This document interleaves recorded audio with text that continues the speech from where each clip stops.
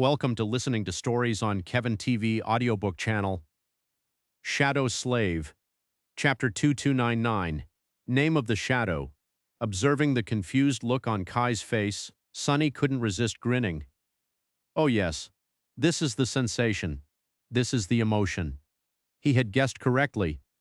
This quest was going to resemble the fantastic past times. Unaware of the silent contentment Sonny was experiencing, Kai eventually managed to clear his mind. He stayed quiet for several seconds, then inquired with genuine perplexity, "Sonny? Your name is Sonny?" Sonny lifted one eyebrow. "Yeah. Well, I guess it's basically a moniker. How come?" Kai opened and closed his eyes twice, then displayed a slight grin. "No, it's just somewhat paradoxical, given that you are the Lord of Shadows. Not exactly the title I would have anticipated for the Lord of Shadows to possess." Sonny shot him an odd glance.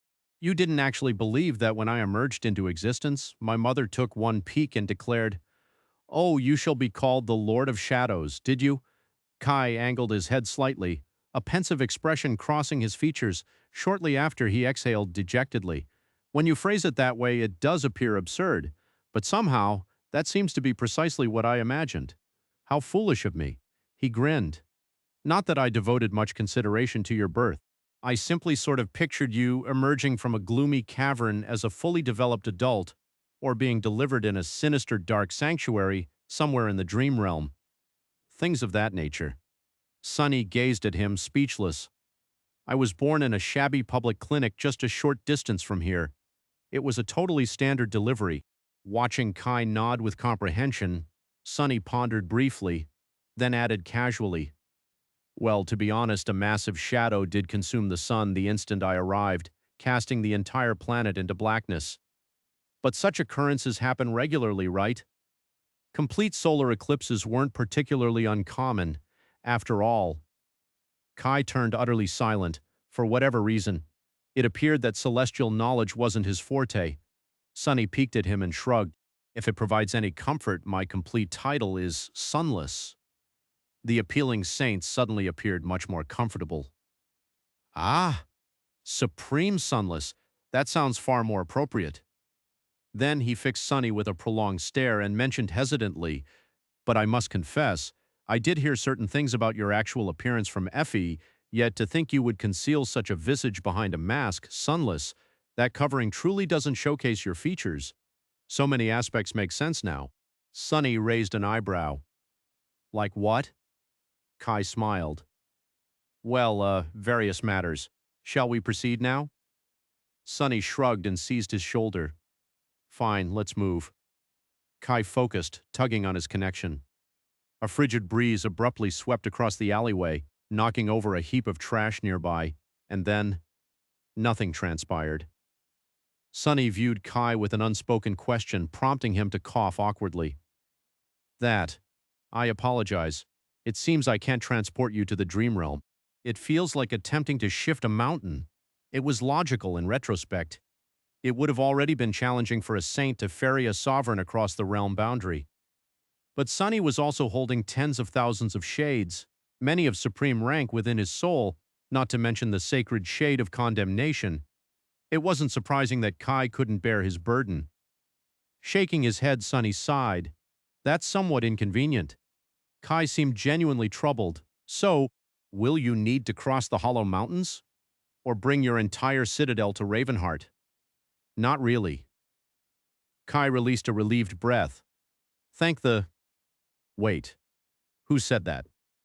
He whirled around and spotted a second Sonny who had materialized from darkness a moment before. The newcomer lifted a hand in greeting, then placed it on Kai's opposite shoulder. Soon enough, the trio stood in an isolated gorge in the wilderness outside Ravenheart. The second Sonny offered them a serious glance, then turned away. "Well, I'll be going." A second later, he vanished, melting into the darkness. Sonny glanced around with an inquisitive expression. "Huh. The fields lie this near already?" Kai, meanwhile, stared at him with a faraway look. "Lord of Shadows? Sunless? Sonny? What just occurred?" Sonny paused for several moments, distracted by examining their environment. Oh, that? It was merely another version of myself. Actually, I maintain 7 connections spread throughout the dream realm.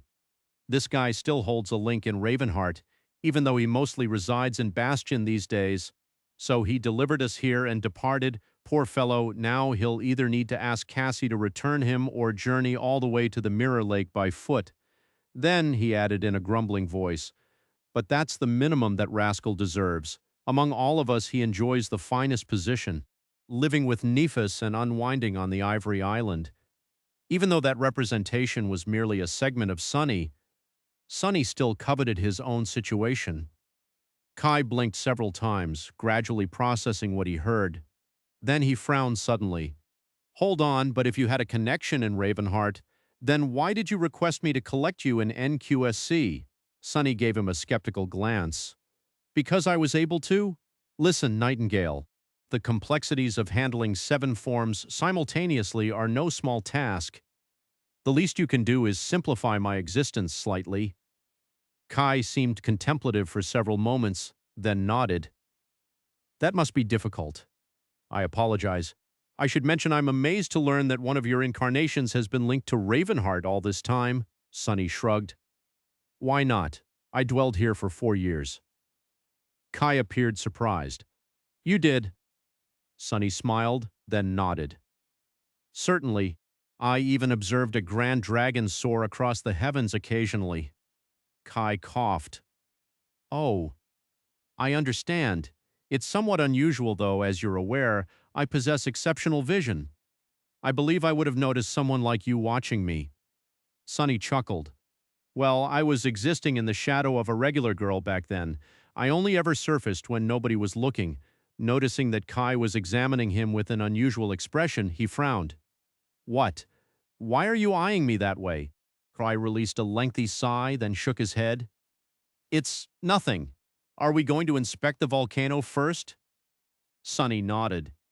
Yes, you can soar there. I'll trail behind. With that, he dismissed his human form and concealed himself in Kai's shadow. Kai trembled for some reason, and then forced a weak smile.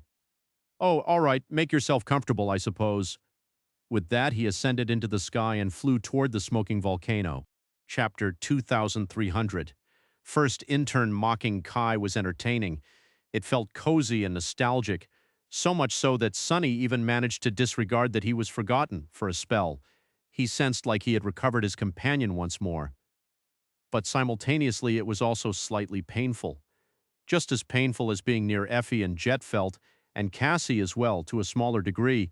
And even though the pleasure masked the pain most times, so did spending time with Nephis. Concealed in Kai's shadow, Sunny pondered his strange reality. Did it even count if the individuals he treasured recalled him? He remained with them. He continued to be present to assist and shield those he wished to shield. Several of the fresh bonds he had constructed with them were just as significant as what they had been previously, almost. But everything seemed unfinished. Even though Sunny wished to reject it, he couldn't shut his mind to the reality. A wiser individual might have been content with merely staying at their side, but Sunny was selfish. His hunger had no limits. He craved to be recognized, recalled, and cherished. Yet the harsh, brutal fact was carved into his soul, regardless of how much he wanted to fool himself. It matched exactly what he had understood back there, on the broken battlefield in Godgrave, after discovering that being adored and cherished by humanity would become its downfall. Nobody could genuinely understand him. Ah, why am I suddenly in such a dark mindset? Actually, Sunny didn't experience the pain most times. He didn't feel like a stranger when hanging out with Rain or crafting complex plots with Cassie. He didn't believe the fondness Nephis held for him was fake, even if it wasn't quite as intense as the fondness he held for her. He remained the initial, sole, and exclusive man in her soul. His destiny-less existence was not at all miserable. So it was strange to discover himself sinking into the vortex of pessimistic thoughts all at once. But truly, Sunny realized why. It was due to what Uriz had informed him about the apotheosis. Because for the first occasion in a lengthy period, he had been compelled to admit the certainty of the decision he would have to make. Recover his destiny or deny it. Connect himself to someone or stay detached from everyone. Freedom. A solitary space, I guess. Sunless Sunny belatedly noticed that Kai had already attained the rim of the great volcano. Emerging from the shadows, he sensed a burning warmth stroke his flesh and motioned a hand, attempting to scatter the stifling smoke that encircled them. He could detect ash on his tongue. Scowling, Sunny materialized the jade mantle and covered his face behind a helmet. So there were seismic irregularities coming from underneath? Kai had summoned his ivory armor. Yes, I've been informed that you can detect what is occurring deep within the volcano. Oh, I've been informed that I'll need to join you on a secret mission as well. I'd feel more secure if we guaranteed the protection of the city first. Sunny nodded. I can indeed sense things from vast distances. Let's move nearer to the main shaft first. As they attempted to move deeper into the crater, he asked, can't you look through objects, though? Why didn't you just gaze into the depths of the volcano yourself? Kai paused for several moments. I did. But then I halted, worried that whatever lives there will sense me watching. Most of his face was hidden by a helmet now, but Sunny could still see that Kai smiled. Please don't misinterpret. I am prepared to confront and eliminate that beast, but eliminating it without triggering an eruption or an earthquake that would harm the city might prove challenging. Having a Supreme nearby seemed like a smart precaution. Kai stopped, then inquired carefully, as for that task we are supposed to complete, might I ask about its character? As well as why you would need my help with it. Sunny smiled faintly. We'll be hunting for something in the Jade Palace. I am not completely certain what that item is, but retrieving it will likely involve some level of risk. He stayed quiet for a moment, then added calmly, as for why you need to support me personally, well, first of all, I am not all-powerful. I may need assistance. More importantly, though, it is an opportunity for the two of us to interact. Kai blinked a couple of times. And do the two of us need to interact? Sunny chuckled. That relies on you, really. Consider it as an apprenticeship. Before Kai could inquire, he clarified the matter in more detail. You should realize by now that a few Supremes will not be able to defend humanity once the genuine crisis arrives. Nephis and I will have to try apotheosis sooner rather than later, meaning that we will have to face the fifth nightmare, most probably. However, there is no assurance that we will endure. Even if we do, defeating it is certain to require substantial time. His demeanor darkened. But situations are already this terrible, and they'll only deteriorate in the future. As the only Supremes guarding humanity at present, we can't abandon our duties and vanish. So, new Supremes will have to emerge before we attempt to become sacred. Kai reflected on his words in silence, then asked gravely, I guess you're telling me this because I am a possibility. Sunny nodded. Who else? You, Jet, Effie, Cassie, perhaps some of the Song Sisters or Morgan, if we can discover where she is. But the four of you first and foremost. If you are ready, of course. Kai laughed softly. I don't think we have an option, or rather we selected that option a long time ago.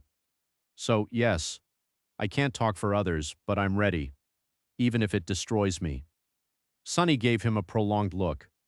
That's excellent. However, the aim is to ensure that it doesn't destroy you. So, that's why you receive an exclusive adventure with the world's most attractive Supreme, Kai smiled. None of us have viewed the one on the moon yet, so technically we don't know who the most attractive Supreme is. Sunny looked at him with an outraged expression. Listen, I know that we are closest friends, but that was a deep betrayal. Kai seemed to wince, then muttered in a muffled tone. He does know it? He thinks that he knows it? Is he resistant to my flaw? Sunny laughed. Soon they reached the edge of a deep, smoke-filled passage. Somewhere far below, an angry glow was painting the world red.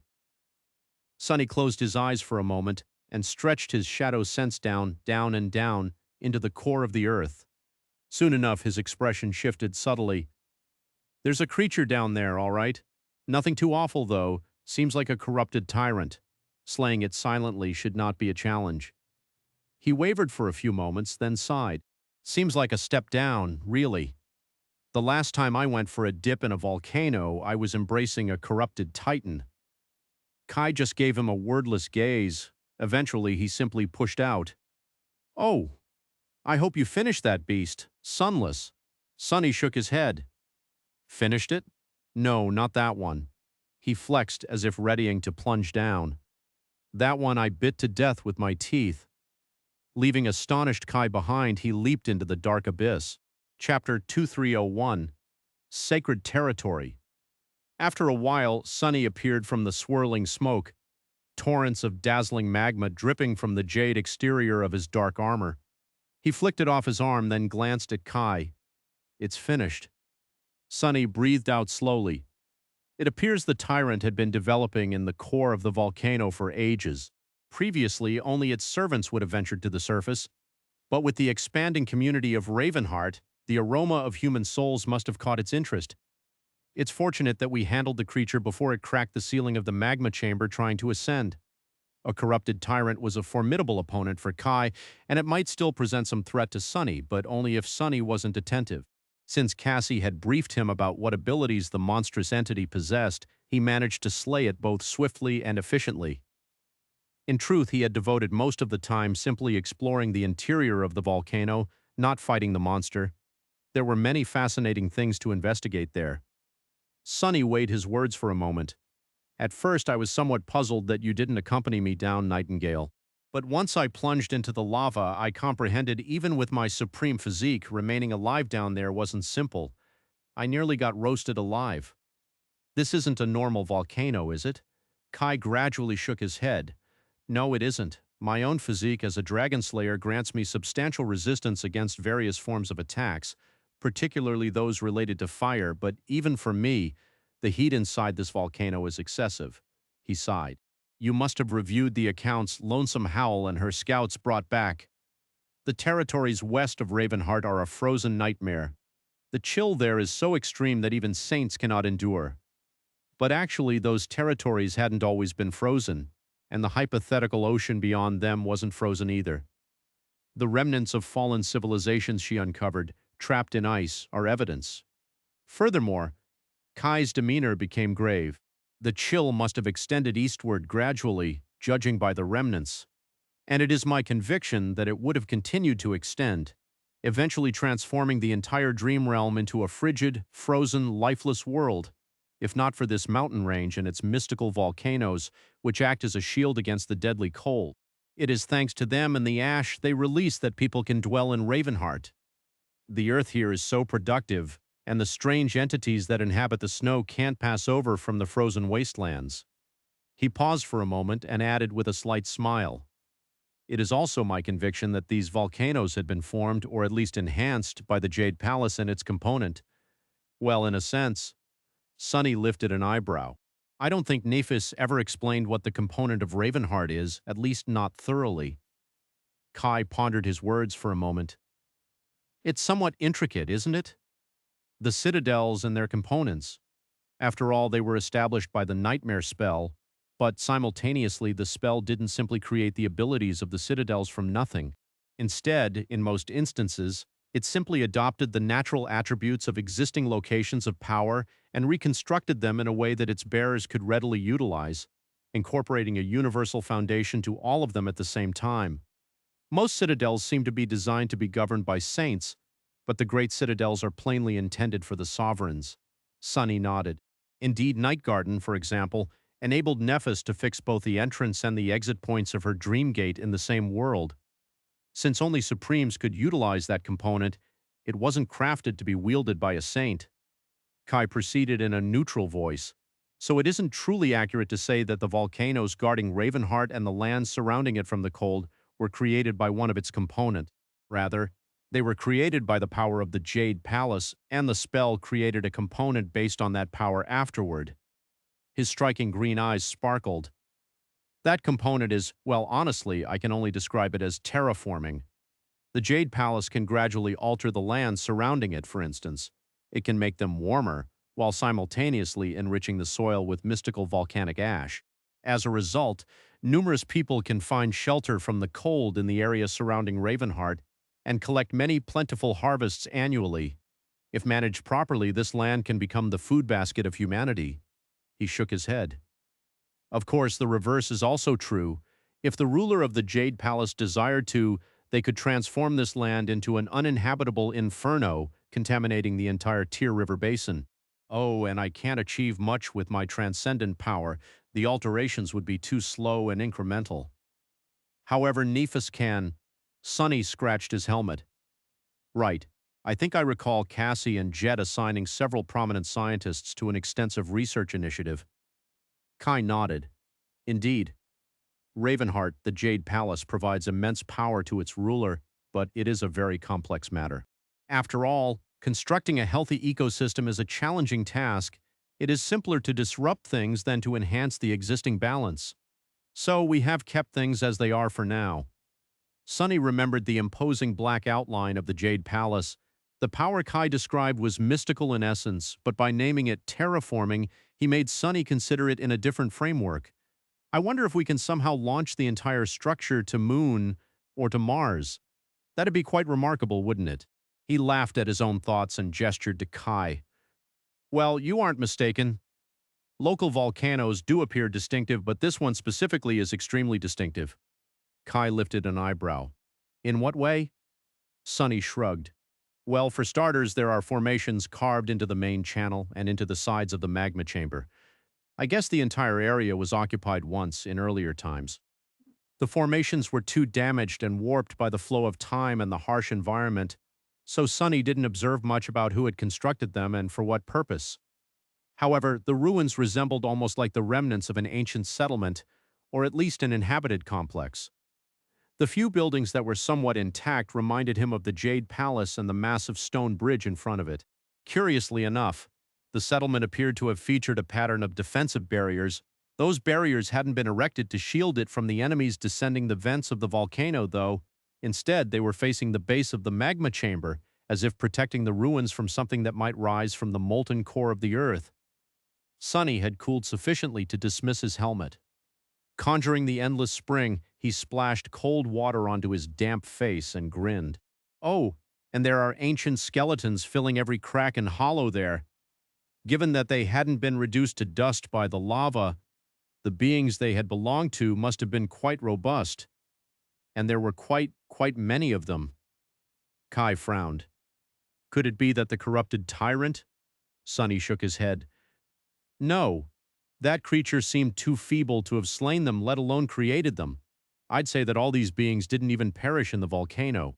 I think someone just dumped them down, like disposing of refuse. Kai grew slightly cautious after hearing those words. Who could have performed something like that? Sonny chuckled softly, then winced and coughed when smoke entered his lungs. Ah, blast it! Who do you suppose? Must have been the Jade Queen.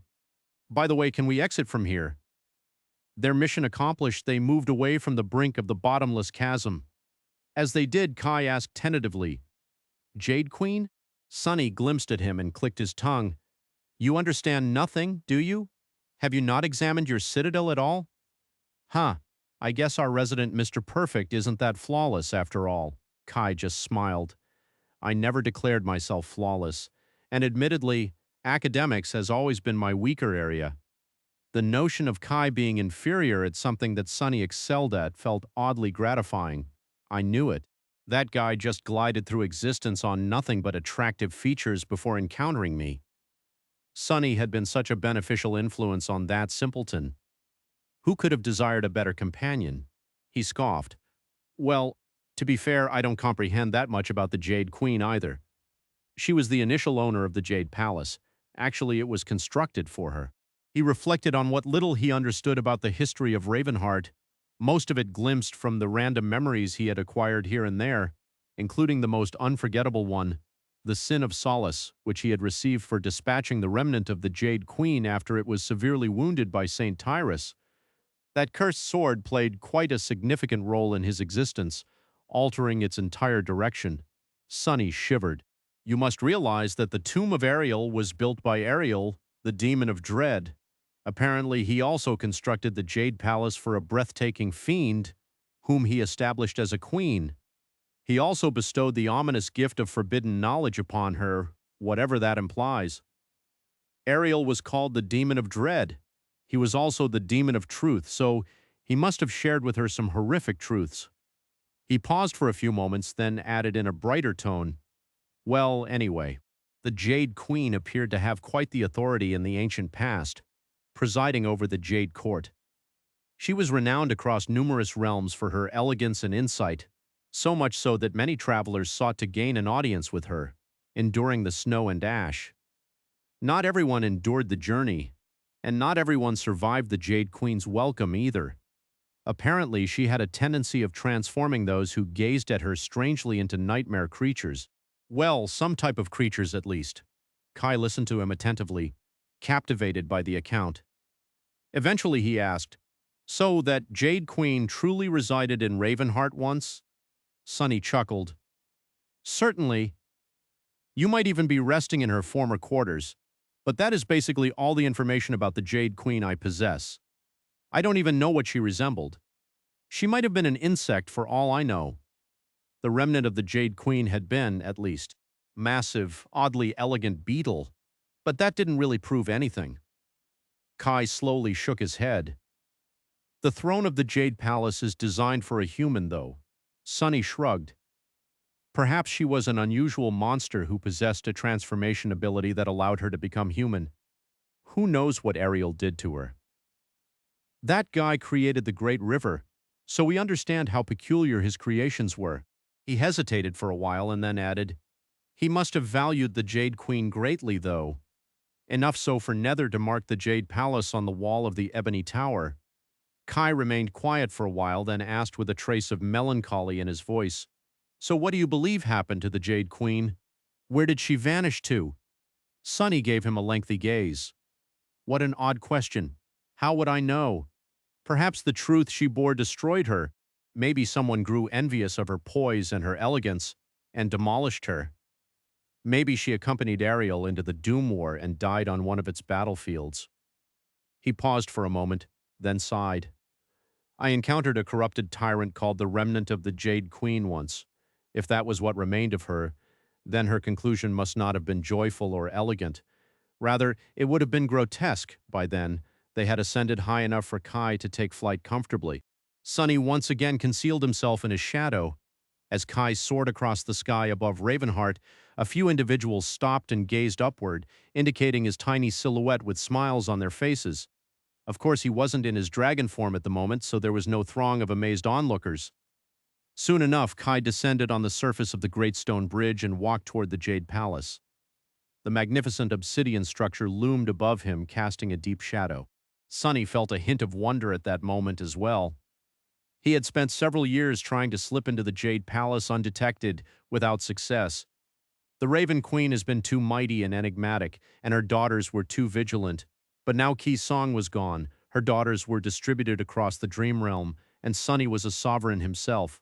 The entrances of the Jade Palace stood open for him, and he could enter freely. He was filled with excitement. "I wonder what I'll uncover inside." The Jade Palace was vast. It was not quite the size of Bastion, which was a stone city in and of itself, but still complicated enough to be like an enormous labyrinth. Interestingly enough, while its exterior had at some point turned entirely black, its inner walls were still pristine and white, as if cut from flawless jade.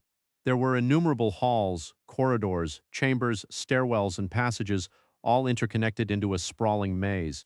Even more confusing was the fact that some sections of the palace seemed to have been built with humans in mind, while some were far more daunting in scale, clearly meant for creatures of towering size. Despite the fact that the Radiant Palace had stood empty for thousands of years, it was still emanating a subtle feeling of elegant opulence and majesty. There were stone gardens within the black walls of Ravenheart, many statues and intricate reliefs, great pools of icy water, and even bubbling hot springs. More than that, the Jade Palace stretched far underground, and lower still, its foundation opened into a vast system of ice caves that hid inside the Lonesome Mountain. Those caves had been where the Queen of Worms had kept her great army of dead puppets. Less than 100 awakened had made the Jade Palace their home during her mother's rule. Later, it became known as Ravenheart, serving as the citadel of the great clan Song. Tens of thousands of awakened warriors were anchored to its gateway then, with numerous masters and saints living under its roof. By now, there were hundreds of thousands of awakened anchored at the Jade Palace, And although the retainers of Clan Song had scattered to serve Seishan and her sisters in various citadels across the western reaches of the Dream Realm, Kai's subordinates took their place.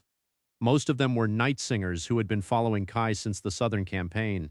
The rest of his staff was composed of local awakened government agents, emissaries of the immortal Flame Clan, some of whom had been retainers of the Valor before, and assistants sent over by the daughters of Ki Song. There were a few members of the Shadow Clan hidden among them as well. The palace had been roughly divided into 3 areas. The smallest one surrounded the gateway and was open to the public. A larger area was meant for Kai and his people. It was carefully maintained and tended to, giving the feeling of a radiant and inhabited space. Finally, the largest area by far was uninhabited. Awakened soldiers patrolled it regularly, but other than that, there was usually not a soul in sight. Most of the magnificent palace stood empty, shrouded in silence.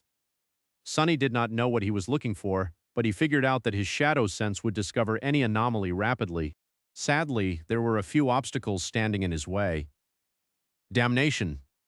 I knew it on the first evening. After Kai was done with his duties as the steward of the West, the two of them had a meal together.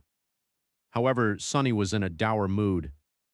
Kai gave him a curious look. "Is the food not to your taste, Sunny?" Sunny shook his head. "No, the food is good. It's just that this place is giving me trouble." He remained quiet for a few seconds, then sighed and leaned back. "First of all, my spatial ability barely works within these walls. Secondly, my senses are being blocked by something. It is like I have to fight against all this jade to perceive what is hidden behind it." Kai smiled. "Ah, I experienced it as well. I can't see through the walls of the Jade Palace at all." Sunny picked up a piece of tender meat and bit it fiercely, then waved what remained in the air. "I'm not surprised, though. You know, one time I got pretty hungry, so I snuck inside a great monster to carve out some meat. I did procure the meat, but getting out proved to be a problem. Some of my powers were being suppressed, just like here. Because I was inside of a living being, well, a corpse of a living being." Kai sighed and raised his wineglass with a trembling hand. "So it was the corpse of a great monster. Thank the gods." Sunny ignored his remark and swallowed the rest of the meat. "We know that Ariel liked to use unconventional building methods and materials. Who knows how he created the Jade Palace? Its walls have no seams at all. Almost as if this entire structure had been cast instead of being constructed or grown. In any case, exploring it will take more time than I hoped." Kai smiled. "Well, there is a lot to explore. A lot of spectacular things to see, as well as things that inspire awe. I haven't had time to see most of the Jade Palace myself yet, but sometimes I stop to look around and think great beings once walked these halls. Gods and demons once rested in this garden, just like I am resting here now. Isn't it amazing?" Sunny scratched the back of his head. "Well, yeah, but I'm sort of used to stuff like that. One of my incarnations lives in the Tower of Hope, after all. I brushed sides with a god once. Oh, I also swallowed a piece of a daemon. As for breathtaking things, you should really come explore the Shadow Realm with me sometime. The view is to die for, literally." He laughed. Kai did too. Granted, his laugh sounded a little stifled. "Yeah, possibly I should." He paused for a few seconds, then asked cautiously, "So, how long do you think it will take you to find what you are looking for?" Sunny shrugged. "I'll start exploring earnestly starting tomorrow. After that, it is all up to luck." "Why?" Kai shook his head. "Nothing, really. It's just that I'm expecting guests in a few days. The Song Sisters are going to be in Ravenheart for business, a couple of them at least. They don't know that the Lord of Shadows is alive, but I don't think that avoiding their gaze will trouble you." Sunny coughed. "Sure, but just in case, is Seishan coming?" Kai raised an eyebrow. "I think so. Why are you asking?" Sunny grimaced. "That one has sharp senses. I'll be careful." He remained quiet for a bit, then shrugged. "Come to think of it, perhaps I won't. After all, those Song Sisters had lived in the Jade Palace the longest, so if we want to find what we're looking for rapidly, wouldn't we want to get their assistance?" Kai sighed. "That is true. However, I am not sure they will be willing to help you." Sunny grinned. "Don't worry about it. I can be very persuasive when I need to." He pointed to himself proudly. "Do you want to know how persuasive I am, Nightingale?" Not to brag, but one time I convinced a dead man to help me by promising to kill him. Sonny spent the next few days exploring the Jade Palace as a shadow. Not knowing what to look for, he commenced from the places that held the most significance, like the throne room. As it turned out, there were two throne rooms in the Jade Palace. Both were majestic, with thrones that would suit a human. But while one was obviously meant for people, the other was too immense and cavernous, vast enough to fit much larger creatures. There was a third throne room, too, hidden in the ice caves below the palace, but that one had been created by Key Song, so Sunny paid it less attention. Apart from the ice hall where the Raven Queen's throne stood, a few more caves had been polished and cultivated by the builders of Clan Song. As he found out, that was because Revel had lived in the caves below the Jade Palace once, most likely due to the fact that she was unable to step into sunlight because of her flaw. In fact, the antisocial princess was still occupying those caves, so he kept his distance. Sunny did not find anything particularly relevant to his search in either of the throne rooms, which prompted him to search out other important areas of the Jade Palace. It was hard to say which space had served which purpose, but he eventually discovered a place that should have been the Jade Queen's bedchamber. It was the largest and most opulent one, at least, as well as one with the best view. Funnily enough, the current ruler of the Jade Palace, Kai, did not use these quarters as his own. Instead, the gorgeous chambers served as a place for strategic meetings with his staff. Sunny accidentally listened to a few of those, finding it funny how different they felt from both the meetings on the Ivory Island and in the dark halls of the Marvelous Mimic. The former tended to be solemn and dignified, while the latter tended to be irreverent and borderline nonsensical. Kai's style of leadership, however, was personable and pleasant, just like he himself. Every ruler was different. In any case, Sunny did not discover anything of note in the Queen's supposed bedchamber either. Next, he secretly explored the gateway itself, which was located in a great hall close to the main gate. The tranquil murmur of water filled the hall, with clear streams of it flowing down the white walls into elaborate channels cut into the jade floor.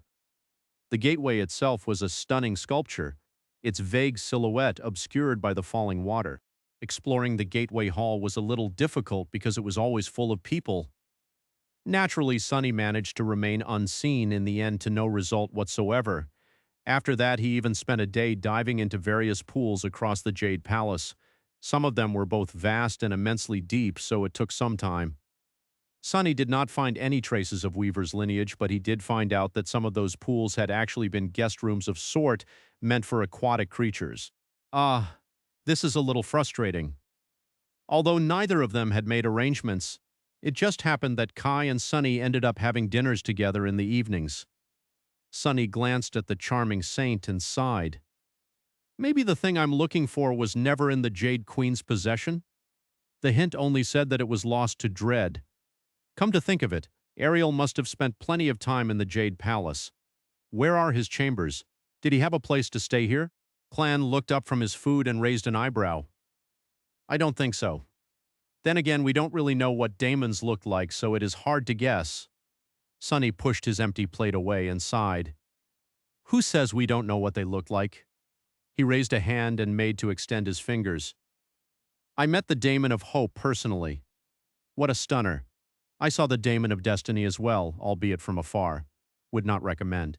While I never met the Daemon of Fate, I did see their arm once. That was quite memorable. Did you know that Weaver had 7 fingers? On each hand, I mean, not overall. Oh, and I've been to the grave of the Daemon of Oblivion. Her sarcophagus is pretty human-sized. He scratched the back of his head. Don't ask me what they look like, though. It's pretty hard to describe. Kai seemed very focused on his cup of tea for some reason. He took a deep breath, then said weakly, No, I wasn't going to ask. Sunny looked at him with compassion. Poor guy. He must be really tired from work. Leaning back, he closed his eyes for a few seconds. Actually, I'm curious. You did not even ask what it is that I'm looking for or why I must stay hidden. Don't you have any questions at all? Kai glanced at him for a while, then smiled faintly and turned around to his cup. I've learned not to ask unnecessary questions a long time ago. For someone like me, it's too easy to receive an answer that I would have preferred not to know. Sonny opened one eye and studied him silently. Then he scoffed. Oh, because of your flaw. He shook his head. I can't say that I understand why someone would choose to remain willingly ignorant, but actually, you might have a point. You are a saint now, so learning something that should have remained hidden can be dangerous. Some knowledge won't just hurt your feelings, it may very well destroy you, and it will only grow more dangerous the further on the path of ascension you go. Kai put down his cup and nodded. I know. Some truths are not meant to be known by mortal men, and, unlike the daemon of dread, I can't bury the things I learn in a tomb. Sonny grinned. There's Cassie, though. She can bury them for you. His grin widened a little. In fact, who's to say that she hasn't already liberated you from a memory or two? You'd never know. Kai glanced at him in confusion, then frowned. Cassie would never do something like that without my consent, and at the same time a familiar voice resounded in his head. Hey, this time there was a hint of indignation in it. Sonny laughed. The two of you share something in common. He shook his head with a smile. Both of you are far too nice to really make use of your terrible powers. I guess it's a relief, though. Sonny leaned forward and asked, in any case, when is Seishan arriving? Unlike you, all I want is answers. So I want to ask her a couple of questions. Kai hesitated for a few seconds. Tomorrow. But she and her sisters are the backbone of the entire region under my authority. Sonny raised an eyebrow. And? Kai seemed to be considering his words carefully. So, Sonny, can you tone it down when we speak with them? A little. Sonny blinked a couple of times, scandalized. What kind of question was that? Naturally I can. Kai nodded with relief, then suddenly tensed. Wait, you said that you can tone it down, not that you will. Sonny gave him a satisfied smile. Look at you, Nightingale. You know your friends so well. Chapter 2305, Childhood Home. Seishan did indeed arrive the next day, accompanied by two of her sisters. Kai met them at the end of the Great Stone Bridge and invited them into the Jade Palace, where they were supposed to have a discussion regarding the development of the Dream Realm's western reaches. Each of the seven Song sisters controlled a citadel in the basin of the River of Tears, or in Godgrave, although some of them spent most of their time here in Ravenheart. Beastmaster was in charge of a lion's share of logistics of the human domain. For example, Lonesome Howl commanded awakened soldiers in a subjugation crusade across the wild expanse of the Dream Realm. Silent Stalker led teams of seasoned scouts to explore previously unmapped regions. Seishan herself was somewhat of an administrator, assisting Kai in the infinitely complex task of managing the West. Today, it was two of the sisters that Kai invited into the Jade Palace, while the third emerged from the caves below it. The meeting took place in a room without windows, illuminated only by the light of a memory lantern. There were plenty of shadows for Sonny to hide in, but he still chose the darkest corner, wary of the three women bearing the lineage of Beast God. Revel was leaning on the wall with her arms crossed, her expression aloof, while Seishan and Deathsinger took seats opposite Kai. The mood in the room was somewhat odd. After all, Kai was an usurper ruling their childhood home, and they, who should have owned the Jade Palace, had to be invited in by him. That said, the atmosphere was surprisingly cordial. The Song sisters were not exactly friendly, but they were also not hostile. Whatever emotions they felt about their mother's fate were kept private, and all they showed the world was cold practicality. Greetings, Kai smiled, ready to begin the discussion. Sonny remained hidden. In fact, he was not planning to reveal himself unless there was no other choice. Kai was supposed to serve as his proxy, asking the questions that Sonny wanted to ask. Luckily, it was quite difficult to discover Sonny if he did not want to be discovered. Not only was he a shadow, but his presence had also assumed a special quality after he attained supremacy. It was easily suppressed, disappearing completely if he wished to. I don't even have blood now, not in my natural state at least. Surely I won't be discovered. As soon as he thought that, Deathsinger looked around with a confused expression and said, her voice sounding peculiarly excited, "This room smells like death." What?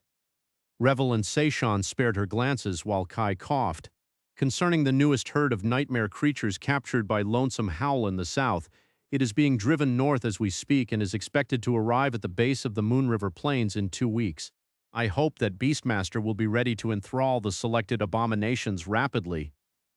The selection this time is skewed in favor of construction work. Procuring flight-capable creatures has proven difficult once again. Revel looked at him darkly. Something is wrong here. Kai paused, then asked politely, "What makes you say that, Saint Revel?" Seishan was studying the room, her expression calm. When her gaze stopped at Kai, she answered instead of her sister, "Hell says that this room smells like death. And you are a surprisingly awful liar, Kai. You always have been, ever since the Bright Castle." His smile grew a little forced. Revel raised an eyebrow, her dark eyes full of amusement. "Your blood has a peculiar scent today, Nightingale. You seem stressed." Kai forced out a chuckle. "Do I?" Hidden in the shadows, Sunny let out a mental sigh. Total failure. These divine lineages were tough to deal with. With that, he manifested himself into the human form, took a few steps forward, and calmly sat down next to Kai. Revel suddenly tensed, while Deathsinger stared at him with wide eyes. Only Seishan remained composed, studying him calmly. Sunny smiled at her. "Please stop bullying my best friend. He gets shy around, well, anyone, and also smelling someone's blood? That's creepy. Keep your beastly habits private, please." Deathsinger glanced at Seishan and pointed at Sunny with a finger. "Sister, I see dead people." Seishan smiled silently while Revel smirked. "So you never actually died. Why am I not surprised?" Sunny looked at the Light Slayer and grinned. "Oh, actually, I did die, but staying dead for too long seemed horribly uncouth. So I snapped out of it." Kai turned his head to stare at him in resigned silence. Seishan, meanwhile, bowed faintly. "We greet the king." Sunny waved a hand dismissively. "No, no. The king? That is too formal." He smiled brightly. "Just call me the Dark Lord." Seishan opened her mouth, then closed it, then opened it again. Finally, she spoke in a carefully neutral tone. "As you wish, my lord. Judging by your company, shall I take it that Naphis is aware of your return?" Sunny nodded. "If you are asking if there's another domain war coming up, then no. We have no plans of wrestling for the throne of humanity, she and I. In fact, it's quite the opposite." Seishan let out a relieved sigh. "I see." There was almost a hint of bitterness in her voice. She lingered for a moment, then asked tentatively, "If so, to what do we owe the pleasure of meeting you, my lord?" And at the same time, Deathsinger pointed at Sunny again. "Sister, who is this dead boy?" She looked at him furtively, then added, "And why is he so pretty?" Seishan exhaled slowly. "Hell, you promised to tone it down." For some reason, Kai looked at her with compassion. Sunny, meanwhile, stared at the delicate woman with resentment. "Boy, listen, Auntie. Ah, never mind. Why do I even care?" He was irritated, a little. "Our oracle is way better, and younger." Seishan glanced at him, then at Kai, then back to him. Eventually she said, "Hell, you've met him before. This is the Lord of Shadows." Chapter 2306, Forbidden Fruit. As much as the Song Sisters were shocked to see Sunny, they speedily regained their composure. In truth, they must have suspected that there was something odd about his supposed death. The rest might not have seen it as peculiar, but several of Ki Song's daughters had faced him on the battlefield. They knew that he would not have gone down easily, especially not after attaining supremacy. Needless to say, you should keep the fact that I am not as dead as everyone thinks a secret. He smiled at them pleasantly.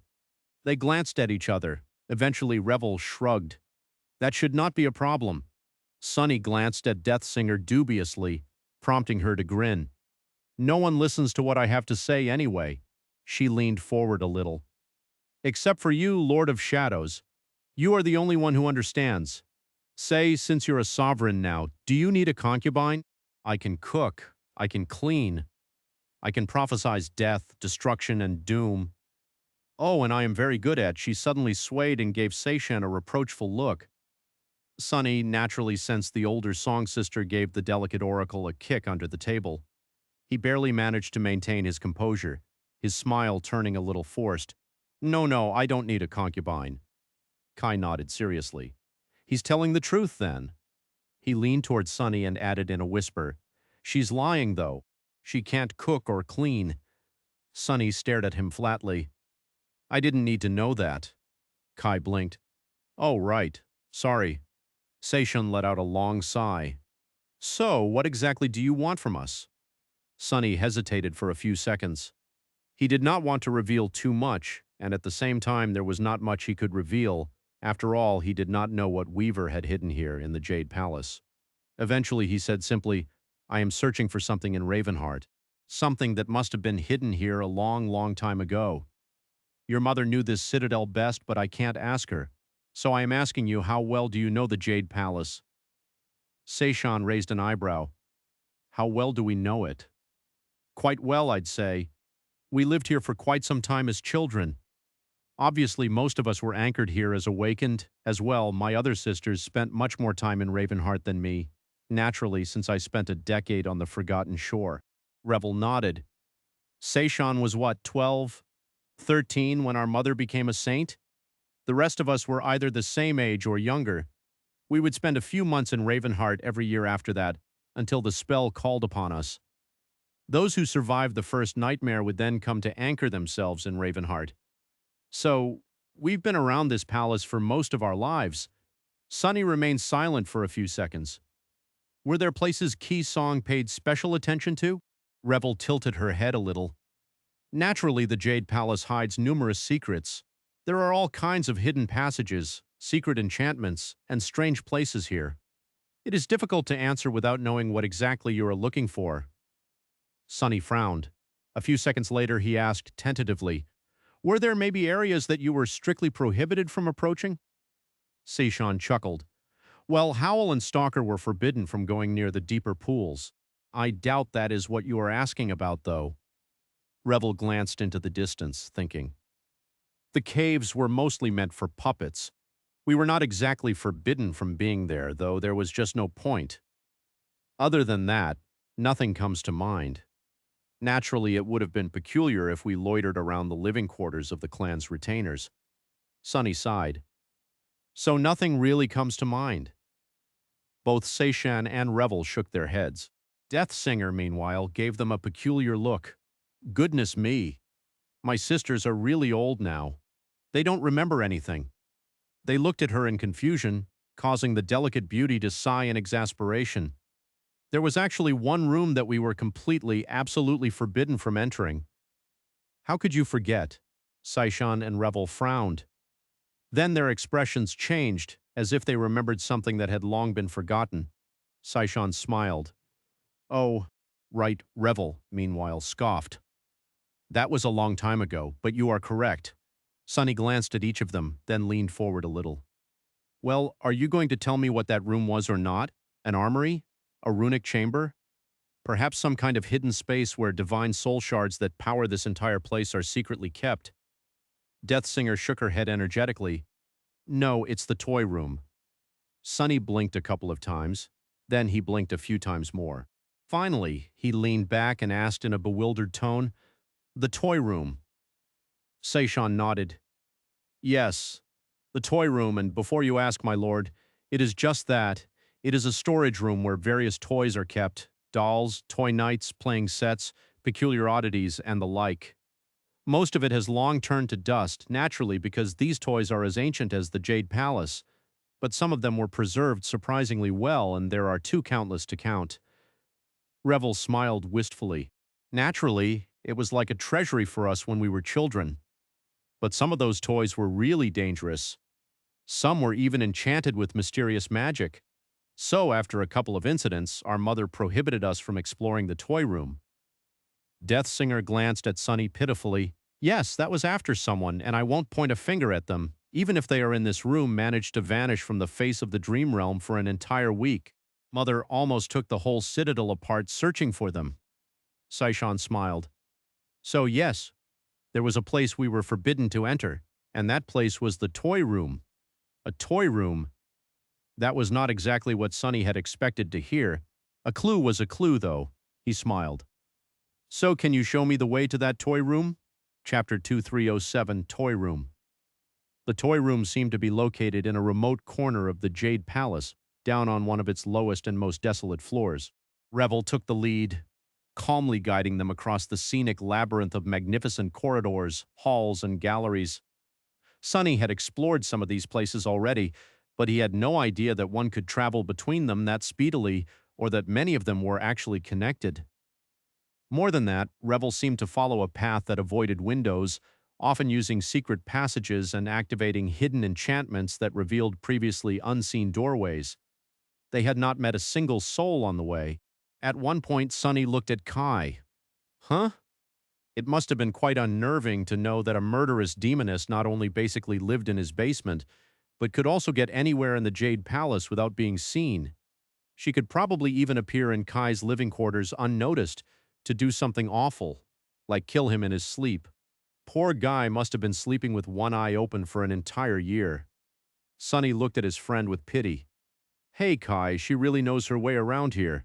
Kai seemed unperturbed, but hearing Sunny speak, he coughed awkwardly. Ah, yes, certainly. Lady Revel has lived in this palace for a long time after all. Leading them to a narrow stairwell, Revel ignored their voices and yawned. Sorry. I usually only go out at night. I would have been asleep by now, considering that the sun is high up. Seishan chuckled. Come now. I don't need Kai to tell you're lying. You don't usually go out even at night, do you, Revel? Revel looked at her sister with an aloof expression. Well, true. As Sunny had learned after the wall, Dark Dancer was a reclusive homebody, surprisingly enough. She preferred to hide herself in her caves unless there was a mission she had to accomplish. Technically, Revel was supposed to be managing a citadel on the Storm Coast, but since days there were long and sunny, she passed it on to one of the newly risen saints and returned to Ravenheart. Now, she was more or less the cavalry. Whenever warriors in the western reaches of the Dream Realm encountered trouble, she was dispatched to solve it with violence. Naturally, she only descended upon the battlefield at night. Sunny was itching to try recruiting her into the Shadow Clan, considering the eternal darkness that reigned on the Forgotten Shore. But since there was nothing for a saint to do there, really, he reluctantly postponed that idea. Humanity did not have enough saints yet to send someone of Revel's caliber his way anyway, at least for now. Is there something on my back? Sunny blinked a couple of times, realizing that he had been staring at Revel as she guided them down the stairs. He smiled. Not really. He paused for a moment, then added with a chuckle, Did you ever imagine that you would be comfortable turning your back to me, though? I find it amusing. It was undeniably peculiar to be taking a walk through the halls of Ravenheart with the daughters of Kisong. Revel seemed to smile darkly. Who says that I am comfortable? Sunny laughed quietly. Fair. Just like that, they reached the remote corridor.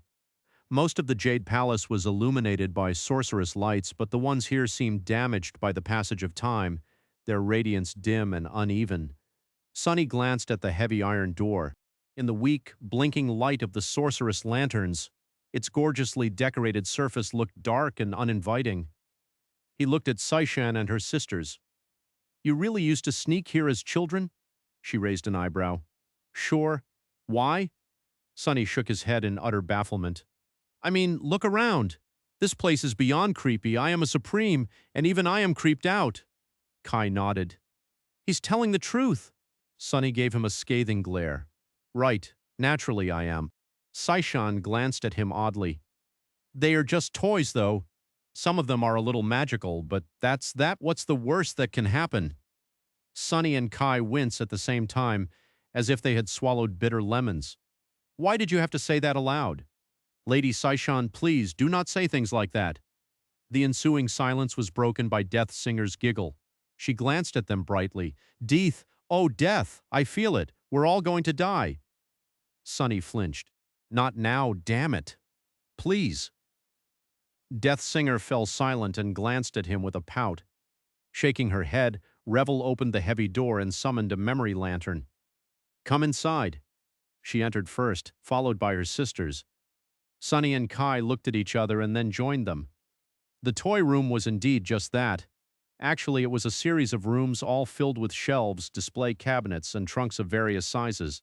The atmosphere inside the toy room must have been festive and lavish once. But now it seemed forlorn and eerie. Most of the toys had deteriorated or crumbled into dust, laying on the floor in bleak piles, but some had survived the cruel flow of time. Sunny glanced around warily, taking in the sight of gorgeously dressed dolls, silver knights with articulated joints, plushy magical creatures with beady eyes made from gems, and various playtime implements. The Song Sisters were looking around as well. Seishan was looking at a doll in a pretty dress. Revel was looking at a wind-up swordsman, while Death Singer was mesmerized by a colorful, cute, and chubby stuffed animal. Their expressions were wistful. Eventually, Seishan shook her head and sighed. I really wanted to have this doll back then, but our mother had forbidden us from taking anything out of the room. How odd now I can take whatever I want freely, and yet I don't want anything. Sunny attention, meanwhile, was drawn to a large dollhouse in the form of a miniature version of the Jade Palace that stood on a stand in the middle of the first room. It was created with a stunning level of intricacy, to the degree that there were even tiny streams of water flowing in the replica of the gateway hall. However, the dollhouse was eerie and frightening instead of gorgeous. That was because all the dolls inside of it, and there were dozens of them, were laying on the floor, dead, their tiny clothes covering intricately carved toy skeletons. What kind of sick toy maker had created this morbid thing? Sunny raised a hand to touch the wall of the dollhouse. I wouldn't do that if I were you. Sunny froze in place, then gave Revel a wary look. Why? She chuckled in her low, cold voice. That is how I, Sation, and Beastmaster ended up disappearing for a week. If you accidentally activate the dollhouse, you'll become a doll. Death Singer giggled.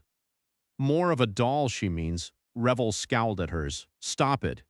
Regardless, there is nothing dangerous inside, but we were pretty starved by the time our mother found us.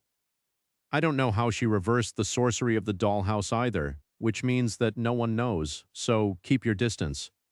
Sunny looked at the intricate dollhouses, feeling a chill run down his spine. So all these dolls had not been made to resemble skeletal remains.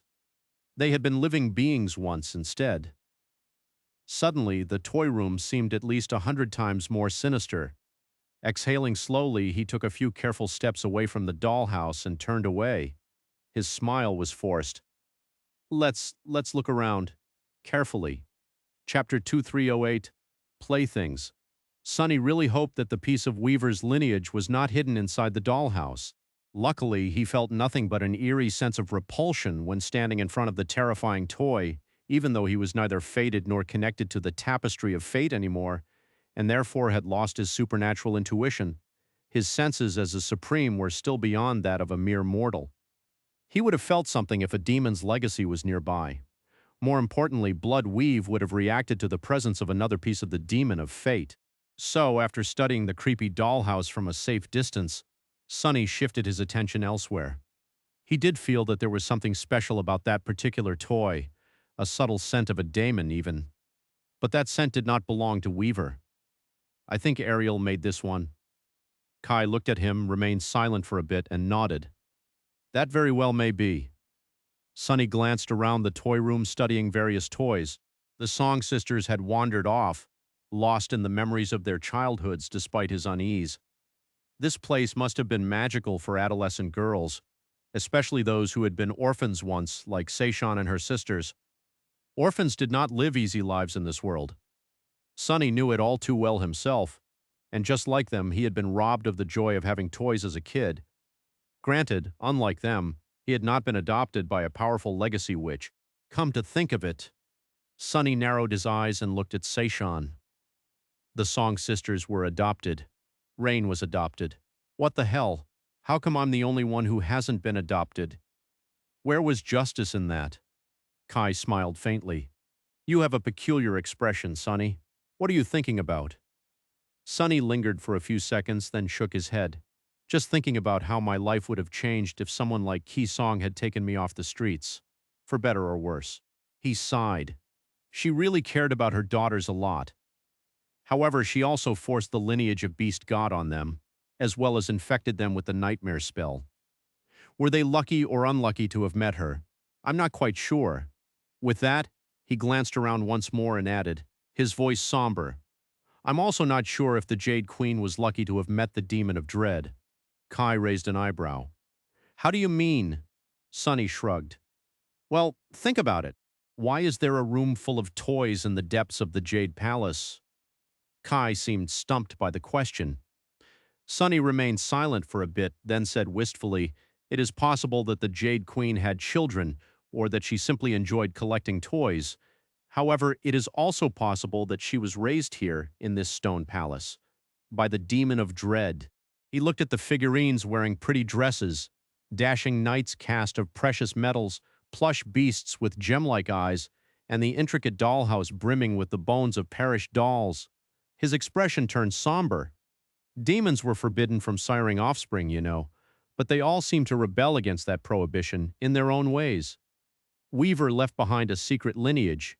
Nether created the Stone Saints.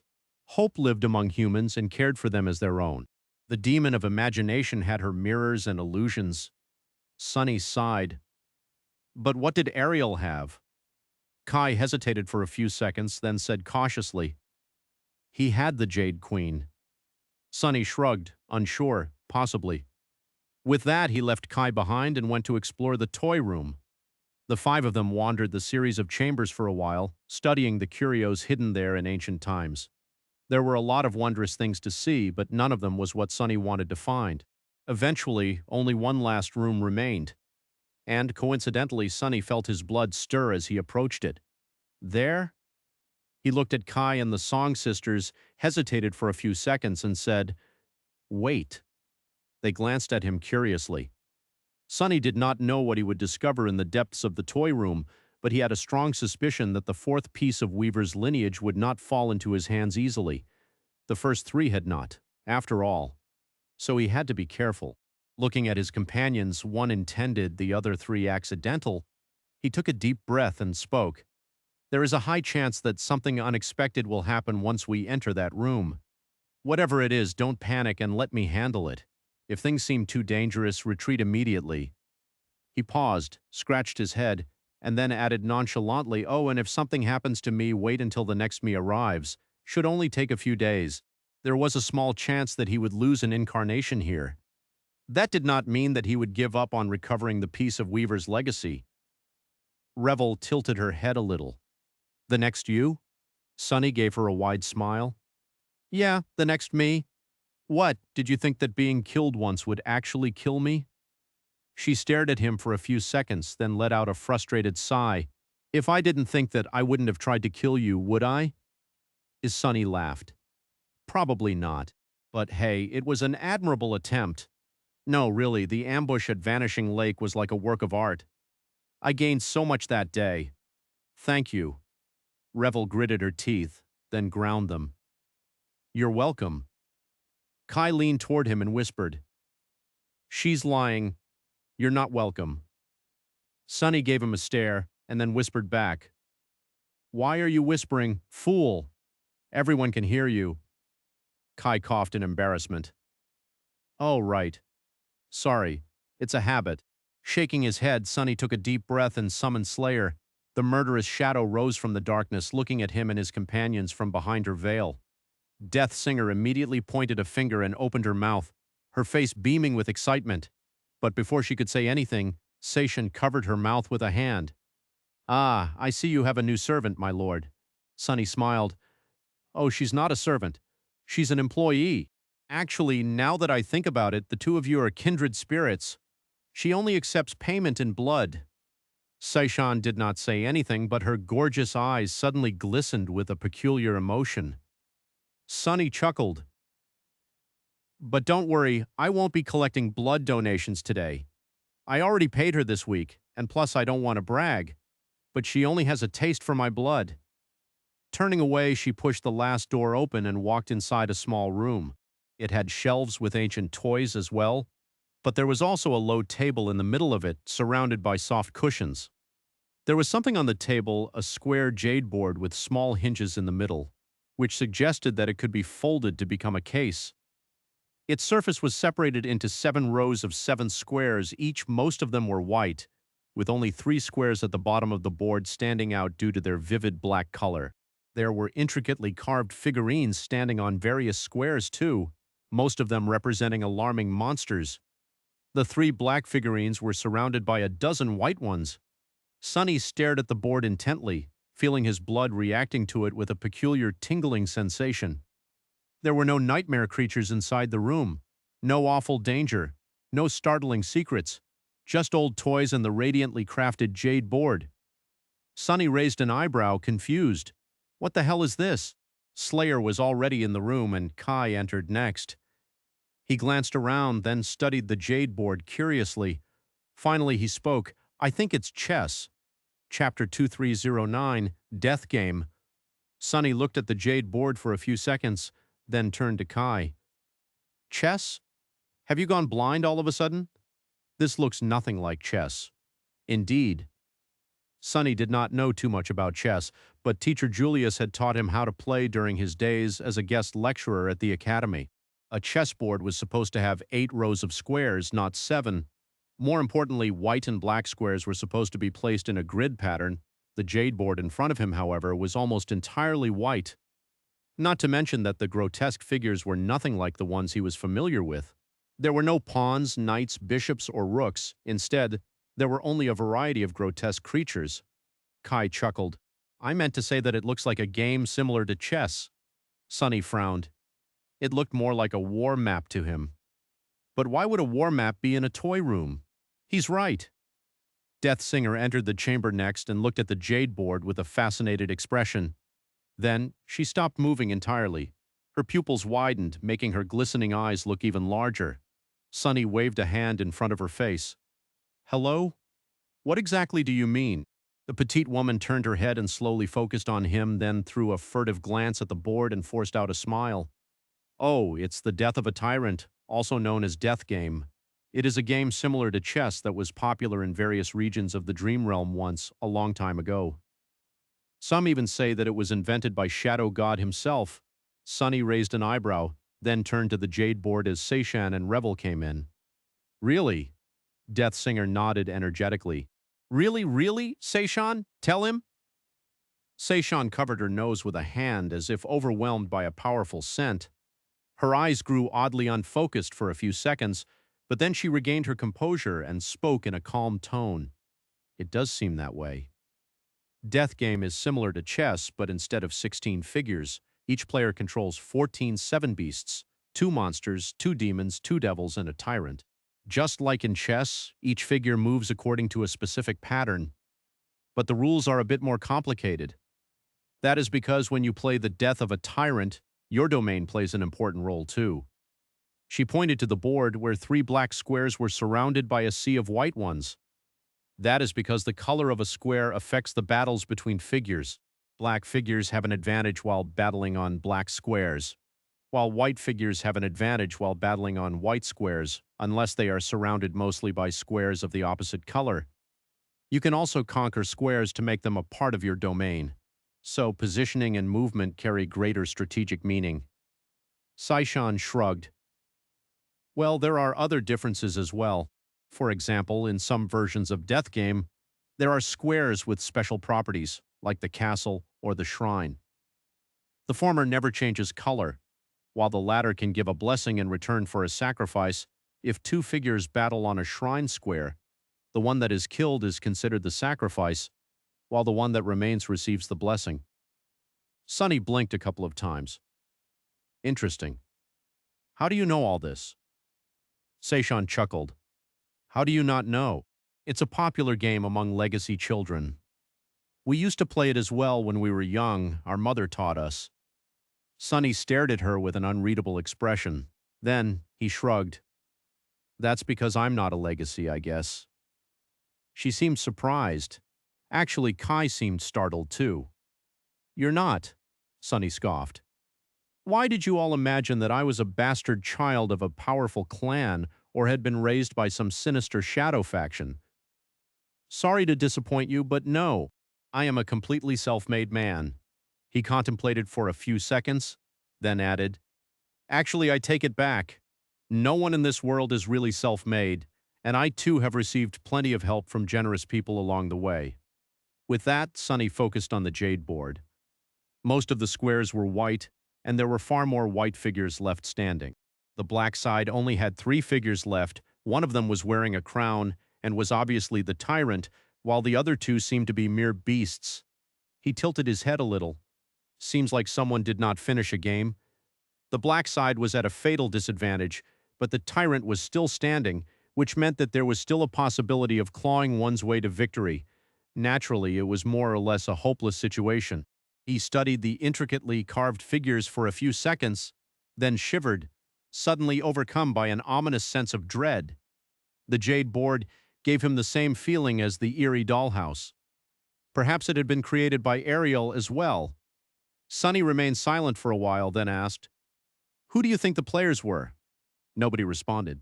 But he could imagine the demon of dread and the Jade Queen sitting on the cushions, moving the figures across the jade board and waging a mock war against each other. Had the Jade Queen played white? Or had she played black? In the end, it did not matter. What mattered was the fact that his blood stirred when he looked at the jade board, which meant that the key to recovering the fourth piece of Weaver's lineage was somehow connected to this death game. Sonny took a step forward and looked at the jade figures. Eventually, his gaze stopped on the tallest of the white figures, the White Tyrant. It's not the board itself, it's this one figure in particular. His senses told him that whatever he was looking for was somehow contained in that small jade statuette. I wonder if I can find traces of divinity here. Sonny needed to understand if the jade board was enchanted as well. So he shifted his gaze and peered into its depths. And when he did, the shadows populating the small chamber suddenly surged, reeling back from the game table. Sonny himself paled, his eyes widening. His hand moved faintly as if grasping for a memory weapon. The remainder noticed the change in his posture. Revel was the first one to frown. "What's wrong?" Sonny remained motionless, looking at the jade board with a somber expression. Then he said evenly, "Everyone, get away from that thing." Chapter 231D, Fear the Truth. I'm going crazy. How had he not sensed a thing? Sonny had sharp senses, and they had only grown sharper after he attained supremacy. All awakened could feel certain things: presence, power, the subtle flow of soul essence, corruption. And the stronger they grew, the more sensitive they became to the hidden side of the world. Especially so when it came to beings who were twisted by the corrupting influence of the void. Just like nightmare creatures could sense the scent of human souls, awakened responded to the presence of their sworn enemies, nightmare creatures. And yet Sonny had felt nothing until he gazed into the depths of the gorgeous jade board, inside the death game. Was a sea of corruption so vast and dark that it made his blood run cold. It was contained flawlessly, with not even a drop of it seeping out, but he could see the bottomless well of appalling darkness moving subtly. Surging, straining, waiting. He had never witnessed anything that malignant and pestilent before, not even when gazing at the corrupted deity, cursed tyrant condemnation. How the hell? How had he not felt it? Sonny should have become covered in cold sweat as soon as he entered the toy room. That damn demon. What the hell had Ariel been thinking, leaving something like that lying around? Everyone get away from that thing. The rest did not know it yet, but they were standing near a bomb. A frightening, inexplicable bomb full of corruption. No, come to think of it. Death Singer had reacted to the jade board peculiarly. Seishan had covered her nose as well, as if overwhelmed by the stench of blood. Sonny had noted their reactions, but having sensed no immediate threat, chose to question them later. At the moment, he was closest to the jade board. Kai was directly behind him, while Slayer was on the other side of the game table. The Song Sisters were closer to the door. Hearing the tension in his voice, they backed away slowly. Sonny took a careful step back as well. When he did, though, he noticed something. There were 4 runes carved into the jade board, one on each side. Snow. Ash. His eyes narrowed. Fear. He did not see the 4th rune from where stood, but could sense its form in the shadow cast by the jade board. Truth. And just as Sonny read the 4th rune, the world suddenly shifted, dissolving into darkness. Damn. Asian. Sonny fell, his knees sinking into the soft ash. A cold wind suddenly blew across his face, making him squint. The first thing he felt was that he was not in the small underground chamber anymore, surrounded from all sides by white jade. Instead, he was in a vast open space, standing on his knees under a boundless sky. What the? Sonny jumped to his feet and reached into the shadows, manifesting a black odachi from them. The jade mantle revealed itself, covering his body like a black carapace. His shadow sense shot outward, searching for any sign of immediate danger. However, nothing around him was moving. The world was still with only the wind blowing across the desolate expanse. It was only then that Sonny finally saw where he was. His hand trembled. What the hell? Stunned, he lingered for a moment and then lowered his sword. The Jade Palace had disappeared. Sonny was somewhere else entirely. He was standing in the crater of a restless volcano. Behind him, a billowing pillar of smoke was rising into the dark sky, with moonlight spilling through the rifts in the clouds of ash. Black flakes were falling down like snow, covering the ground in a soft carpet. Sonny could not see it, but he could feel an enormous form hidden in the pillar of smoke. It was an ancient, crumbling fortress, its tall walls half buried in the ash. As his shadow sense encompassed the world, he felt the rugged form of stone slopes that fell at a steep angle, surrounding him from all sides. There was nothing else there, at least nothing he could find at a quick glance. Sonny hesitated for a moment. Am I on the other side of the bridge? He seemed to be standing in the crater of a towering volcano. The reasonable assumption would be that he somehow returned to where he and Kai had passed days before, but where was the city? Where was the bridge? Where was the Jade Palace? His shadow sense did not find any structures on the ashen slopes. More than that, the form of the volcano felt unfamiliar. Have I been teleported to somewhere else in the mountain range then? Sonny scowled. What about Kai, Slayer, and the Song Sisters? What was going on? An ominous suspicion rose in his mind, but he ignored it for the moment. The Jade Palace might have disappeared, but his shadow sense was still being somewhat suppressed. Its range was severely limited. Sonny could only feel the top of the volcano, but not its roots or other mountains that must have surrounded it. That was troubling. The first thing he needed to do was figure out where he was. Cassie. There was no response. Turning into a shadow, Sonny glided across the ash and soon crested the edge of the crater, thus reaching the highest point of the fuming volcano. He assumed his human form once again and glanced around, his expression turning somber. The landscape in front of him was odd, to say the least. The volcano he found himself on was not a part of a mountain range. Instead, it stood apart from everything, towering above a sea of misty clouds. The sky above was obscured by ash, rare rays of moonlight illuminating the stark world. There were other lonesome peaks rising from the clouds in the distance, situated in a peculiarly symmetrical grid. There was another volcano to his right, and one more to his left. In front of them, far beyond the veil of ash, 3 snowy peaks were bathed in moonlight. There might have been more lonely mountains further still, but Sonny could not see them. Behind him, the entirety of the world was vast and empty, with only the sea of clouds swirling far below. Sonny cursed quietly. Then he cursed loudly. 3 black volcanoes surrounded by pristine white peaks. God damn it. Sonny gritted his teeth. I knew something like this would happen. He was fairly certain that he had been sucked into the death game. This is a new one. Sonny studied the odd and magnificent landscape. The dark slopes of the fuming volcano drowned in falling ash. Snowy peaks rose from the sea of clouds in the distance. Darkness and moonlight were intertwined like an elegant ink painting. A concerned expression settled on his face. Snow and ash, huh? The white side of this death game seemed to be snow, while the black side seemed to be ash. Considering that Sonny was standing on the central of the 3 volcanoes, he had become a warrior of ash. And not just any warrior, at that in the game that Ariel and the Jade Queen had left unfinished. The black figure on the middle black square was wearing a crown, which meant that Sonny had assumed the role of the Ash Tyrant. He groaned quietly. Curse it all! There were only 3 black squares left on the board, while the other 96 were white. There were also only 3 black figures left, the Tyrant and 2 beasts, while the white side had 12.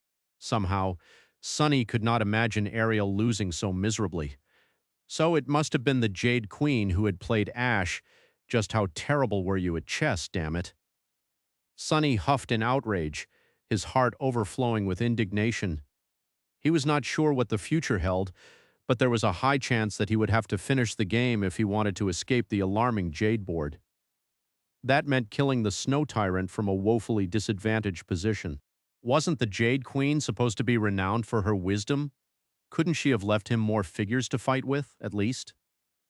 He exhaled slowly. Calm down. He did not know anything yet. Even if his suspicion was on point, there was no telling how this death game worked. Obviously, the laws governing the artificial realm had to be different from the rules of the actual game, even if they seemed to be based on it. The battles between figures transpired according to the rules. For example, if the rules dictated that a figure had to lose, it would lose, but Sonny was not merely a figure, he was a person who was notoriously difficult to kill and infamously lethal, no less, so he could very well manage to slay the adversary despite the rules dictating his defeat. Wait, the adversary? Sonny's already somber expression turned even darker. Who was his adversary exactly? The answer seemed obvious. It had to be the snow tyrant and the rest of the white pieces. But what were those pieces? Since Sonny was not a figure but a living being that the game board had imprisoned, then the rest of the figures could be the same. Remembering the dreadful depths of corruption contained within the beautiful jade board, he grimaced. If the snow figures were indeed living beings, they had to be powerful nightmare creatures. He had been surprised to see a well of appalling darkness greater and deeper than even the soul of condemnation. But if its source was not one but 12 ancient abominations, then it made sense. They are of the great rank, at least. Cursed rank? Sonny sighed deeply. What about the ash figures, then? He was the ash tyrant. But there had also been 2 ash beasts on the board. Were they nightmare creatures too, or had someone else been brought into the death game with him?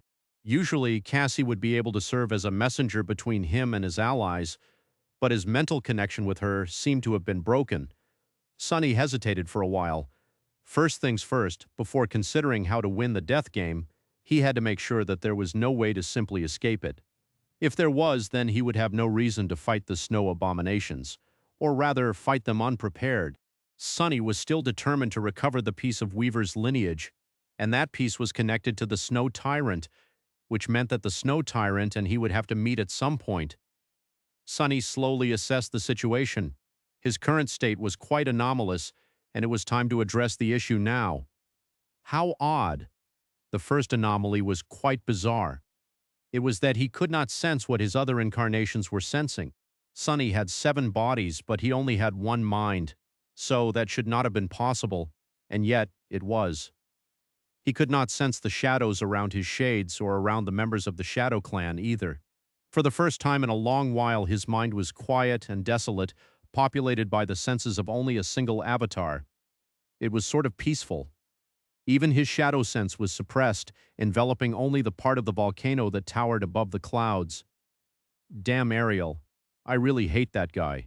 Each of his creations is worse than the previous one. Sonny scratched the back of his head, then sighed loudly. Well, I am sure that my other incarnations are doing just fine. More importantly, he could not feel a connection to his domain. Actually, he could not even feel a connection to his source element. The shadows still welcomed him, but he was not receiving any spirit essence from them, or from his army of shades, for that matter. Despite that, Sonny was connected to a domain and was being nourished by a source element.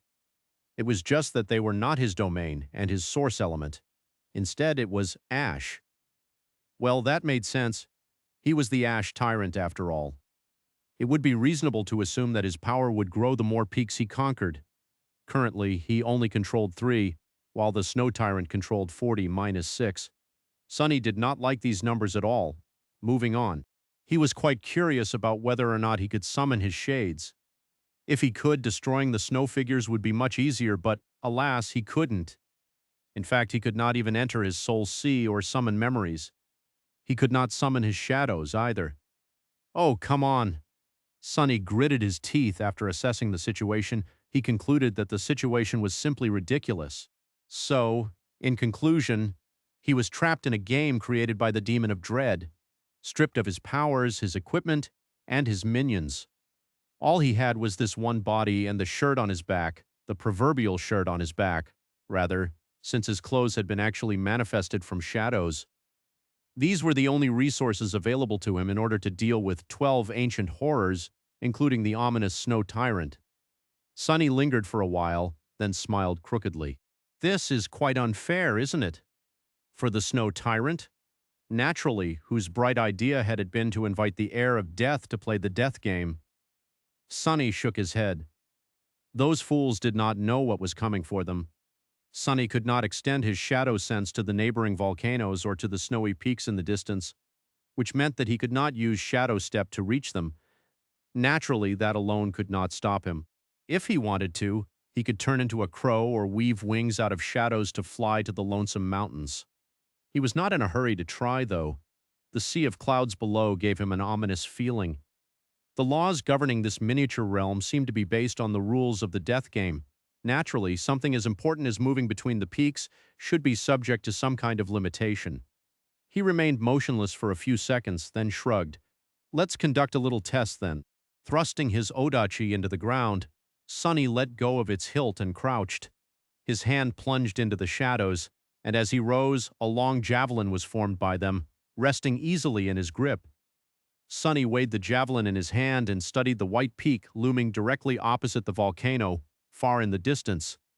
There were dozens of kilometers between the two, and the wind was quite severe. Taking a step forward, Sonny turned his body into a sling and launched the javelin into the dark sky. A deafening thunderclap rolled down the slopes of the volcano, and a billowing cloud of ash rose into the air in a vast circle around him. Below Sonny, the dark surface of the weathered rock was revealed from under the ash, only to fracture immediately, a web of deep cracks spreading from under his feet. The shadow javelin shot into the sky, sundering the veil of ash that obscured it and unleashing a torrent of pale moonlight. It was as if a silver line had been cut across the dark heavens. Sonny watched it fly with a curious expression, if he remembered correctly. There were beast figures on all three white squares facing the remaining black ones. So a snow beast should be resting on the slopes of the snowy mountain the javelin was aimed at. Sonny could not see that far, but the snow beast was still in for an unpleasant surprise. Even if the javelin landed nowhere near the creature, a comet charged with supreme essence was about to hit the mountain. The beast would have to react in some way. That reaction alone would let Sonny learn more about the situation. When the javelin breached about half of the distance to the snowy peak, however, he paled a little. Oh my. It was quite difficult to rattle Sonny these days, but he had to admit that he had felt a cold chill running down his spine just then. That was because when the javelin escaped from the clouds of ash, a gigantic gray tentacle rose from the sea of clouds below, reaching higher than the mountains and the volcanoes, and easily swatted it away. Then the titanic tentacle swayed lightly and fell back, disappearing into the milky white clouds a dozen moments later. Its unfathomable mass created a breach in the swirling veil of clouds for a few seconds, but Sonny wisely decided not to try prying into what lay hidden below it. Some things were not meant to be seen by mere mortals, and some were not meant to be seen even by supreme demigods. He remained motionless for a while, then sighed, retrieved his odachi, and placed it on his shoulder. Let's scratch the plan to explore the roots of the volcano, I guess. Sonny was quite happy that he had decided to throw a javelin first before trying to fly to the distant white peak personally. It seemed that he had been right to assume that there were laws governing the movement between the mountains. Not only that, but there was also an entity meant to enforce these laws. He remembered the harrowing gaze that had once fallen on him in the heart of the estuary of the great river, judging his soul. The corpses of innumerable great nightmare creatures who had failed to pass the judgment were floating in the dark water, but Sonny was allowed to pass unscathed. The alarming watcher had seemed unfathomably powerful to him as master, and now as a supreme, Sonny still had no desire whatsoever to fight against another being serving the demon of dread. He did not even want to know what that being was. Still, there should be an allowed way to move between the mountains, though. I just need to discover it. For now, however, Sonny wanted to focus on something else. He wanted to explore the volcano, and especially the crumbling castle standing in the middle of its crater. Just as he turned back, however, something unexpected happened. He sensed a new shadow appearing on the dark slopes. Huh. And a few moments later, a familiar figure landed on the ground near him. Ivory armor, auburn hair, electric green eyes, obnoxiously handsome face. Sunny blinked a few times. Kai, indeed, it was none other than Transcendent Nightingale, the Dragon Slayer. The charming saint looked no different from how he had been in the toy room, and when Sunny shifted his gaze to peer into the supposed Kai's soul, it was pure and radiant, with not a hint of corruption hiding in its depths. He did not seem like an evil doppelganger or an illusory construct, but like the real deal instead. Were you sucked into the death game too? Kai raised an eyebrow. Oh, so that is what happened. Sunny simply stared. I'm pretty sure that it is, yeah. Why, what did you think had happened? Kai hesitated for a moment, then smiled. Well, I'm not sure. You told us to back away, and the next thing I knew, I was standing on a volcano. That one over there? He pointed to one of the three volcanoes and added neutrally, I was honestly a bit disoriented. But then I saw the clouds of ash part as if cut by something, and finally noticed you here. So, I flew over. Sunny shivered. You flew over? Kai coughed. Yes, I was already in the air when that thing rose from the clouds. I guess I could have turned back at that point, but I would have had to slow down to make a turn, and honestly, seeing that tentacle made me want to fly faster than I had ever flown before. Sunny let out a stunned chuckle, no kidding. He remained silent for a few seconds and then smiled. Well, welcome to my volcano. You don't know how glad I am to see you, buddy. How glad I am to see you, buddy. One of the questions seemed to have been responded. Kai was a saint, a transcendent beast, so he took the place of one of the ash beasts that had remained on the death game board. He had also traveled between the volcanoes without being erased from existence by the being below the clouds, which gave Sunny a hint about the rules of this miniature realm.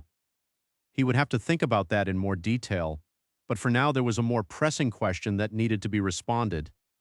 Kai had been able to see Sunny across the great distance dividing the two volcanoes due to his awakened ability, which granted him unparalleled sight. So Sunny looked in the direction of the third volcano, wondering who had taken the place of the second ash beast. Can you see who is out there? Kai looked in the direction of their volcano and faltered for a moment. I think you might want to take a step back. Sunny frowned, then did as he was told.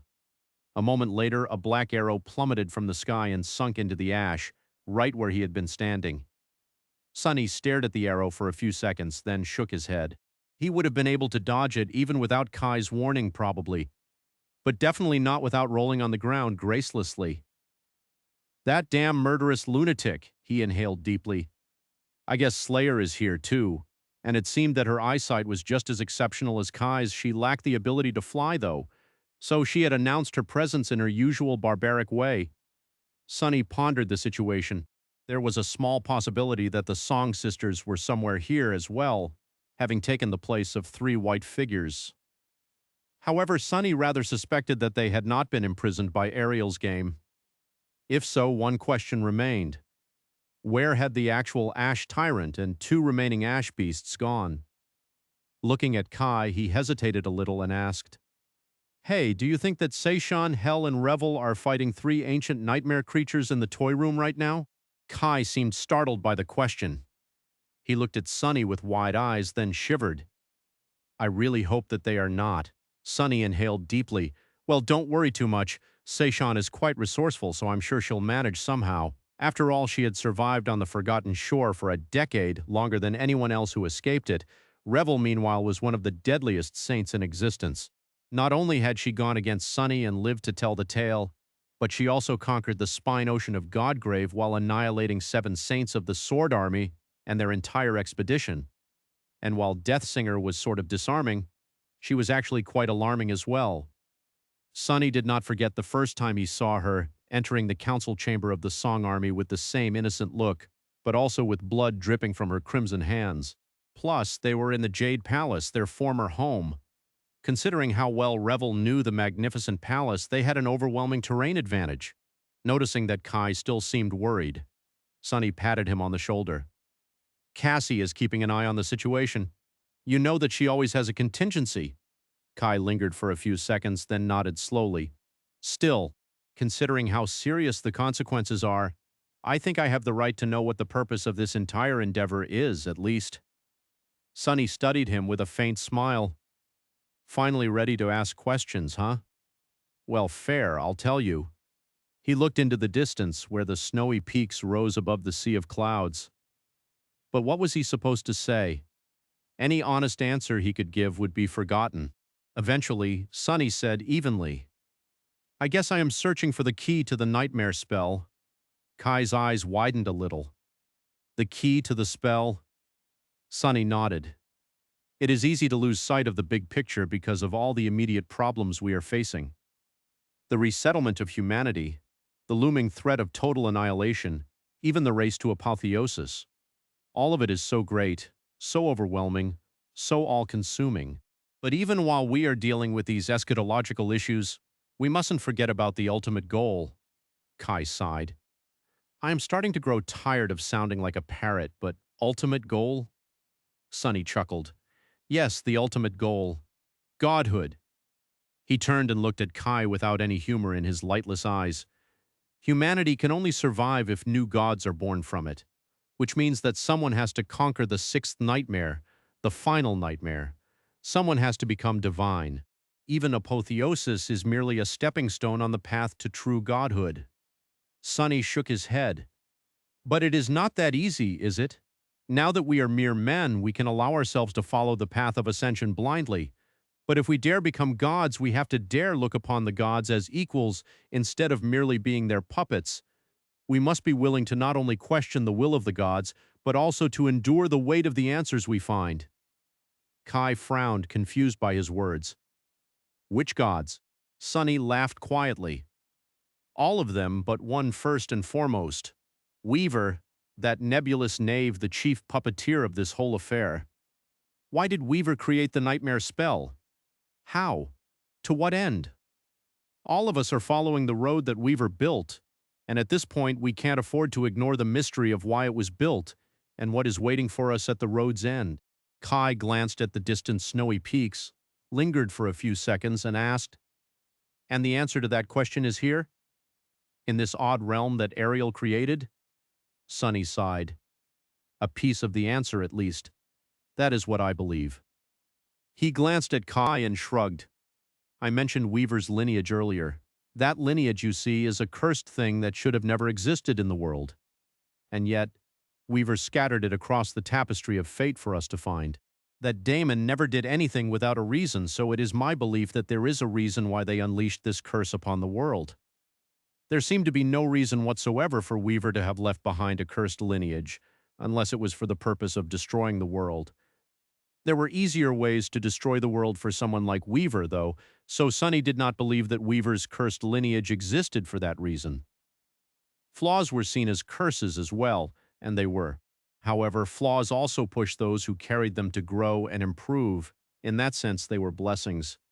The description of his lost fated attribute had said that there were those who were blessed, and there were those who were cursed. However, rarely was there someone who was both blessed and cursed. But actually, every awakened was both blessed and cursed, existing in a state of fateful balance. Maybe Weavers had been forced to maintain the same balance too. Perhaps the demon of fate had wanted to bless the world, but could only do so by leaving a curse behind as well. The nightmare spell, the forbidden lineage. Which one was a curse? Which one was a blessing? Possibly Weaver's cursed lineage was the spell's flaw. Chapter 23:14, Pawns of Snow. Sonny remained silent for a while, then chuckled. Well, whatever it is, we'll find out sooner or later, as long as we live long enough. He considered his next steps. Kai, meanwhile, was studying him with a complicated expression. So you're searching for pieces of a daemon's lineage? Sonny nodded. Yes, and one of those pieces is somehow connected to the snow tyrant. Speaking of, he hesitated for a moment, then asked, You saw me from all the way on that other volcano, and you can see Slayer too. So can you see what is waiting for us on those 3 mountains as well? Kai opened his mouth, then closed it again and looked into the distance. After a while, he said in a subdued tone, Yeah, I see them. Bingo. Now he would at least know what they would have to face. Sonny leaned on his odachi lazily and asked, his voice calm. There should be 3 snow beasts on those mountains. What do they look like? Kai hurriedly glanced away, as if someone out there stared back at him. He shivered, then brushed his hair back and straightened. Right in front of us, the whole mountain is riddled with caves like an enormous ice beehive. Inside, a swarm of insect-like abominations is slowly coming to life, each of them seemingly carved from gemstones. They look frightful, if a little mindless. Sonny's face fell. Huh. So a single figure can represent a whole swarm of abominations, not just a lone beast. I see. What of the other 2 mountains? Kai frowned. The one on the right, there's a statue standing on its peak. No, not a statue, more of an automaton, I guess. A clockwork knight. Actually, he looks like the giant version of one of the toy knights we saw in the toy room. I feel an enormous amount of dread when looking at him, though. That one is not an easy abomination, I think. This time, it was Sonny's turn to frown. If a single abomination makes Kai more wary than a swarm of them, then it must be powerful. A cursed beast? It's possible. And what is on the 3rd mountain? Kai shivered. There is a worm-like creature there. Actually, it's not on the mountain. It's inside the mountain. This creature is simply enormous. It seemed to have hollowed out the entire mountain and made a nest inside of it, coiling into a sphere. It took me a while to realize what that immense mass of flesh was. A sour expression appeared on Sonny's face. A giant ice worm, huh? He had just come from months of battling giant millipedes. He had really had enough of worm-like creatures. Sonny sighed. I'm guessing that one is a cursed one as well. A swarm of great nightmare creatures and 2 fallen deities, and these were some of the weakest snow figures on the board. The first battles of the death game promised to be quite unpleasant. Sonny glanced at Kai. What is your condition? I mean, how weird is it? Kai seemed to understand what he meant. My aspect is entirely unaffected. However, I can't enter my soul sea. My source element seems to have switched to ash. And on top of that, I can't summon any memories. Only those I was wearing when the game snatched us are left. That is just my armor. Sonny nodded silently. So you are completely unarmed? Kai nodded in discomfort. Yes. I can still assume my transcendent form, though. So that's something. He said that, but he was wrong. It would have been fine to engage the enemies as a dragon in most other situations. But here the enemies were much stronger than Kai. He could probably fight a great nightmare creature, but not a cursed one. At least not at a close distance. If he had a good bow and arrows, though, he could at least assist Sonny from afar.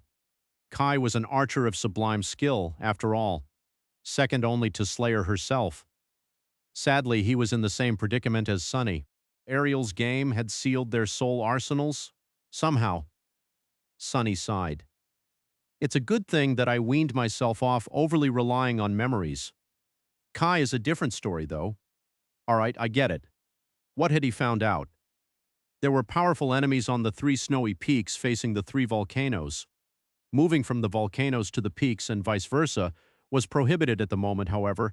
Moving between the mountains of the same domain seemed to be allowed. There was an important difference from the actual death game he could not overlook, too. It was that Kai was currently standing next to him.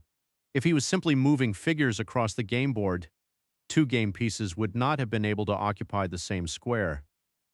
There has to be a way to make an actual move. In other words, if some conditions were met, he would be able to attack the snow abominations, but since Sonny did not know the laws governing this miniature world yet, it was far more probable that the snow abominations would attack him first. Rather, they would either make a move to attack the Ash Tyrant or attempt to conquer the remaining volcanoes first. Seishin had mentioned that there were special squares in some versions of the death game. Squares with a castle, for example, never changed color. If the crumbling fortress on this volcano was one such castle, then the Snow Tyrant could attempt to conquer the other 2 volcanoes to prepare for the final siege. Are there any structures on the volcano you came from, or on the one where my shadow is currently waiting to be rescued? Kai shook his head. Not that I can see. Sonny lingered for a few seconds, then nodded slowly. All right. Then, do me a favor, please go to the next volcano over and bring that murderous woman here. Whatever happens next, we'll have a better chance to survive it together. Kai smiled. No problem.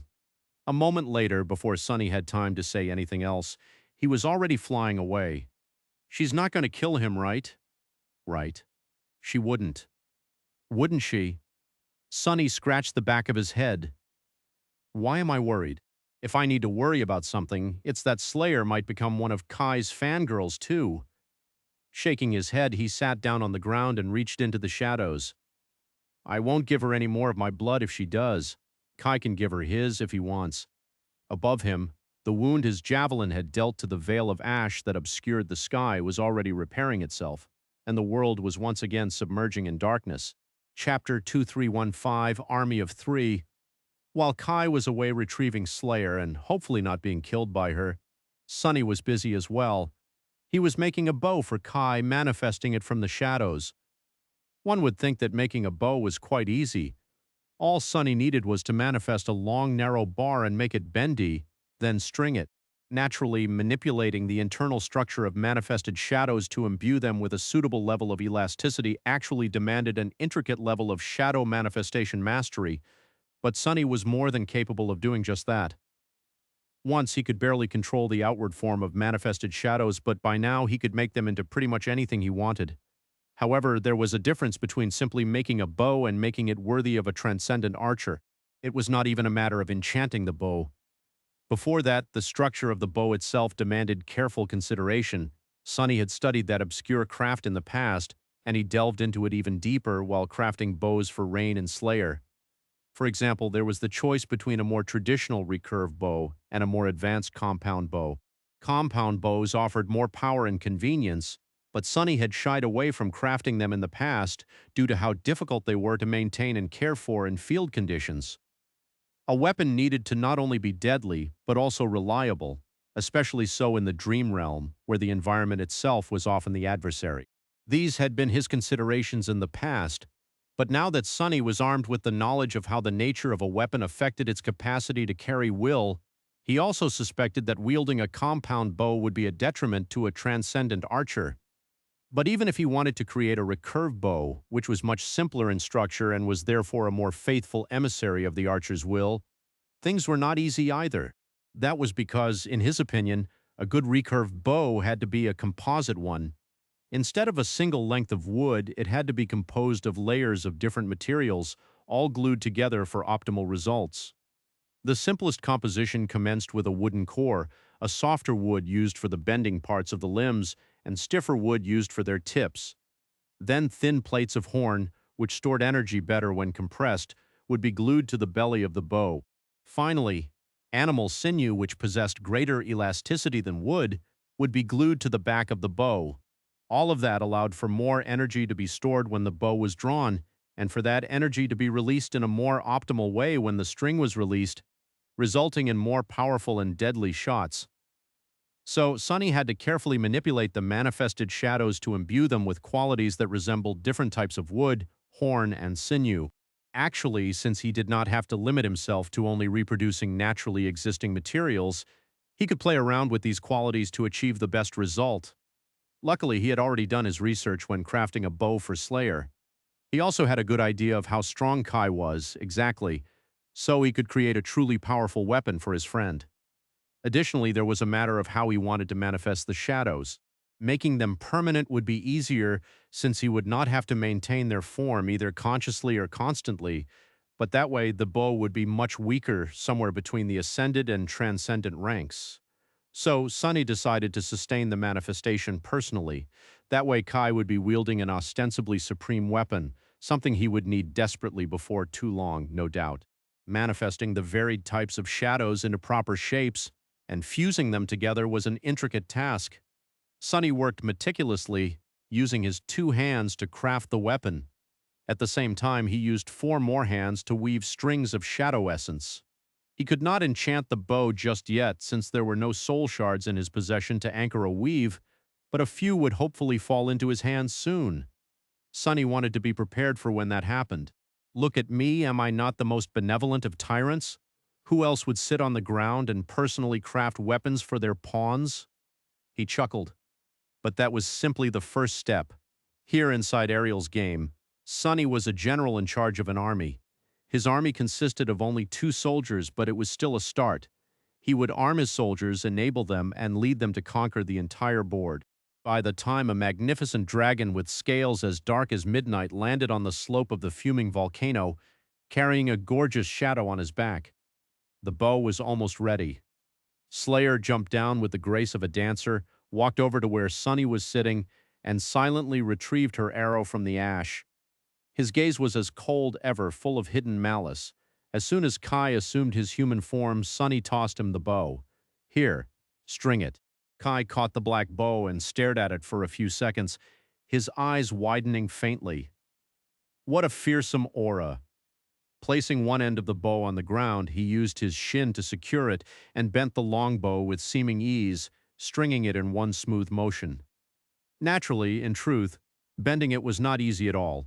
People usually assumed that archers were less imposing than swordsmen as far as physical power went, but really, it was the opposite.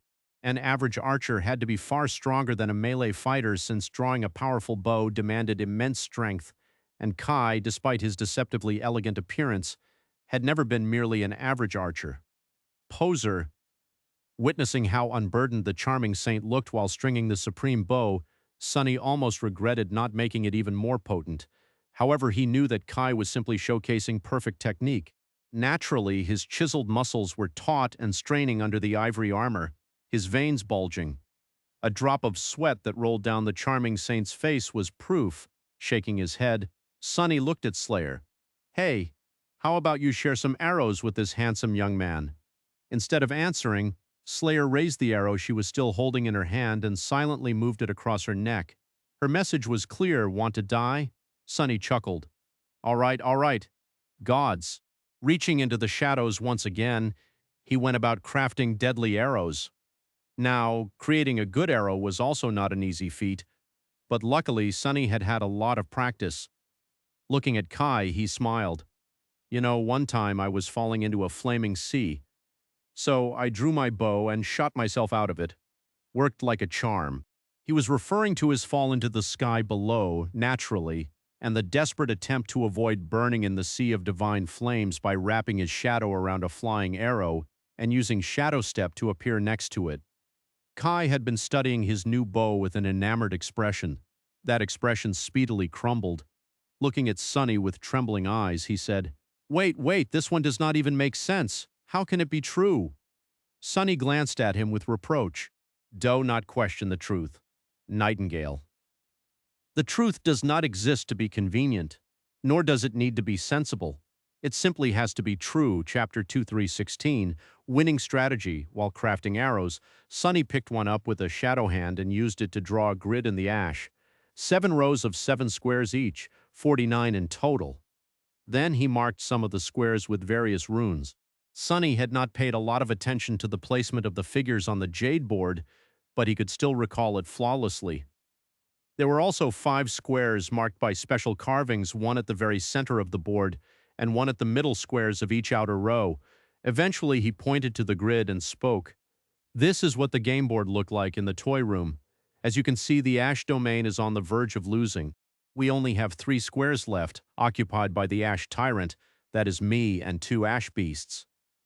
That is you and Slayer." He pointed to the 3 squares in the lowest row of the grid. Since one of them was the middle square of an outer row, it was marked with a special rune. You should have seen the fortress behind us. I think that it is the Ash Castle, one of the special squares Seishan mentioned. There is a similar carving on the opposite square, so this is where the snow castle should be. Sunny pointed the arrow to the middle square of the uppermost row. However, the carvings on the other 3 special squares are different. They are not castles, but what are they? I do not know. The one in the very middle of the board is different from the 2 on the left and right outer rows as well. Sunny sighed. Well, we'll learn eventually. What is more important is where the 12 snow abominations are standing. Do you see a pattern? Kai studied the grid. On it, 3 snow beasts were facing the 3 remaining ash figures. On the opposite side of the board, the snow tyrant was standing in the snow castle, defended by a snow devil and 2 snow beasts in the row below. The second snow devil was guarding the central square of the board. A snow demon and 2 snow monsters were defending the middle square on the right outer row, and finally the last snow figure, another demon, was in the lower left corner, all by itself. Kai frowned. It looks to me like three beasts are preparing to besiege the Ash Castle, while the rest of the figures are protecting important squares on the board. Three are protecting the Snow Castle and their tyrant. Three are protecting whatever that right middle square is. One is protecting the heart of the map, and one seems to have lost its way and wandered into a corner. Sonny grinned. Exactly. Kai stared at him for a while, then asked, "So," Sonny looked at him meaningfully. "How should I know? Do I look like a great chess player to you?" Kai blinked a couple of times. "You're not?" Sonny scoffed. "No, I am not. To be honest, as soon as I understood what it takes to be good at playing chess, I instantly lost interest. Let me tell you, it's not a game. It's a chore. Why would I waste my time mastering something so tedious?" He shook his head. Playing chess with teacher Julius had been fun and exciting at the beginning, but when Sonny realized that it was all about patterns and calculations, he rapidly grew bored. After all, he did enough calculating in his actual life already. The chaotic mayhem of checkers seemed more fun, and naturally nothing beat the noble king of games, backgammon.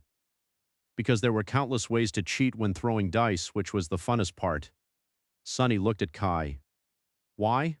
Are you good at chess?" Kai scratched the tip of his nose. "Not really, to be honest. Being serious about chess takes a lot of time, and I always had better ways to spend my time." Sonny looked at him with suspicion. Did he just politely point out that he had a life? Well, naturally, that guy had probably been too popular to be the president of the chess club. If Kai had been the president of any club, it would have probably been the Heartthrob Club. Shaking his head, Sonny sighed. "So, none of us knows anything about how to win at chess. Plus, this is not even chess. This is Death Game. Actually, it is a bizarre version of the Death Game created by Ariel, which functions according to its own set of rules. We do not know these rules yet, so it will be hard to come up with a strategy." He stared at the grid, a concerned expression on his face. But then, Sonny stirred. Actually, he turned his head and looked at Slayer, who was idly standing a few steps away from them. "I was not entirely correct. There is someone among us who might know everything about how to play Death Game." Slayer was the shadow of a person who had lived in the Dream Realm thousands of years ago. Since Death Game had been popular among her people, she might have very well been a masterful player. Sonny scrutinized her for a while, then asked hopefully, "Hey, do you know how to play the Death Game? What is the best strategy?" Was victory even possible when 46 of the 49 squares already belonged to the snow domain? Slayer turned her head and looked down at him, her inky black eyes betraying no emotion. Sonny almost lost hope when she suddenly moved, looking at the grid he had drawn. The shadow remained motionless for a while, then used the arrow in her hand to carve a run in the ash. Kai looked at the rune with curiosity. "Sacrifice?" Sonny nodded slowly. "Yes, sacrifice. To be precise, it's a particular kind of sacrifice, a sacrificial killing. So, the strategy Slayer recommended was slaying someone as a sacrifice." Kai frowned. "Is she suggesting that you should sacrifice one of your pawns?" Sonny was looking at the grid. Eventually, he slowly shook his head. "No, I don't think so. Do you remember what else Saishan said? That there are special squares in certain versions of Death Game called shrines. There, adversary figures can be sacrificed to enhance your own. If the shrines were important enough for Slayer to point at them as the secret of achieving victory, then the Snow Tyrant would put a lot of importance into protecting the shrines as well. From that, Sonny could deduce which of the 5 special squares hid the shrines.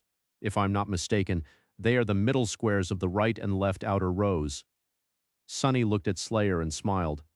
"So you can write, huh?" She just stared at him silently. Sonny chuckled, then asked in a teasing tone, "Well then, can you please spell it out for us? How do we win this damn game?" Slayer regarded him silently for a moment, then leaned forward.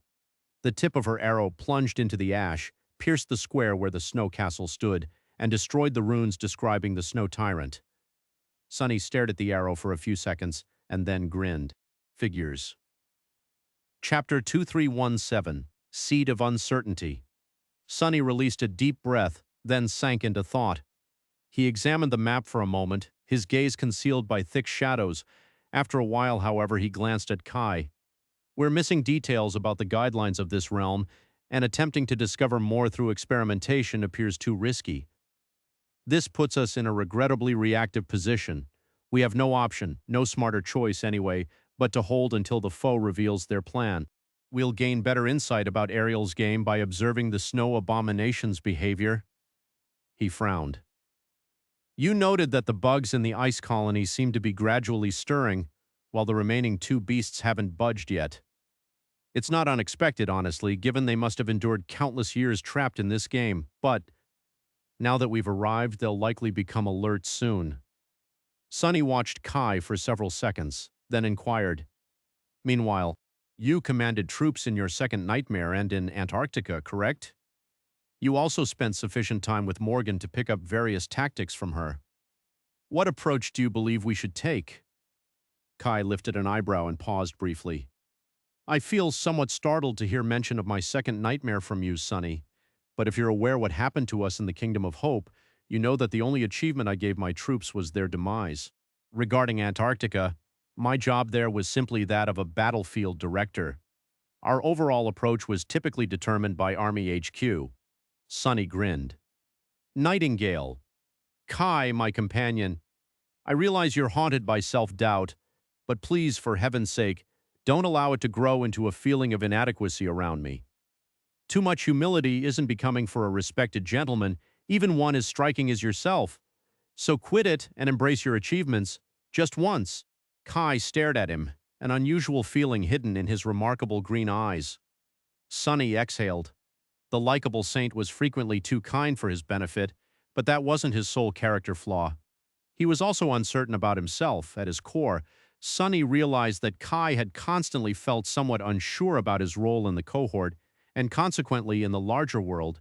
He could grasp these concerns to an extent. Indeed, the individuals in Changing Stars cohort were remarkable people, each one of them from the beginning at the Forgotten Shore. There was Nephis herself, Cassie with her fortune-telling ability, Sunny and his fated meetings, and Effie, who had lasted years hunting alone through the streets of the Dark City. Later, there was also Soul Reaper Jet, a master whom even saints respected.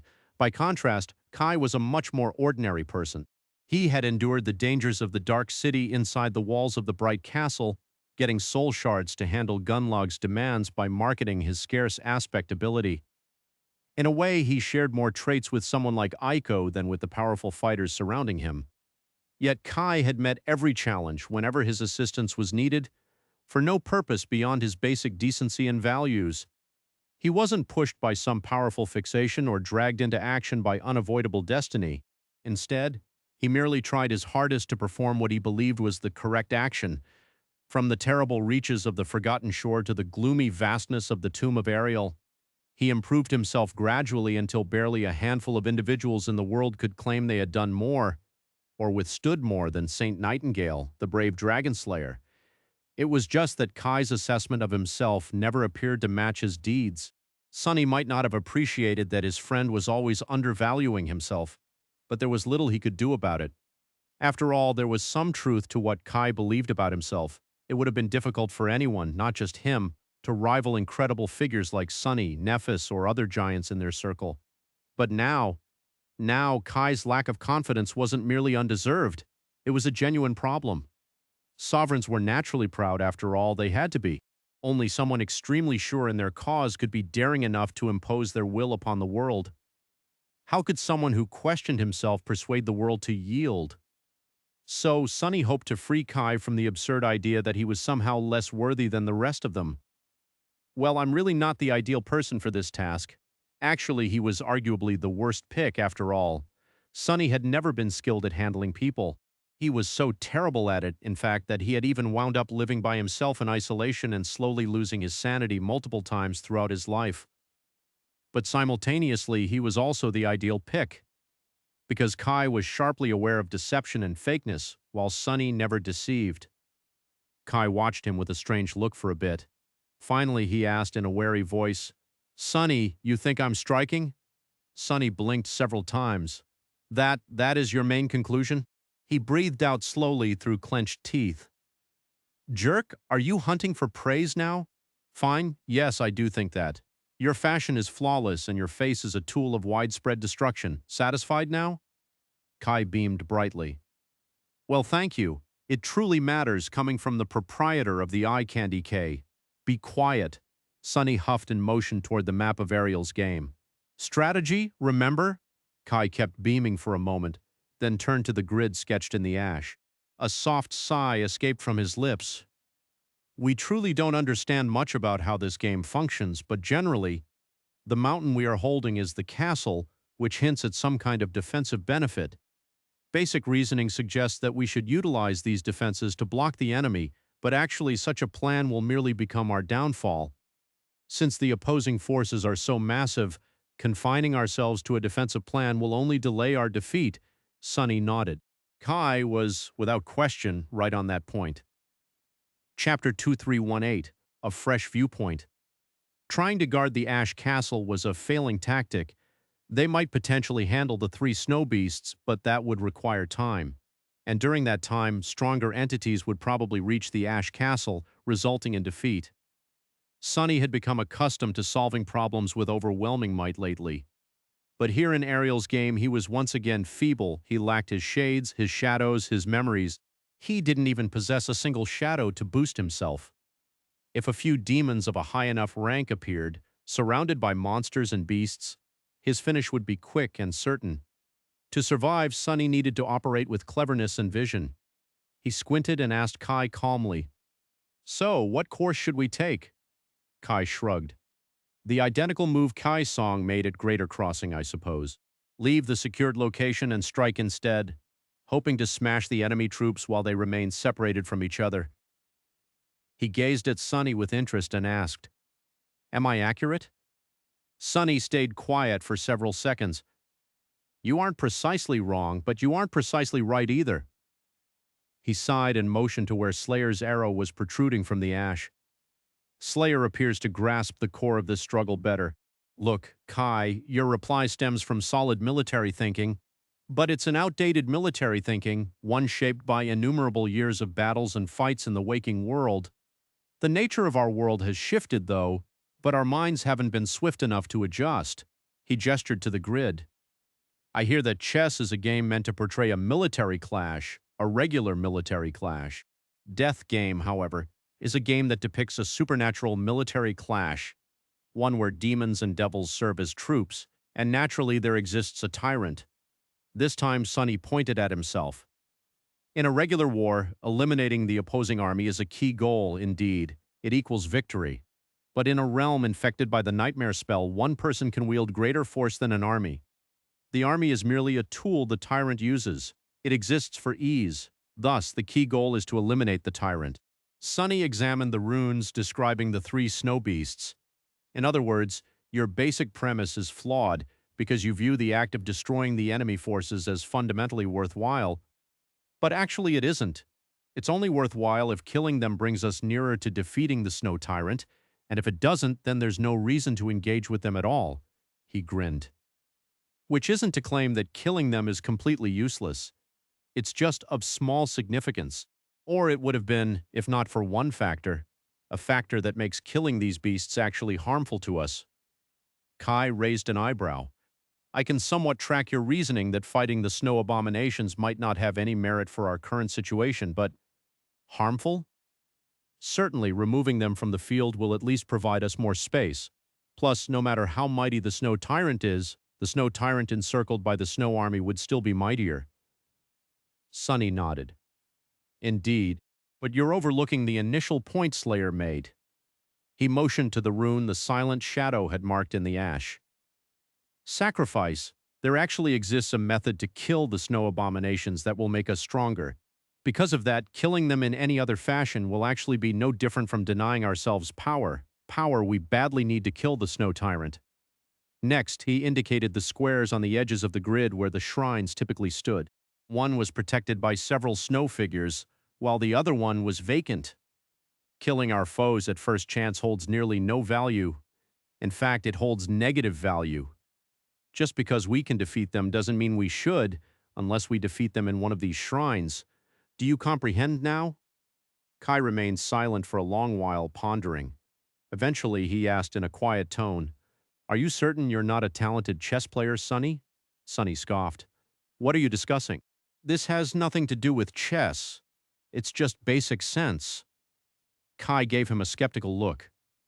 "I wouldn't label such sense basic, though." Then he turned and glanced at Slayer with interest.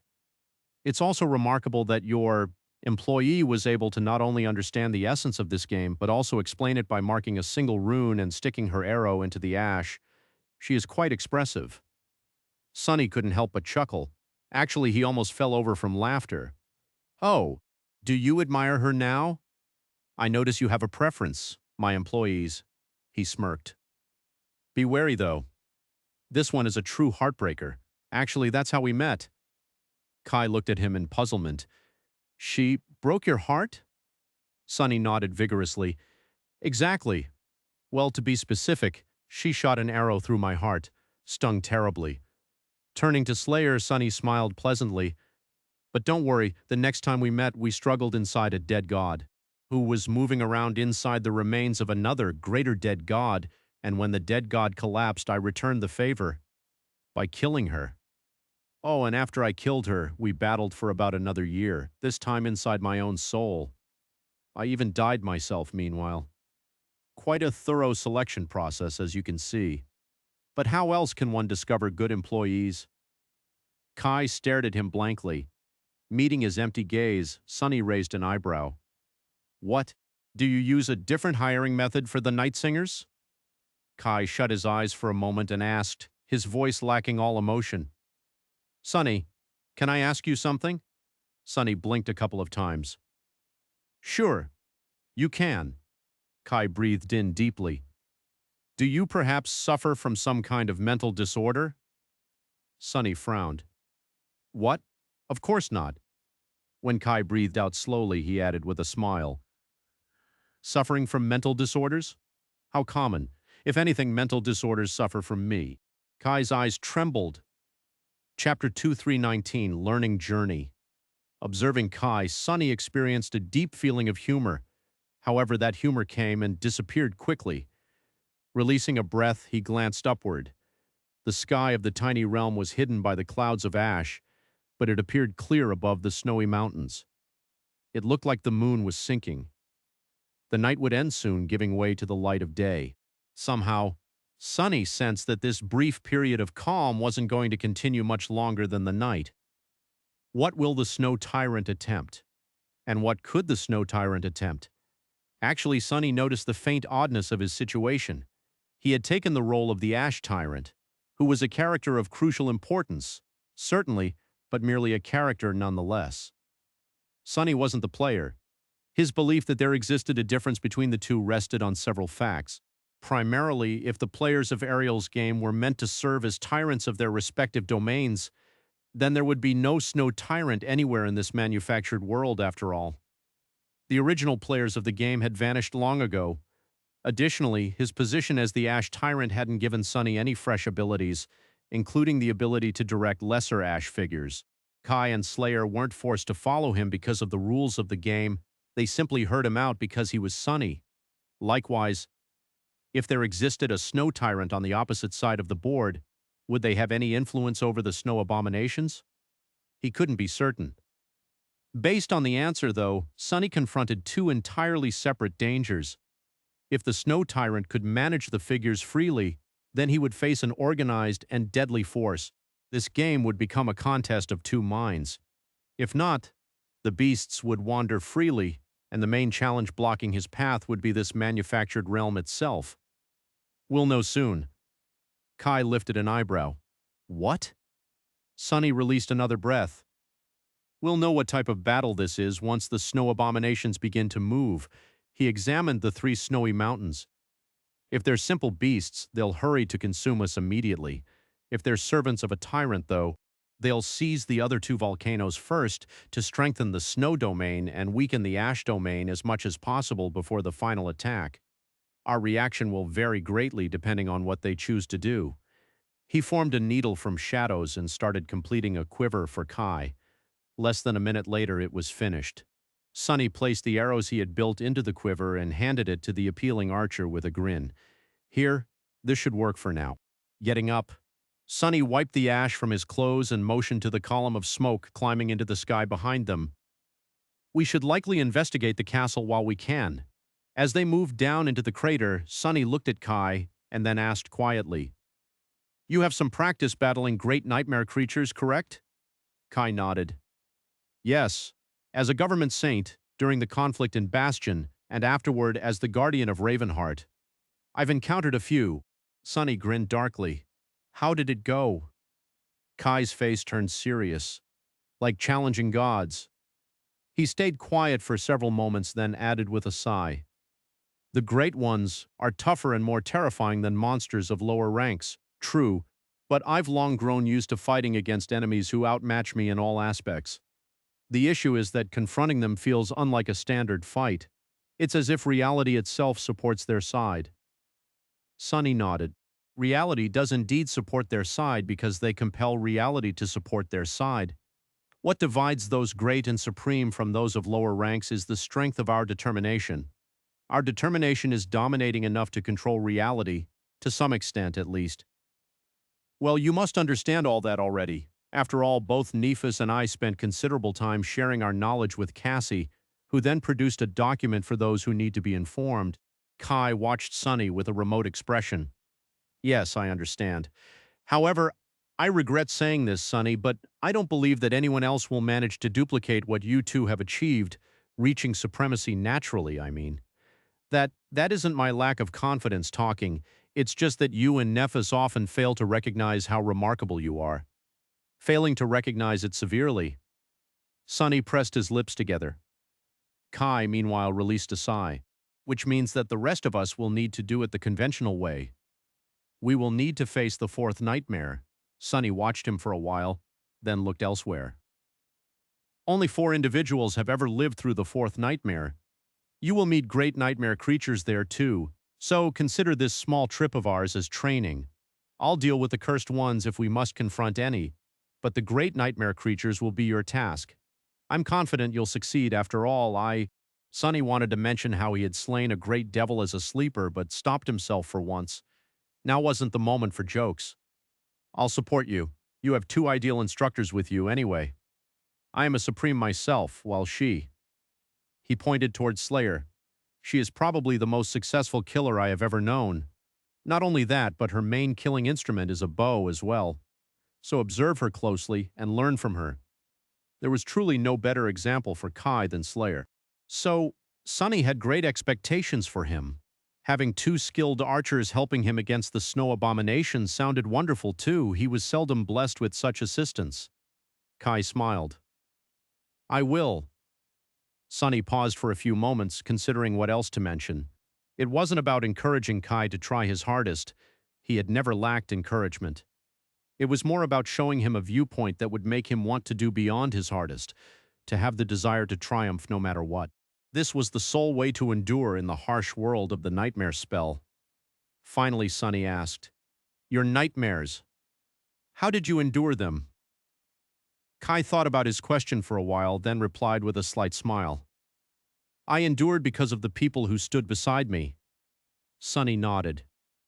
"Indeed, because nobody survives in the dream realm alone." He gazed at Kai and added flatly, "But to those people, you were and will be the person standing beside them. Their survival will rely on you, just like your survival will rely on theirs." Kai's look shifted subtly, and his smile faded. Seeing that shift, Sonny glanced away. "So, how many more people will endure the fourth nightmare in the future depends on you. Accept responsibility." Kai stayed quiet for a long time, then nodded silently. By then they had arrived at the crumbling castle. Chapter 2320, Ash Castle. The Ash Castle was a strange and towering structure. It was built above the main vent of the volcano, seemingly hovering in the air. At first glance, it seemed as if its immense weight was supported by nothing except the rising torrents of smoke. But at a closer glance, Sonny saw enormous chains biting into the dark rock of the crater, covered in thick layers of soot. The castle was hanging above the abyss, the smoke-filled emptiness serving as its moat. The defensive value of such a structure was questionable, to say the least. Sure, any attacker would plummet into the fiery depths of the volcano unless they found a way to breach the wide chasm, but at the same time, the defenders would find it difficult to prevent the enemy from destroying the anchors of the chains that held the castle in the air. Extending his shadow sense into the abyssal vent, Sonny sensed more chains fastening the castle to its walls further down. There seemed to be some kind of mechanism built into the obsidian plate that served as the foundation for the charred fortress, now broken and in a state of disrepair. Was this castle able to descend into the depths of the volcano once? Even if it had been, it was stuck in place now, barely able to support its own weight. Sonny imagined the whole structure plummeting into the smoke under their feet. That would be troublesome, but not too troublesome. After all, he could fly away at any moment. The drawbridge of the castle was raised, so Sonny manifested two raven black wings and offered Slayer a hand. She glanced at it chillingly while Kai smiled. "I see you're a gentleman." As Slayer took his hand, Sonny strained his muscles and tossed her into the air. The nimble shadow shot over the chasm like a bullet, disappearing into the smoke. A few seconds later, she landed on one of the crumbling towers of the castle, twirled to regain her balance, and summoned her bow in one graceful motion. Her skirt flared, and by the time its hem fell to rest on her smooth ebony thigh once again, an arrow was already nocked on the string of the black bow. Kai watched all of that happen in silence. Sonny was blinded by the smoke, but could sense the shadows. The charming archer, however, could see everything transpire just fine. He sighed. "Never mind." Sonny smiled. "What, did you expect me to give her a ride?" "Thanks, but no thanks. The last time she mounted me was too memorable." He paused for a moment and then added in a glum tone, "I mean, she cut off my wings, strangled me, and almost drove a knife into my skull." Kai blinked a couple of times. "She did?" When Sonny nodded, he gave him a reproachful look. "You know, something like that would have been good to know before I carried her across the sea of clouds on my back." Sonny grinned. "I did cross my mind to give you a warning, but I was sure that she would not try to kill you well. Mostly sure." "Reasonably sure?" "I was somewhat sure that she would not try to kill you." With that, he jumped into the chasm, spread his wings, and allowed the currents of heated air to carry him across the abyssal moat of the Ash Castle. Kai followed a few seconds later with a quiet sigh. If there had been something perilous waiting for them inside, Slayer would have already turned it into a pincushion with her arrows.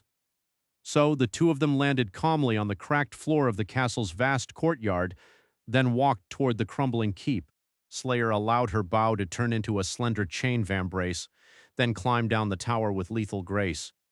She seemed to plummet from one support to another, wedging her short swords between the weathered stones when there was none to find purchase on Minas. In just a few short moments, she reached the ground and joined them. When they entered the keep, Sonny glanced around with a surprised expression. Huh. What looked like a castle from the outside was actually merely a crude model of one. There was nothing inside, really, no floors, no chambers, no complicated maze of corridors and stairwells. Instead, there was simply a vast, empty space, the floor covered in ash that piled like mountains in the corners. It seemed that even Ariel's attention to detail had a limit. Well, it makes sense. After all, the ash tyrants that had populated this castle once would not have been humans. Their size would have varied greatly, too. The towering gate of the keep hinted that some of them were truly enormous. "Do you see anything under the ash?" Sonny did not know what he wanted to find exactly, but he had hoped to discover some clues about Ariel, his game, and the Jade Queen. Kai shook his head slowly. "It's all in ruins, but there is some kind of pedestal in the center." They looked at each other, then made their way to the heart of the empty keep. There, the floor of the castle opened into a great circular pit. Smoke rose through the opening like a rugged pillar, escaping through a similar one in the roof of the ash castle. And just in front of the pit, there was a charred stone pedestal that resembled an altar, its surface covered in ash. Walking closer, Sonny hesitated for a few seconds, then brushed the ash away. His hand felt two small shapes hidden beneath it. Clearing more of the ash, Sonny picked one of them up and studied it impassively. There in his palm lay a bestial figurine cut from flawless white jade. It was the figure of a snow beast, Two of them, 12 of the 14 snow figures, remained on the board, which meant that the player of the ash domain had managed to slay two beasts, and here two snow beast figurines were resting on an altar. That could not have been a coincidence. Why do you think these figures are here? Kai's question made Sunny frown. He remained silent for a few seconds, then shrugged. I'm not entirely sure. Then he suddenly remembered something, the ancient bones resting in the depths of the Ravenheart volcano. Following an impulse, Sunny shifted his weight a little and tossed the figure of the snow beast into the pit. It disappeared into the smoke without a trace. A dozen seconds passed in silence, and then Sunny was suddenly somewhere else. Chapter 23-21. Truth or Death. The world was coming to an end. On an endless white plain, the corpses of lesser gods lay broken and shattered. Rivers of ichor were flowing across the fractured ice like molten gold, cascading into the depths of an imprisoned ocean. High above, the sky was broken as well. Tendrils of nothingness were seeping through the fissures, slowly consuming the vast expanse of the firmament. A giant was kneeling in the middle of the silent battlefield, grasping his head with two enormous hands. Golden blood and viscous streams of gray matter were flowing through his fingers, and his radiant eyes were darting around, feverish and dazed. His gorgeous ivory armor was torn, and his spear lay on the ice, forgotten, still brimming with the echoes of destructive lightning. The giant was a deity, his spirit as vast as a world. His lips moved, whispering, I am, I am, I am. His whispers were full of dread. Then he suddenly grew still and glanced down at the empty vastness of the broken ice in front of him. The giant's expression slowly grew eerily calm, and his voice grew even, sounding deeper and lower than it had before.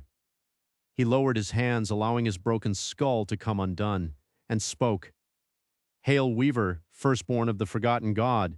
As he did, a nebulous figure was suddenly revealed on the ice, shrouded by a tattered mantle and wearing a fearsome mask. A voice that was like 1,000 hopeless prayers resounded from behind the mask, making the giant shiver. Brother, my brother, why are you hiding inside this hideous corpse? The giant laughed with a voice that was not his own, then spoke in an insidious whisper. Ah, must you offend me so, Weaver? Must you abandon all fear when facing the demon of dread? All of us demons have sworn to destroy you. Why are you here? Why have you revealed yourself? The fearsome mask of the nebulous daemon stayed still. Weaver remained silent for a while, then spoke. My brother knows what everyone fears, and therefore he knows everyone's truth. However, I know no fear. What then is my truth? The wind moved the tattered mantle, revealing nothing of what was hidden beneath. I thought I'd offer you to play a game. The dying giant gazed upon him, light dimming slowly in his golden eyes. A game? Ah, what kind of game? The demon of fate responded to the dying deity. A game of death, naturally. Whoever wins will give the other one a truth, and if I lose, I will allow myself to be destroyed. The giant shuddered and collapsed, and as he did, the broken ice swallowed his corpse. Faint whisper drifted above the harrowing battlefield. Come, I accept. The world suddenly disappeared into nothingness, replaced by a familiar room. A masked figure was sitting on the cushions in front of an exquisite jade board. The room was drowning in darkness, and from that darkness a whisper came. I know what truth I seek, but what truth can you, who sees the depths of fate, be lacking? What is it that you wish to learn, Weaver? The fearsome mask of the demon of fate glanced at the darkness. 1,000 intertwined voices resounded from below it, making the darkness tremble. Do you know how fate can be broken, brother? A porcelain hand rose from the depths of the tattered mantle and grasped the figure of a figure carved from white jade. That is what I wish to learn. Sunny let out a groan and collapsed to his knees. Ah!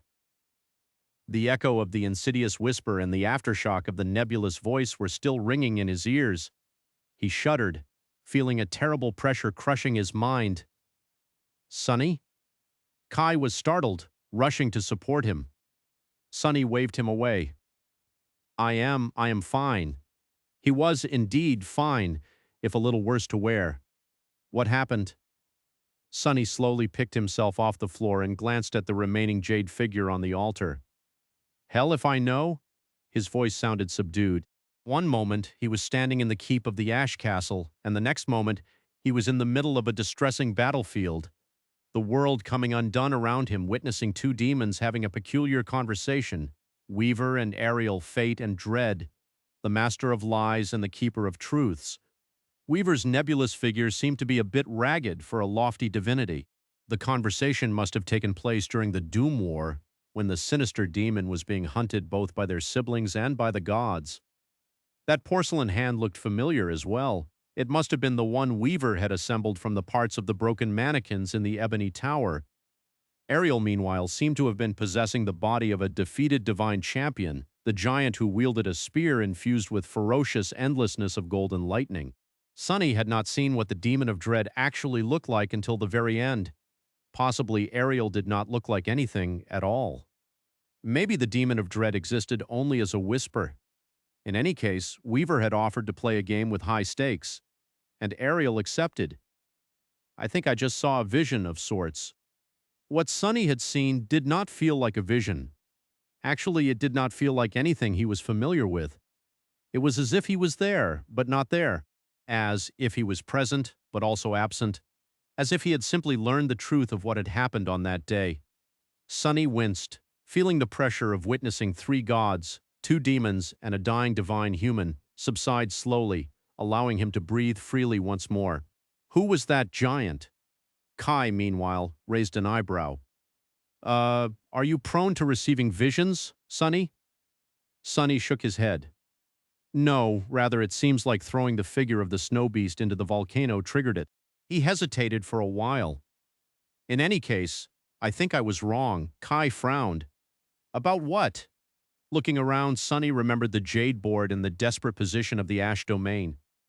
The Ash was losing desperately. He inhaled deeply. I don't think that the Jade Queen played Ash. Sunny looked at the figure of the snow beast once more and said, his voice subdued. I think the Demon of Dread played Ash. As for Snow, it must have been played by Weaver.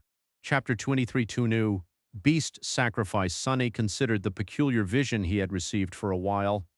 Eventually, his eyes gleamed darkly. They were playing for truths. Ariel had been a collector of truth, but one mystery he could never solve was Weaver. Weaver, meanwhile, seemed to have been interested in finding a way to change fate. That truth alone was priceless. Sunny had suspected that the demon of fate had a complicated relationship with their own source element, domain, aspect. In any case, the nightmare spell seemed to have been designed with the explicit purpose of training its carriers to defy and twist fate. Sunny firmly believed that the appraisal the spell gave to those who conquered nightmares was connected to how much they strayed from the original flow of fate, at least, but having a strong suspicion and hearing it with his own two ears were two different things. Granted, Sunny only learned that Weaver was searching for a way to change fate, not why. He did not know what the demon of fate had discovered either. In any case, the two demons had played death game. The winner was supposed to be rewarded with a truth. And Weaver had utterly crushed Ariel in the end. Rewarded, huh? Was that what had happened to him? He had sacrificed the figure of a slain figure and received a truth as a reward. But why that truth in particular? Sunny stared at the remaining snow beast figure, then at the pit opening into the main vent of the volcano. Wait? Was it simply because he wondered who the players of this game had been? My head was full of questions, though. Why this one in particular? Was the answer given at random, or did the strength of a sacrificed figure play a role? Would he learn something far more important if he sacrificed a snow monster figure? A demon? A devil? A tyrant? Suddenly, Sunny was very glad that there were 12 whole snow abominations left on the board. He had many questions. Sunny had spent a decade slowly learning the secrets of the world. By now, he knew more about the truth of existence than almost anyone. But he still desperately needed to know more. Why had the Doom War started? How did it end? How did the gods die? How did daemons perish? Was the forgotten god still imprisoned in the void? Where had the nightmares in the dream realm come from? What had been Weaver's goal? Why was the nightmare spell created? To what end? And countless less grandiose questions as well. For example, what did he need to do to kill Uris? What lay at the heart of Shadow Realm? When had the demon of oblivion died? How could she have been dead before Nether and his siblings rebelled against the gods? I think. A strange smile slowly bloomed on Sunny's face. I think that coming here may have been the best idea of my life, Kai. 12 snow abominations, and the snow beast figure in front of him. Sunny had just discovered a way to pry 13 truths from Ariel's game. Kai gave him a peculiar look. Sunny, can you please snap out of it? You're scaring, your elegant shadow over there. Yeah. Sunny blinked a couple of times and glanced at Slayer. Slayer seemed perfectly at ease. Kai, however, looked a little nervous. Sunny chuckled. All right, all right. It's just that I discovered a use for the figures of slain snow abominations.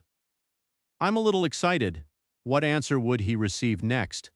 Sunny reached for the remaining snow figure, but then halted. His expression turned guarded. Am I letting my curiosity trump caution? They had just recently talked about how some truths were too dangerous to learn. Sunny did not need to think too much to remember a dreadful example. They were the runes containing the knowledge of the void that Ariel had left behind in the estuary of the great river. The closer one's soul was to being divine, the more resistant it was to the corrupting influence of the void. That was why awakening could destroy the seed of nightmare blooming in an aspirant's soul. That was also why Sunny could endure knowing more about the void as a supreme as he could, as a master or a saint. But that did not mean that he could endure much of such knowledge, not at all. And he definitely could not endure what Weaver and Ariel could. Even they had not been entirely immune to corruption. So what hope did Sunny have? If Ariel's game granted him a truth that he could not endure, what was he going to do? Sunny hesitated for a while. Wait, isn't it wonderful, though? This incarnation of his was currently separated from the other 6. Their minds and memories would fuse once again after Sunny escaped Ariel's game, but not before it. So even if his mind was infected by corruption as a result of learning something he was not supposed to know, he could simply kill himself. That way, his other incarnations would never come in contact with the forbidden knowledge. Kai frowned a little. What are you thinking about? Sunny shrugged absent-mindedly. Killing myself. Kai was suddenly standing very near, looking at him intensely. No, you mustn't. Sunny glanced at him in confusion. Huh? Kai grabbed his shoulders, a rattled expression on his face. We don't know each other that well, and I won't presume to know what scars lay hidden in your heart, but you must not, Sunny. In this world we live in, a human life can be lost in an instant. But that only makes it more precious, just like your life is precious too. Sunny scowled. What are you on about, fool? Then, realizing how his words must have sounded to Kai, who could feel their sincerity, he winced. Oh, you misunderstood. I wasn't really thinking about killing myself, just this version of myself, should the need arise. It's not that big of an issue. Plus, this wouldn't even be the first or second time I killed myself. As you can see, I'm still perfectly alive. Kai stared at him silently for a while, then slowly let go of his shoulders, turned away, and coughed a couple of times. Oh, I see. Never mind then. Then his expression turned cold and wary, full of concerned apprehension. Sunny sighed. This guy's such a handful, really. Listen, why would I kill myself? I am filthy rich, drop-dead gorgeous, have an awesome castle, and my girlfriend is literally the most gorgeous woman in the world. Who would want to die and leave all that behind? Kai glanced at him and shook his head. No, it's not that. I just looked beyond the castle. Sunny raised an eyebrow, and a dark expression appeared on Kai's face. Do you remember saying that we'll have to wait for the adversary to make the first move? Well, he sighed. I think they're making the move now. Chapter 23-25, Crystal Hive. Although Sunny insinuated that he was not going to join the battle, in truth, he knew that he would have to. His carefree demeanor was nothing but a facade. The situation was quite bleak. In the west, the enormous worm had finally emerged from the billowing wall of snow. Its massive head reached the ethereal glass bridge, and as its pale body rippled, the cursed beast speedily crawled across the abyss of gilded clouds. The clouds were painted in vibrant shades of gold and magenta, while the gossamer bridge glistened in the sunlight. The sight of it was as gorgeous as the snowworm was grotesque, its massive body extended and extended from the snowstorm, already spanning several kilometers in length. And yet Sonny still could not see its tail.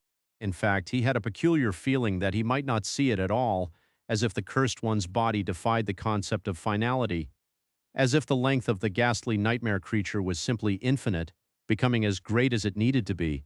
A beast like that could probably devour the roots of an entire realm, and yet Sonny felt far more pressured by the clockwork giant marching across the fantastical bridge of glass-like snow in the east. Now that the creature had drawn closer, he could discern a few details of its appearance.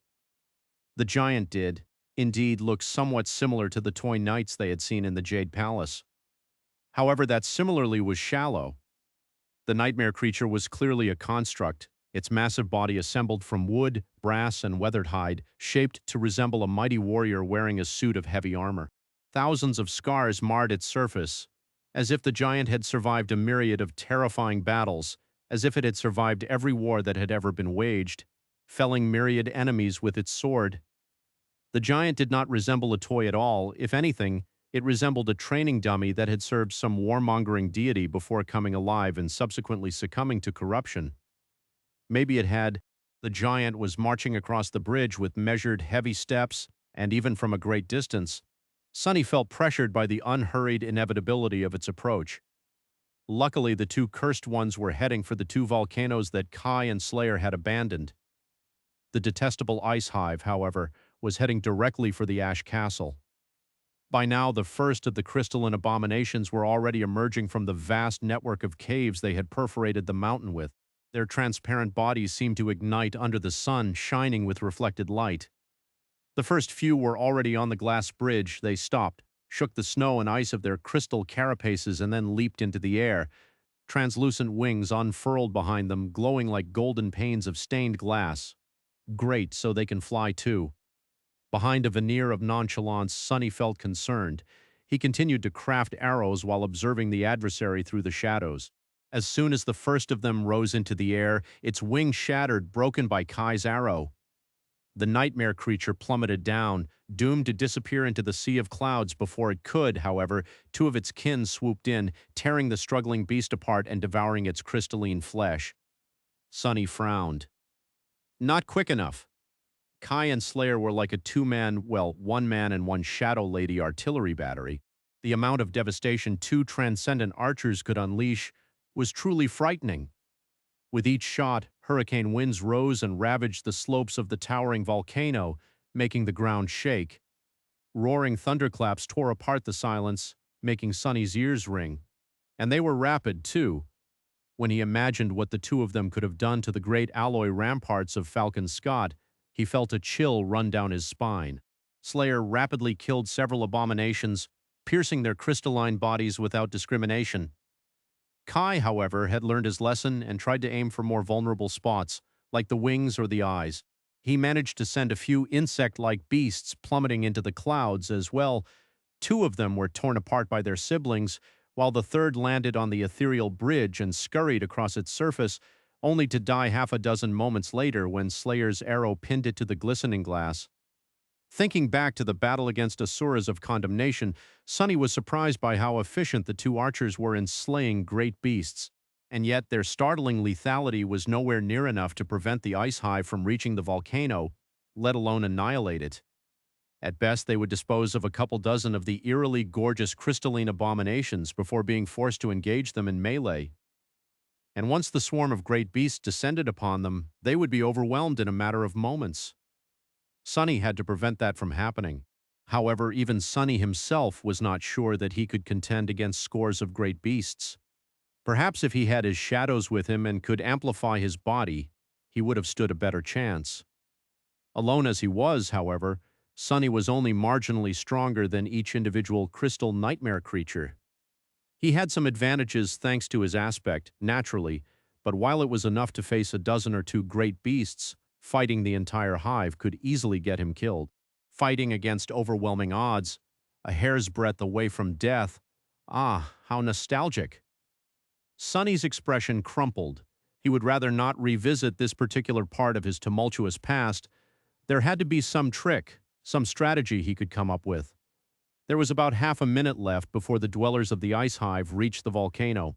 Great beasts could move with startling speed, but Kai and Slayer were aiming for the swiftest ones first, so the abominations were slower to reach their target than they would have been otherwise. I have 30 moments to come up with a plan. Sunny began to craft another arrow and then rushed forward, grabbed Slayer, and pulled her into the shadows. Kai, dodge! Kai was already in the air by the time Sunny finished the sentence. In the next moment, the slope of the volcano exploded, drowning in vicious white radiance and incinerating heat. Chapter 23-26, Attack and Defense. Sunny was tossed out of the shadows and rolled across the melting rock, still holding Slayer in his embrace.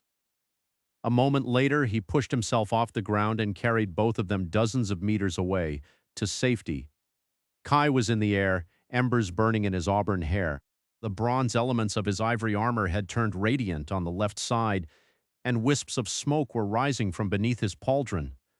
There was a long scar left on the slope of the volcano. The layer of ash had been burned away, and the rock beneath had turned to lava, flowing down like a red river.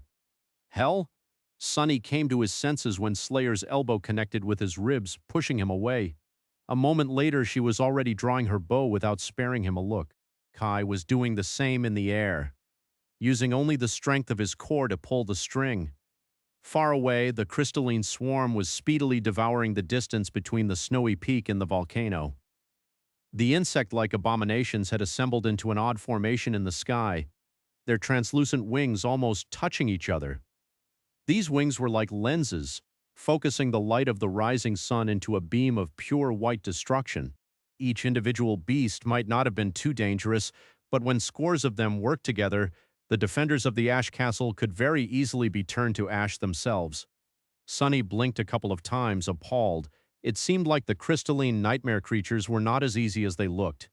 15 moments, perhaps? Cursing under his breath, he called out, "Kai, are you all right?" The archer responded from above, his voice sober. "Yes, I am not easily burned." It seemed that his words were both an answer and a command. As soon as he finished speaking, the fiery embers shining in his hair were extinguished, and the smoke rising from beneath his armor was blown away by the wind. Sunny smiled darkly. "Keep dodging, then." Another beam of incinerating light illuminated the slopes of the volcano, but this time all three of them evaded out of the way in time. None of them were burned, however. Slayer and Kai had to slow down their barrage for a brief moment. Sunny frowned. "Are we actually going to die here?" Even if they had more time, Kai was running out of arrows. Slayer, meanwhile, was recalling hers, but each one took some time to return. After all, these arrows were not memories. Unlike Saint, Slayer could not summon and dismiss memories, so her armaments were merely enchanted in ingenious ways to resemble them. Her bow could turn into a slender chain and wrap itself around her arm like a vambrace, while her quiver was enchanted to summon arrows back through a special spatial storage. Actually, quite a fascinating piece of sorcery went into marking the arrows and connecting them to the hidden dimensional layer of the quiver, as well as into making sure that they could be summoned back from a distance. But Sunny had no time to admire his own handiwork at the moment. He hesitated for a split second, then glanced into the shadows. What Sunny wanted to do was reach his hand into them and retrieve the corpse of the first great beast that Slayer had killed, which was still laying on the slope of the distant mountain.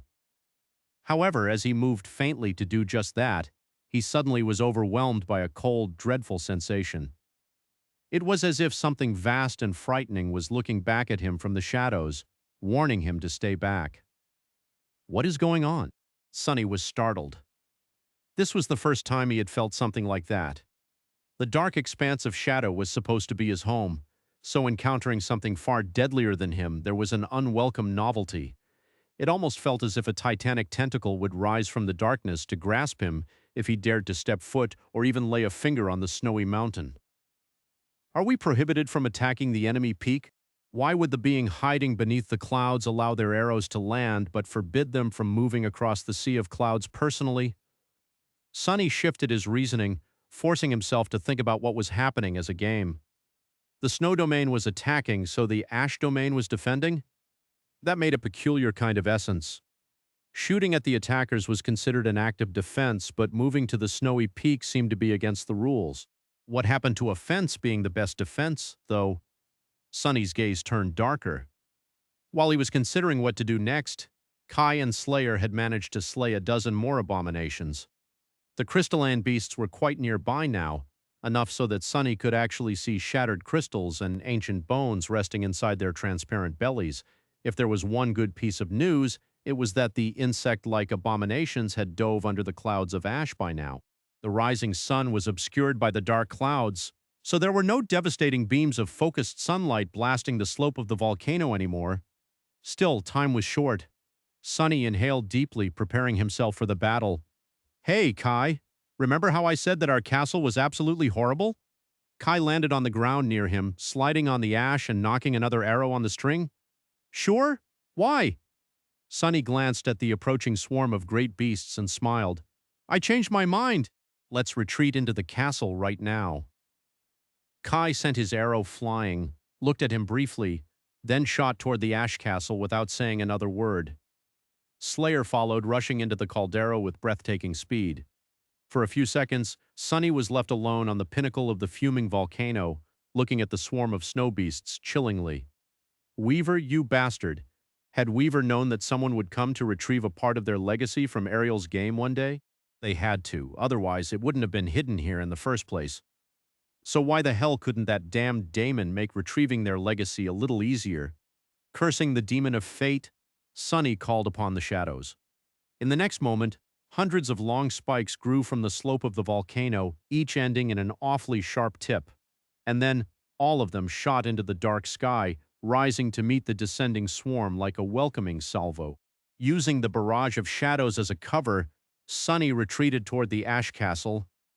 Chapter 2323, Golden Dawn. A second later, Sonny was standing on the edge of the volcano's vast caldera. He had stepped through the shadows while pulling Slayer and Kai with him. Slayer remained impassive, long used to such treatment, while Kai seemed a little startled. Sonny remained silent for a moment. "Come to think of it, that castle is a really awful fortress, isn't it?" The ash castle stood above the main vent of the volcano, at the very heart of the caldera, which meant that its walls and towers were lower than the surrounding slopes. One could not see the snowy peaks even from the roof of Donjon, while the adversary would be above the castle as soon as they scaled the volcano and reached the caldera. It was a truly terribly designed defensive fortification, with respect. I don't think now is the proper time to ponder the merits and flaws of an old castle's design. Kai's voice sounded tense. Sonny glanced at him and raised an eyebrow. "What do you mean? We are about to be attacked. So when would there be a better time?"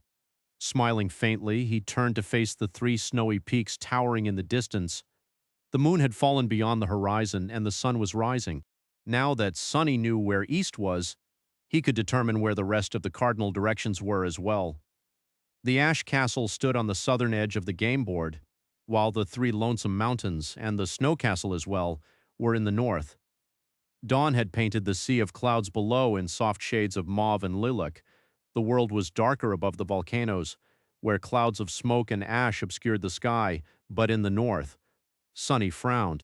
Hurricane winds were blowing above the distant mountains, and a vast snowstorm was rolling from the north, its billowing wall slowly devouring the world.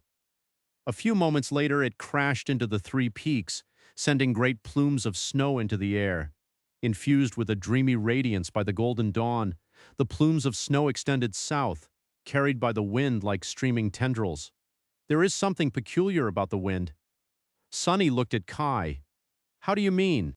The charming archer hesitated for a few moments, then shrugged. "I'm not sure how to describe it. Awakened archers always pay attention to the wind. The speed and direction of the wind matter a lot when making long-distance shorts, after all, so it becomes an instinct. And my instinct is telling me that there is something wrong with the wind." He hesitated for a few moments and then added with a sigh. "Actually, we tend to rely on instinct a lot. Many things affect the flight of an arrow: altitude, temperature, humidity, even the Coriolis effect. Anything that has to do with ballistics. Naturally, none of them behave reasonably in the dream realm, so there is no other choice than to develop an instinctual sense of all those things. If you want to hit a target from a great distance, that is." Sonny scratched the tip of his nose. "Really? Huh? I just sort of toss things with as much force as I can and hope for the best. Well, I don't rely on sight to aim, so I guess my situation is a bit different. Then he looked at Slayer and smiled. What about you? Are you a walking encyclopedia of ballistics as well? Instead of answering, his shadow pointed to the tendrils of snow extending from the lonesome mountains. At that moment, the first snowflakes had reached the slopes of the fuming volcano. Then something peculiar happened. The snowstorm swallowed 3 mountains, and at the same time, the tendrils of snow glistened, seemingly absorbing the golden light of dawn. A ripple spread through the sea of clouds below, and the snow seemed to solidify, turning into glass. Soon, unimaginable, ethereal bridges of frozen glass arched above the vibrant sea of golden pink clouds, spanning dozens of kilometers as they glistened with dreamy light. It was a gorgeous and fantastical view. What mattered the most to Sunny, though, was that the crystal bridges were connecting the snowy mountains to the volcanoes. Are they making a move? He scrunched his face faintly, then looked at Kai and Slayer. I think you guys should prepare to shoot. He could barely see the distant mountains behind the billowing veil of snow that swallowed them. However, he could feel it. A heavy and oppressive feeling that permeated the air, screaming of a looming threat. Kai shivered, prompting Sunny to ask, What do you see? The charming archer hesitated for a few moments, then spoke quietly. On the eastern mountain, the clockwork giant is coming to life. Ice is falling from his joints, and he is reaching for an enormous sword that was thrust into the snow. On the western mountain, the huge worm is slowly unfurling its long body. It's slithering through a tunnel, its head is, at least. That thing is even more enormous than I thought. His gaze shifted a little. And on the mountain right in front of us, the hive of the crystalline insects is in a frenzy. They have already awakened from their slumber and are rushing outside, clearing the entrances of the ice caves from the snow and ice that had blocked them. There are much more of them than it seemed. Sunny frowned. Each of the mountains was connected to one of the volcanoes. So it was reasonable to assume that the clockwork giant would conquer the eastern volcano, the snow worm would conquer the western volcano, while the crystalline hive would attack the ash castle. He had expected the snow abominations to either go for the empty squares or attack the castle together, but it seemed that they were going to act independently, going for both targets. So what does it say to me? He had no idea. What Sunny did know at the second was that a swarm of great beasts would soon descend upon him and his companions. He gave Kai a long look, then outstretched a hand. Nothing happened. Damn it! Sunny had wanted to summon the shadow chair, but alas, he had no access to his memories. So, instead he brushed the ash from a nearby boulder, sat down and gestured at the ethereal glass bridge. Noticing a confused expression on Kai's face, Sunny smiled. They're all yours. Sunny wanted to see how Kai would fare in a battle against great abominations. The crystalline insects seemed like good practice. Naturally, there was a possibility that the entire hive consisted of cursed ones instead, but if that was true, the 3 of them were already dead. There was nothing much to do. Kai stared at Sunny with a stunned expression. You're really not going to do anything? Sunny smiled pleasantly. How can you say that, buddy? I'll do plenty, naturally. Enjoy the view, relax. Appreciate the weather. Oh, I'll craft new arrows while you waste the ones I already made, too. So make every shot count. Kai kept looking at him for a few more seconds, then turned to look at Slayer. He did not say anything, but his expression was quite telling. It was as if Kai wanted to ask. That's what you're dealing with on a daily basis. Slayer spared him a short look and shrugged. Sunny, meanwhile, leaned back and closed his eyes. Let me tell you, Saint Nightingale. My previous disciple set quite a high bar. Ah, she was such a joy to train. What other teacher can boast that their student earned a true name before even becoming an aspirant? So, no pressure. But please don't disappoint me. I have high standards because of her. Kai sighed and knocked an arrow on the string of his bow. She is my student as well. Sunny blinked a couple of times. Huh? Kai smiled faintly. A girl who earned a true name before becoming an aspirant. You mean Rain, right? The only person in the world who awakened without the nightmare spell. I was her archery tutor for a short while back in NQSC, numerous years ago. I think Effie introduced us. Small world, huh? Sonny cleared his throat. Right? Oh, I see. I think she mentioned knowing you. I was the one who convinced you to give her lessons, fool. Naturally, Kai did not remember that. He took a deep breath, raised his bow, and slowly drew it. Then he spoke evenly. Strike true. His clear voice was not loud, but it somehow managed to drown out the howling wind. The stalwart authority contained within it moved the world, making the world listen. Sonny sensed a faint flow of essence, and the arrow he had crafted suddenly seemed much more than it had been before. As Kai allowed the string to escape his relaxed fingers and sent the arrow flying, Sonny remembered his battle against the Dreadlord. Actually, I might have been wrong. Kai seemed to be plagued by doubt, which did not lend itself well to being a sovereign. But on the other hand, the very nature of his aspect forced him to constantly practice exerting his authority. In a way, a supreme like Sonny could bend the world to his will. But Kai did not have to. The world simply listened to him, following his commands voluntarily. Was that preparing him for supremacy, or was it a detriment instead? Sonny was not sure, and he had no time to ponder this issue at the moment either. What he was sure of, though, was that a giant tentacle would not rise from below the clouds to destroy Kai's arrow, not this time. His certainty was based on the fact that when the tendrils of snow turned into crystal bridges, he was suddenly able to extend his shadow sense forward, to the lonesome peak that was now hiding in the embrace of a snowstorm. Sonny could sense the entire ice hive now, and what he sensed did not make him happy. Oh, they are great beasts, all right. There were about 100 of them. Each was the size of a bull with a small thorax and a large abdomen. Their legs were thin and delicate, but frighteningly powerful. The bodies of the insect-like abominations seemed like they were made out of glass and glanced deceptively fragile. They were strangely breathtaking. Sonny knew that they would glisten gorgeously in the sunlight. He also knew that once they drew closer, he would see gnawed bones in their transparent bellies, possibly even a human skull or two. Gods only knew what these nightmare creatures looked like soon after feasting on the flesh of their enemies. The sight of the bloody paste sloshing inside their crystal stomachs had to be indescribably gruesome. And Sonny hoped to never learn what nectar these creatures produced, and what kind of hives they built when not trapped in a desolate realm made by a demon. Had it been Ariel who turned the crystalline insects into a figure or weaver? Whoever it was, they had done a great favor for the world by imprisoning these abominations here. Kai's arrow was still flying when Slayer raised her bow. Sonny saw lean muscles roll under her ebony skin, drawing taut like steel cables as she pulled the string. Her graceful figure was like a work of art sculpted from smooth obsidian, with every little detail carved with obsessive care. A moment later, she released the string and a powerful gust sent her long braid fluttering in the wind. Sonny shivered, feeling a cold, killing intent wash over him. Reaching into the shadows, he went about crafting another arrow. Did you feel that? Kai responded without looking at him. Feel what? Sonny smiled faintly. How utterly focused on one thing and one thing only our killer gorgeousness is, on killing whoever it is that her arrow is aimed at. Kai frowned. In the next moment, his arrow hit the target. It was an amazing shot, really. Very few people would be able to hit a moving target from dozens of kilometers away despite the raging wind.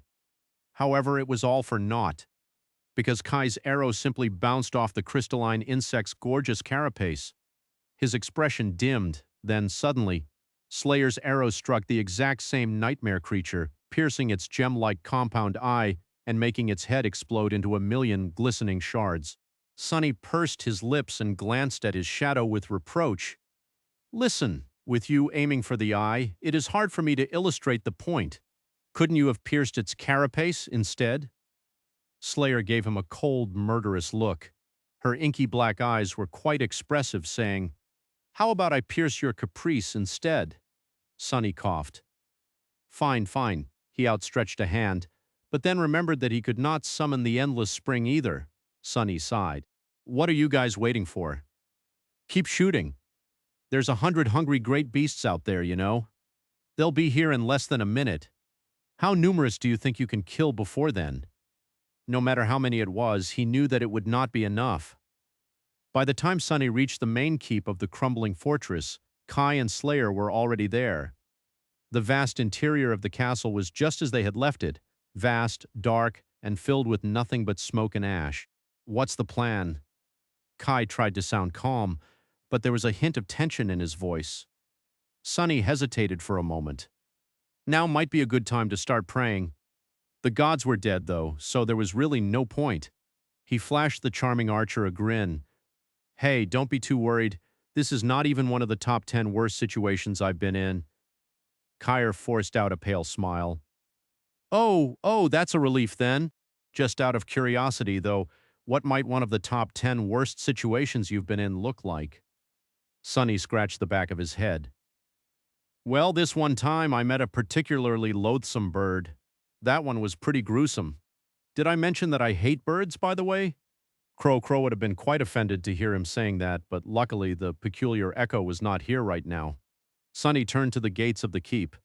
In any way, the plan is simple. Answering his call, the shadows surged and rose.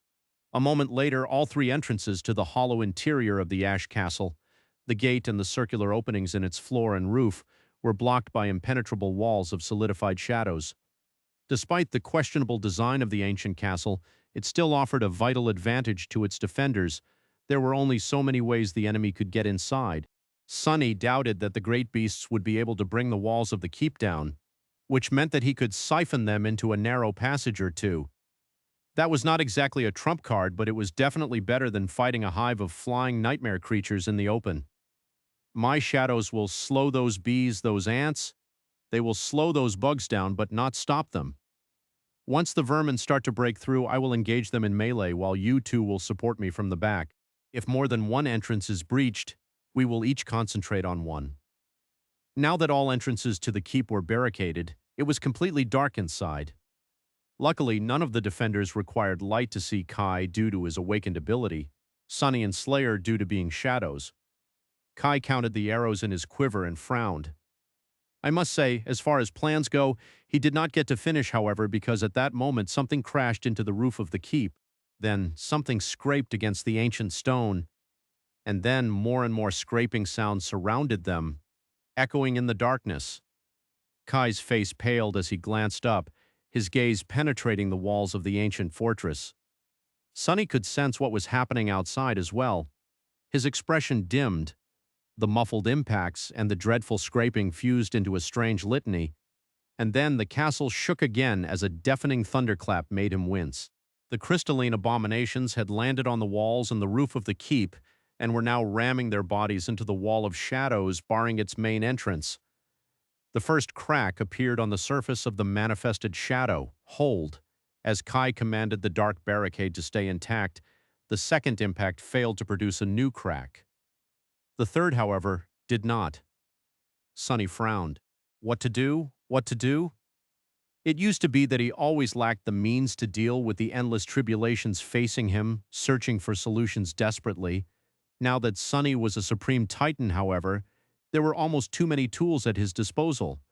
His versatility was nothing short of singular, so it was not so much a question of finding a solution as a question of choosing the best solution out of many that were available to him. Taking a deep breath, Sunny split his mind into three streams. Prepare yourselves. One stream focused on repairing the crumbling barricades, as well as manifesting shadows outside the castle. As the great beasts attacked it, sharp spikes protruded from its walls, impaling them. Black hands rose from the ash to break their limbs, and heavy chains wrapped themselves around their bodies, pulling them onto the spikes. Sadly, the great beasts were both too powerful and too cunning to be severely harmed by the manifested shadows. A few of them had been killed or wounded in the initial barrage, but now they rapidly wizened up and started dodging the shadows only to destroy them a moment later. The crystalline insects were astonishingly nimble, both in the air and on the ground, so they fared well against the shadows. Still, they were forced to concentrate on destroying the barricades, which allowed Sunny to focus his countermeasures only on those spots and thus increase his efficiency. It was a proper siege, one where the besieging army consisted of enormous glass-like insects, while the defending army consisted of one man controlling the shadows cast by the castle, but a proper one nevertheless. The second mind stream was reserved for controlling Sonny's own body in the inevitable melee, while the third partition of his mind was responsible for analyzing the situation and looking for the best solution to it. Sonny felt like he was missing something, and this feeling of making a mistake was driving him mad. Above, a violent impact shook the castle, and the seal of shadows blocking the opening in the roof of the keep suddenly fractured. Crystalline body exploded from the rain of black debris. But before it could lunge at the three defenders, two arrows hit its head, Kai pierced its left eye, while Slayer pierced its right eye. The body of the enormous crystal insect plummeted down, while another got stuck in the quickly mending barricade. It would have freed itself a second later, but a split second later, a black arrow slid in the crack between its thorax and abdomen, severing the great beast in two. Slayer had killed it, and therefore the handy bracelet spoke into Sonny's ear. "You have slain an enemy." He scowled. "What am I missing?" Just then, the largest of the barricades, the one blocking the gate of the keep, was torn open by a wide fracture. Crystalline bodies filled the breach. Grasping his odachi, Sonny rushed forward. "Whatever it is, I hope I'll figure it out soon." He dove into the familiar cradle of battle. Sonny rushed forward as the first of the crystalline insects burst through the breach. These great glass-like horrors glanced like grotesque bees, but also somewhat like dreadful ants. Considering their warlike behavior, however, he decided to call them the crystal wasps. The crystal wasps were great beasts, while he was a supreme titan. By all means, he was supposed to be much more powerful as far as pure physical prowess went, but it was not that easy. After all, his was a human body, while their physique was anything but. Both a mouse and an elephant were beasts, but were they equal in strength? No. Similarly, humans were often physically inferior to nightmare creatures, even if their rank was the same. Sonny was still a titan, though, so even his modest human body was stronger, faster, and more resilient than each of the grotesque abominations. And naturally, nothing really prevented him from assuming a different form. As Sonny dashed forward, his body turned into a surging wave of unfathomable darkness, and then solidified into the fearsome form of a four-armed fiend. This time he wasn't creating a shell from the surrounding shadows. Instead, he simply turned himself into a shadow spawn. After all, Sonny was himself a shadow now. His human appearance was merely a form he assumed, so if he was familiar with a different one well enough, he could just as easily become something else. His shadow spawn form glanced pretty much exactly as the devil he had been in the second nightmare, towering at 3 meters in height, encased in the fearsome black carapace of the jade mantle, and with 4 hands ready to tear and rend the flesh of his enemies. If there was one difference, though, it was that 7 horns were crowning his head now instead of 4. Suddenly, the crystal wasps did not dwarf him anymore. Neither were they as threatening anymore, but they were still great beasts. Even if Sonny was stronger than them, he was still vulnerable to their malice. And there were a lot of them, numerous more than he would have chosen to face if there was a choice. No being of the great rank could be taken lightly. He poured more shadows into his odachi, increasing its length to nearly 3 meters. Almost at the same time, the crystal wasps ignited with blinding radiance, chasing the darkness away, as if sunlight had been stored in their glass-like bodies. A wave of scorching heat washed over him, making him frown. Curious, that ability of theirs, was that how they built their hives? By melting tunnels in the ice? There was no time to ponder. The first of the abominations was already upon Sonny, or rather, he was upon it.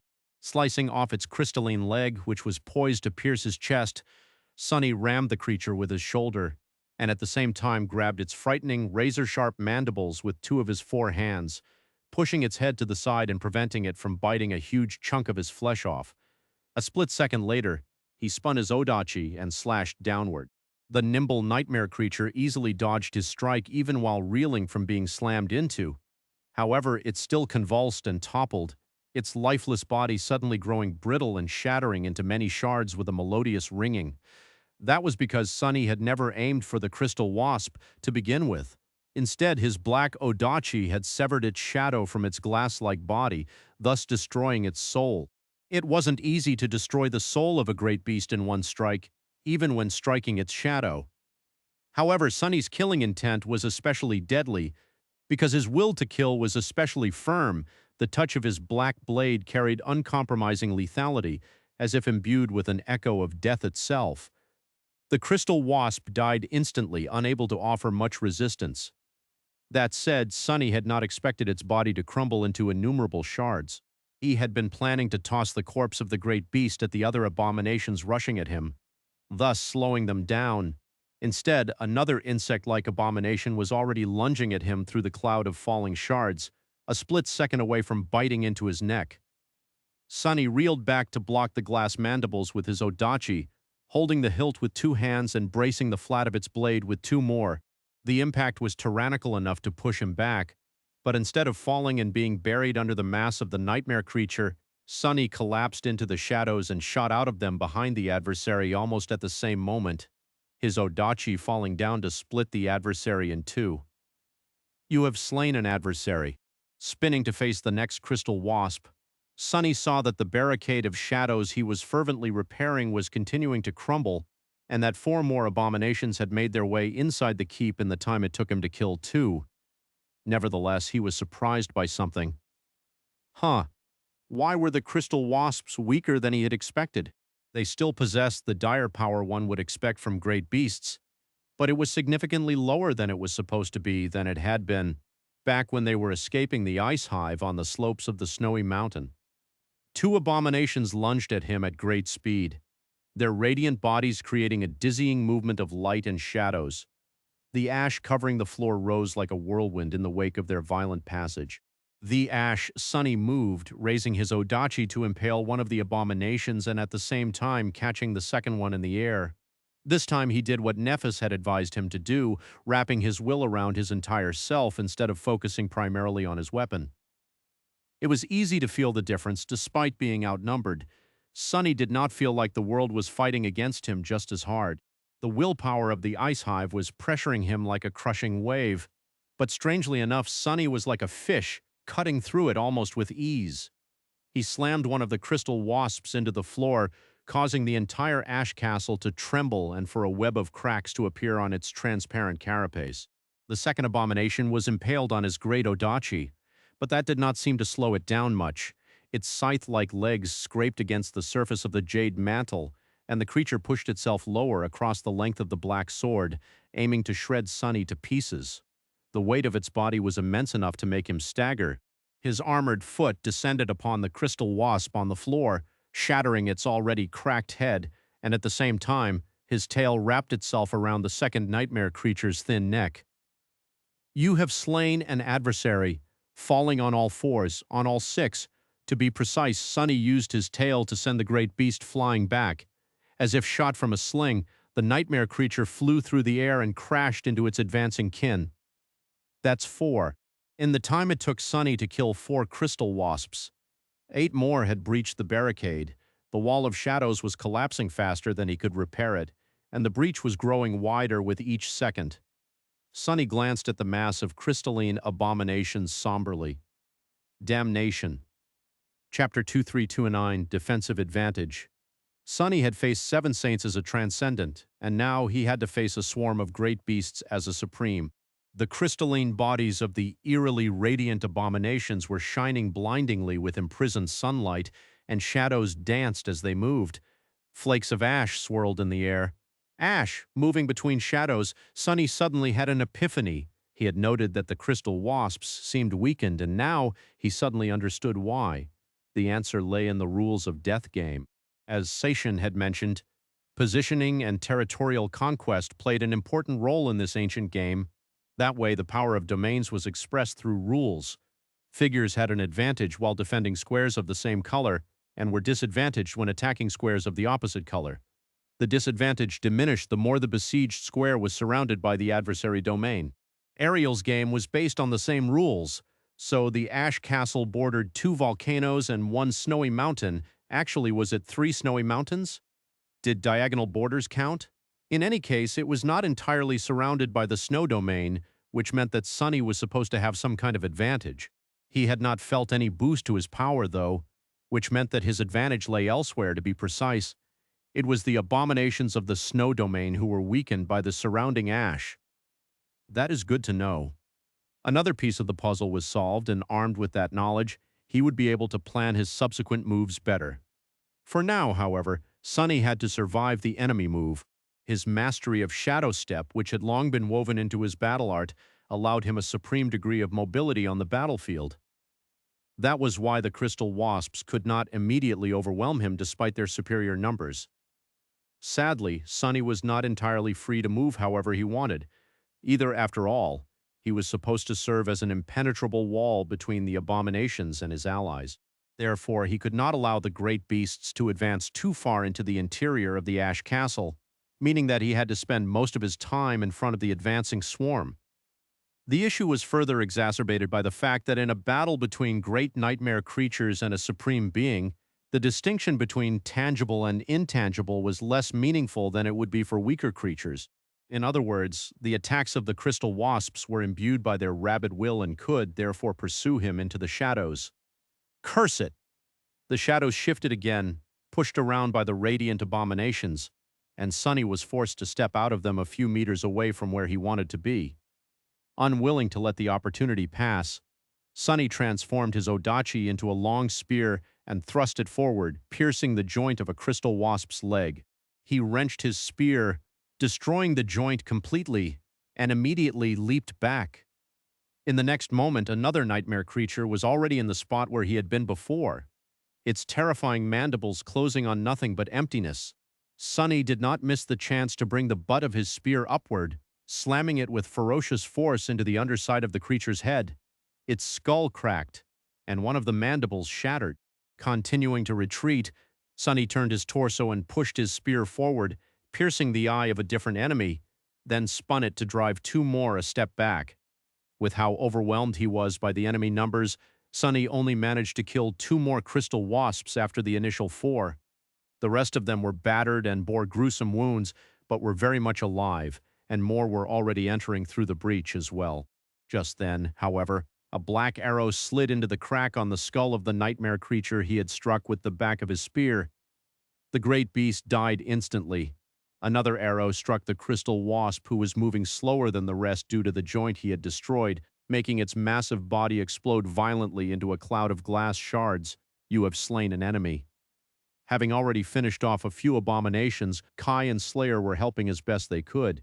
But there were just too many beasts. Sonny could sense them scurrying across the exterior of the Ash Castle, forcing their way inside. His artillery support had managed to keep the crystal wasps off his back until now, but things were rapidly turning from bad to worse. That was because, apart from the main barricade, the other two seals of shadows were crumbling too. The crystalline abominations were ramming their bodies into them with harrowing force, making the entire castle rattle and shake. Slayer was already splitting her attention between the main entrance and the lower seal. Kai would have to concentrate entirely on the upper seal soon. It was unclear how long the two of them would be able to hold the crystal wasps back. Catching his spear with his lower hands, Sonny moved it in a wide horizontal arch to behead a wounded nightmare creature, and at the same time caught another one with his upper hands. As the claws of his gauntlets sank into the crystalline carapace, he strained his muscles and viciously ripped the gigantic beast in two. That cost him.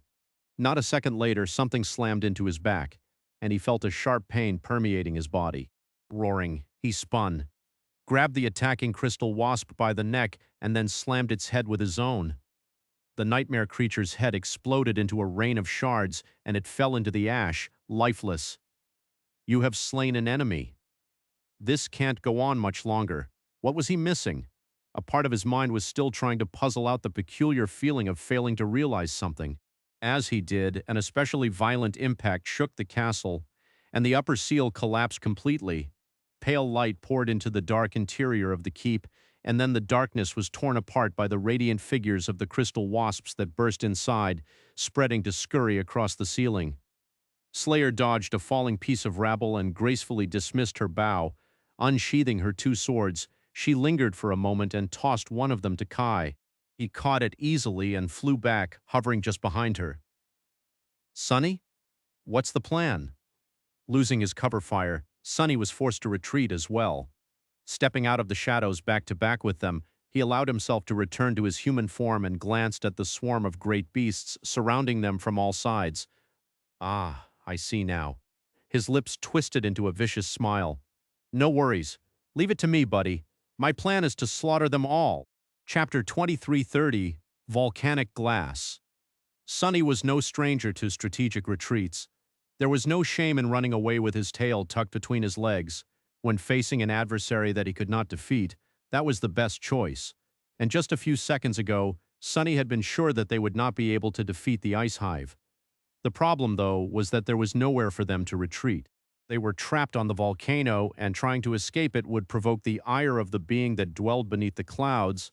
Sonny had considered destroying the chains holding the ash castle above the main vent and plummeting into the fiery depths with the crystal wasps, but that did not seem like a good idea either. And then it hit him. You have slain an adversary. Ah. Sonny suddenly realized that there was a disadvantage to possessing overwhelming strength. Being strong tended to make one stupid. He had grown powerful enough as a sovereign to develop bad habits. No, truthfully, it might have started to happen all the way back when he was a saint. When Sonny had been weak, he obsessively considered every single possibility to find a way to survive.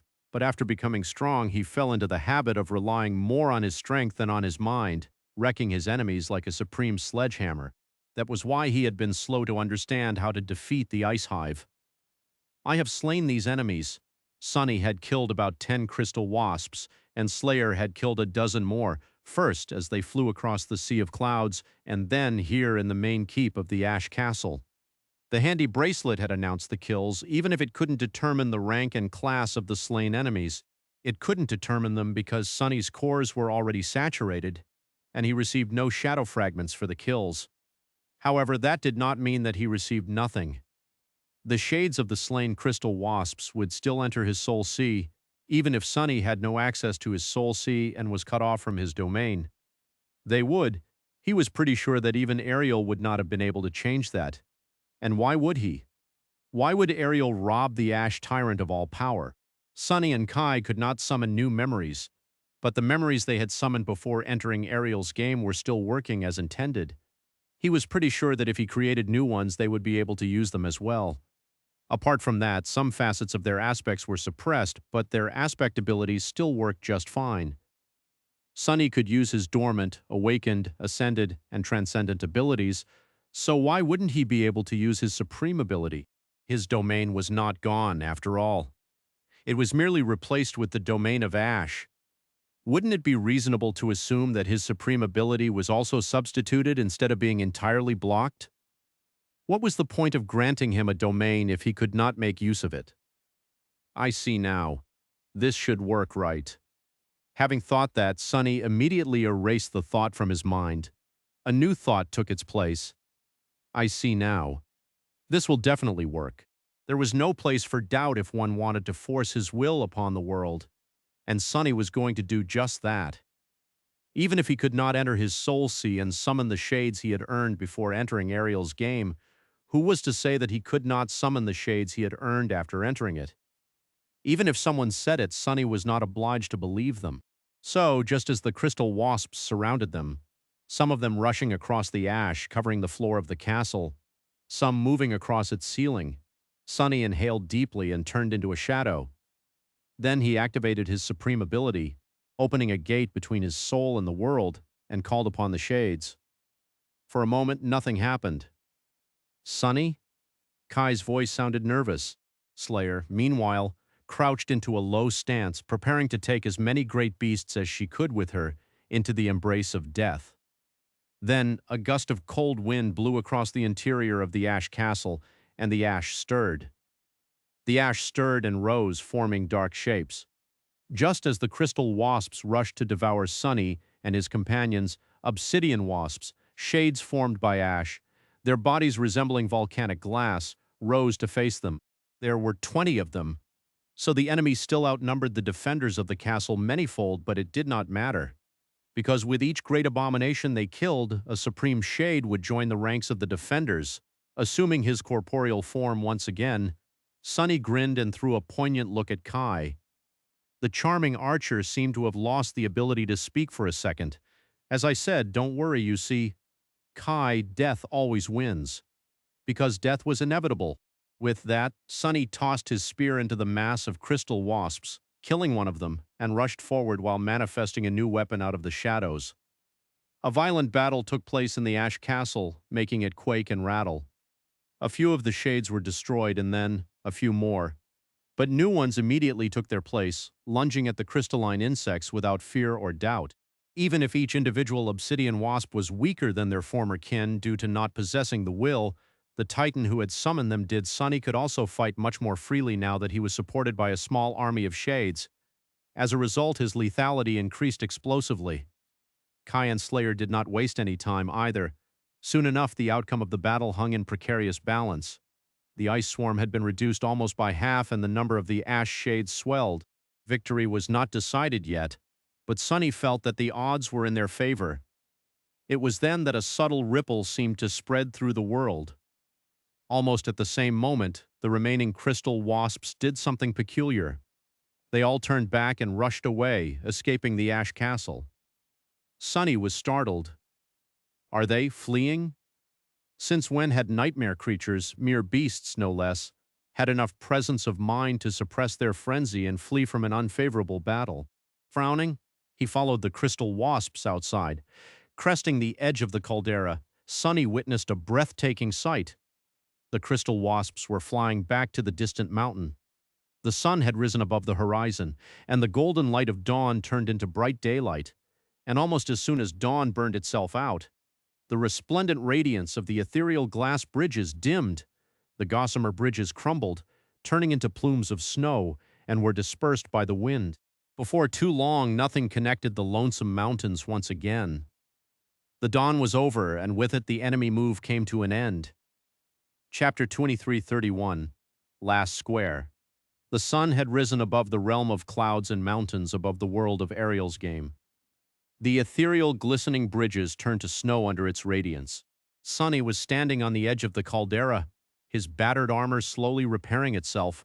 As he glanced north, there, far away, the surviving crystal wasps had landed on the slopes of the snowy peak and disappeared into the myriad entrances to the ice hive. The adversary move is over? Taking a deep breath, he glanced west. There, the giant body of the snowworm was coiled around the volcano, its pale flesh standing out starkly against the black ash. Then, he glanced east somewhere out there. The clockwork giant was standing in the ash as well. The ash castle had withstood the siege, but the other two volcanoes were now conquered by the snow domain. As Sonny watched, a startling change took place. Two pillars of lava shot out of the conquered volcanoes, rapidly solidifying in the cold air. At the same time, the snowstorm veiling the distant mountains moved south, consuming the world. It flowed past the ash castle, sparing it the elemental fury, and completely obscured the neighboring volcanoes. Just then, Kai landed on the ash beside him. What is going on? Why did they retreat? Sonny hesitated for a while, struggling against the powerful winds as he glanced into the swirling mass of snow that swallowed the world, sparing only the billowing clouds of ash above the ash castle. They retreated because their time ran out. It seems that snow figures can only move at dawn. He paused for a moment, then added slowly, I guess the ash figures can only move at dusk. Then Sonny imagined ash blowing across the sea of crimson clouds, turning into obsidian bridges in the fiery glow of the dying sun. Yes, that would make sense. He glanced at Kai. As for what is going on, I think we will see soon. Two more squares were conquered by the snow domain. Just as he finished speaking, the violent winds suddenly settled down and the great snowstorm passed. Dark clouds still boiled above the ash castle, but the rest of the world was resting under a clear blue sky now. The other two volcanoes had disappeared, or rather transformed. The deep calderas were buried under solidified lava, turning into sharp peaks. The thick layers of ash had been blown away by the wind. The dark slopes were stripped bare and then covered in snow. Two snowy peaks stood where the fuming volcanoes had been just minutes ago, and the ash castle was now completely surrounded by the snow domain. It was the last black square left on the board. Well, that sucks. Sonny sighed, then patted Kai on the shoulder. I'm going to be quite busy, but you can rest until evening. We'll do something exciting then. Kai blinked a couple of times. Sure, I'll wait. What are we going to do in the evening? Sunny simply shrugged. I have no idea. Yet. But it is bound to be exciting, doesn't it? With that, he turned back and headed back to the Ash Castle. Sometime later, Sunny was sitting on the floor, feeling a little miserable. These damn daemons. Ariel had done something incredible, hiding 49 mountains inside a game board and populating them with powerful abominations. The demon of dread was truly great and awful, but that godly bastard. Did he not think to provide the poor nightmare creatures imprisoned in his game with basic necessities? There was no food to be found anywhere, unless Sunny wanted to dine on an infinite amount of worm meat. Much worse, there was no water. The figures of the snow domain could at least melt the snow to quench their thirst, but what was he supposed to do? Was he supposed to melt ash? How would that work? Sunny shook his head dejectedly. Of course, he did not really need to eat or drink. As a supreme demigod, he could simply sustain himself by absorbing essence, and more than that, he was a shadow, not a real human. But not needing food and not wanting to eat were two different matters. Otherwise, he would not have been pampering Nephis with delicious meals at every opportunity. There was Kai to consider, as well. As a saint, he could last quite a while without water, but not to the degree of not needing it at all. Perhaps Ariel had not designed this game for humans. One more problem to solve. As Sunny was relaxing on the soft ash, there was a lot of activity around him after all. Just because he was sitting and doing nothing didn't mean that he was doing nothing. All around him, the shades of the crystal wasps were busy at work. There were a couple of dozen of them left intact, while the rest were being rebuilt and repaired within the dark depths of his soul. Some were collecting soul shards of their fallen kin, or perhaps even retrieving them from their own corpses, while some were gathering and sorting crystal fragments themselves. Sunny observed his worker wasps with a curious expression, wondering if they would be able to focus sunlight into destructive beams with their obsidian wings. If they could, then he would be able to melt the snow on the mountains from a distance, then collect the water in some kind of giant reservoir. As he considered this matter, Kai descended from above and landed on the ash near him. Glancing at Slayer, who was standing motionlessly behind Sunny, he bowed politely and offered her the short sword she had lent him previously. Thank you, Lady Slayer. Slayer glanced at him before accepting the sword and sheathing it silently. Kai shivered under her gaze, then sat down near Sunny and exhaled slowly. Sunny looked at him. How are your wounds? Kai had been caught in that first solar attack, but it was hard to say how bad his burns were underneath the armor. The charming archer shook his head with a smile. It's nothing serious, as I mentioned. I am not easily burned. Sunny clicked his tongue. That might be true, but we are stuck here without a healer and there are numerous battles ahead. Such small wounds will accumulate if we're not careful. His own back was shredded pretty badly. Luckily, he healed at breathtaking speed. As a supreme, this wound would be gone in no more than a day. Of course, a new one would very likely take its place. Kai hesitated for a few seconds, then said suddenly, We really defeated 100 great beasts, didn't we? He shook his head in disbelief. Sunny lingered with the answer. Eventually, he said, I guess we did. That was a humbling experience, wasn't it? Kai chuckled. Humbling? I wouldn't say that. I think it was more of an unbelievable experience. He glanced at Sunny, swept his hair back, and then said ruefully, I know that I'll regret asking, but that was probably a routine battle for you, wasn't it?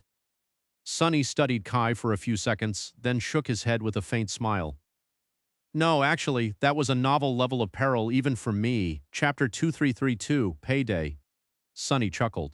Actually, I haven't felt this weak in a long while. It was a good reminder, though. I was beginning to grow arrogant. Kai stared at him incredulously for a bit.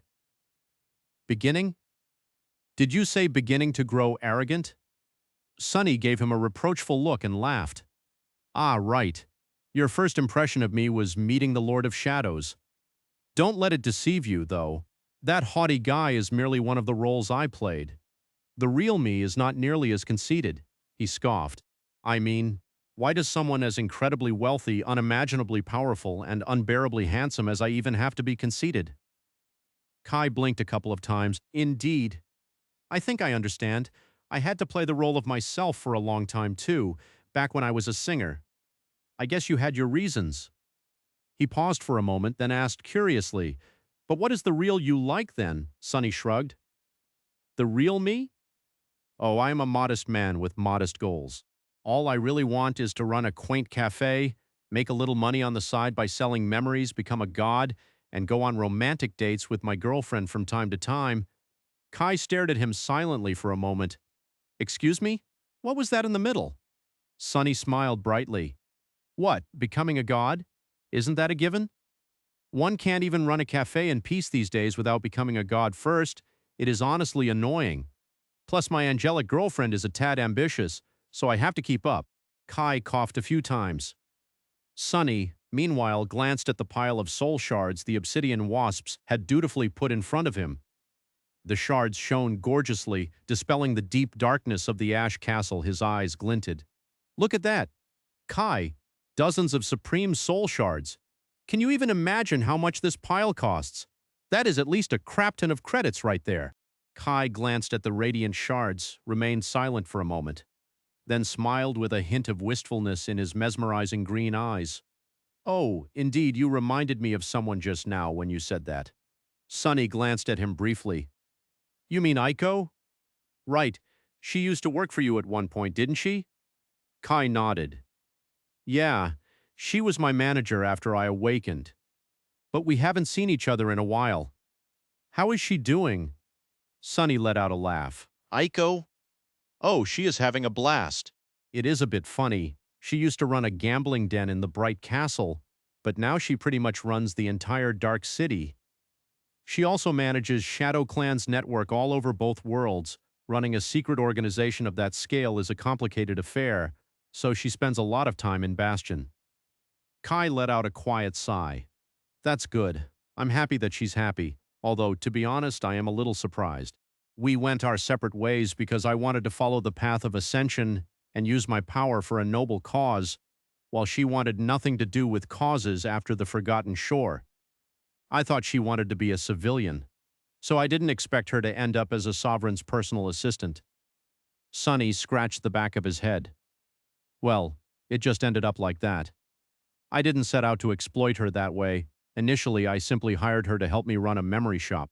But one thing led to another, and before I knew it, she was in charge of my entire operation." He blinked a couple of times. "Come to think of it, wait, have I been conned?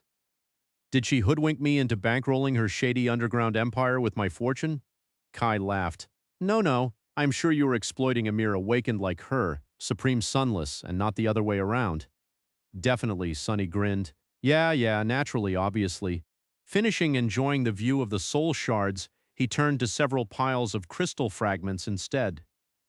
The obsidian wasps had chosen only the suitable ones, separating them into several large piles by form and size.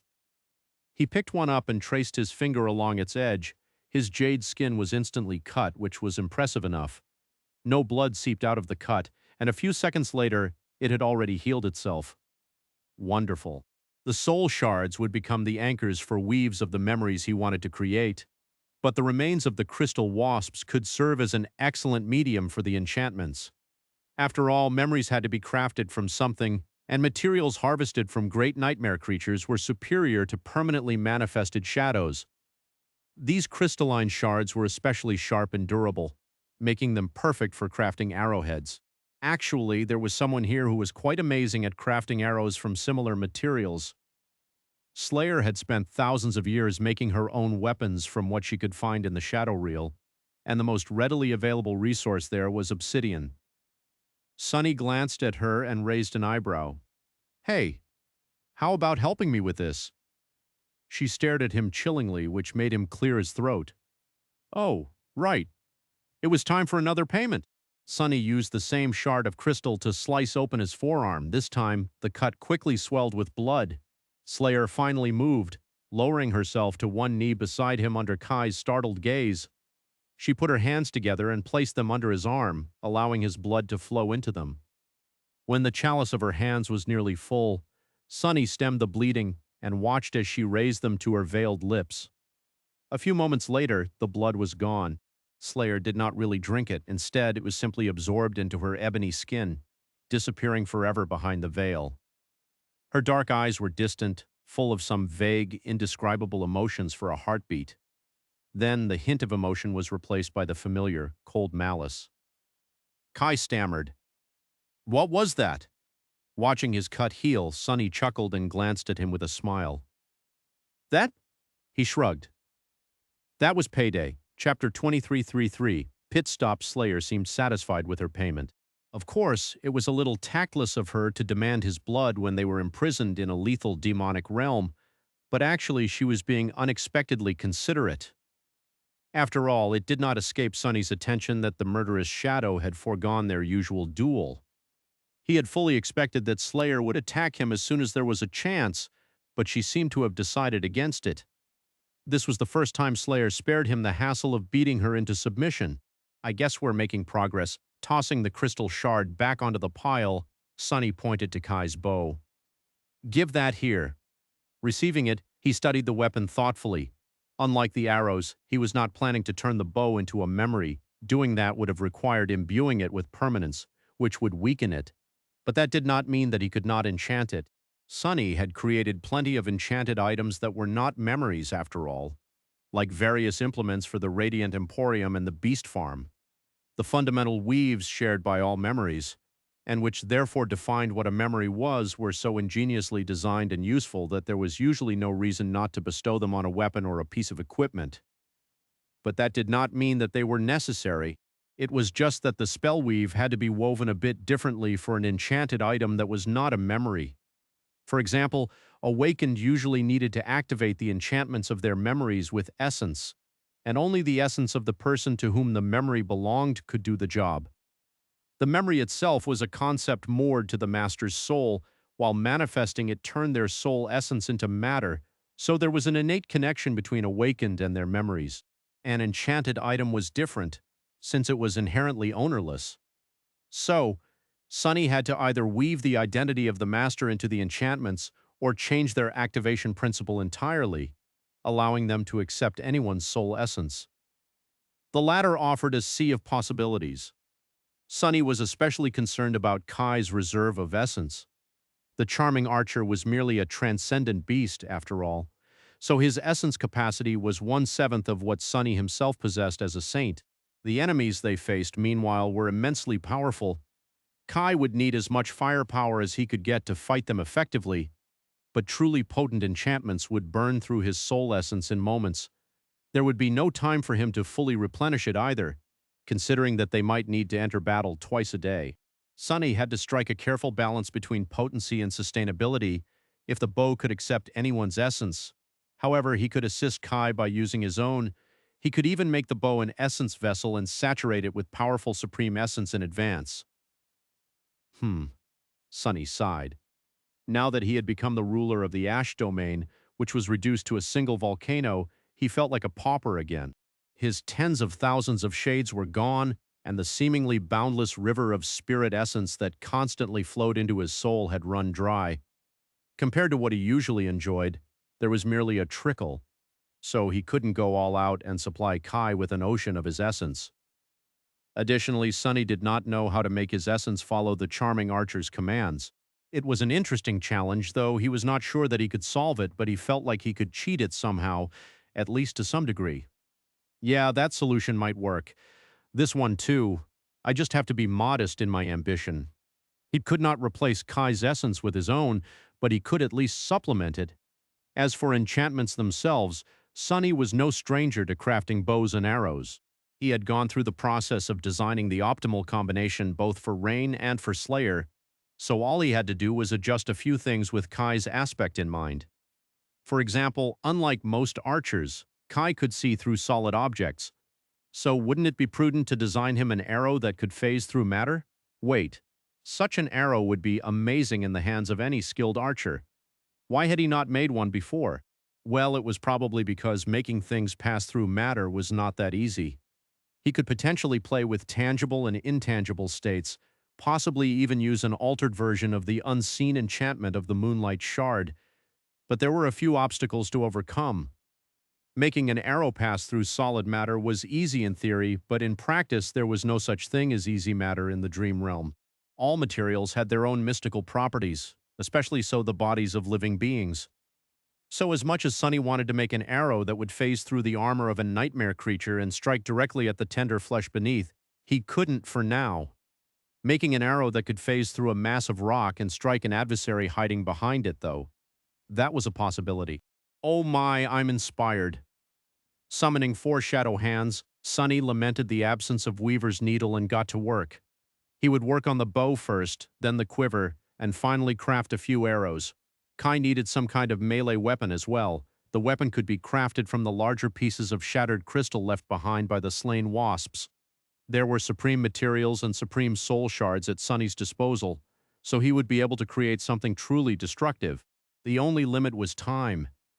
He had until sunset to prepare Kai for battle, so he had to be modest in his ambition.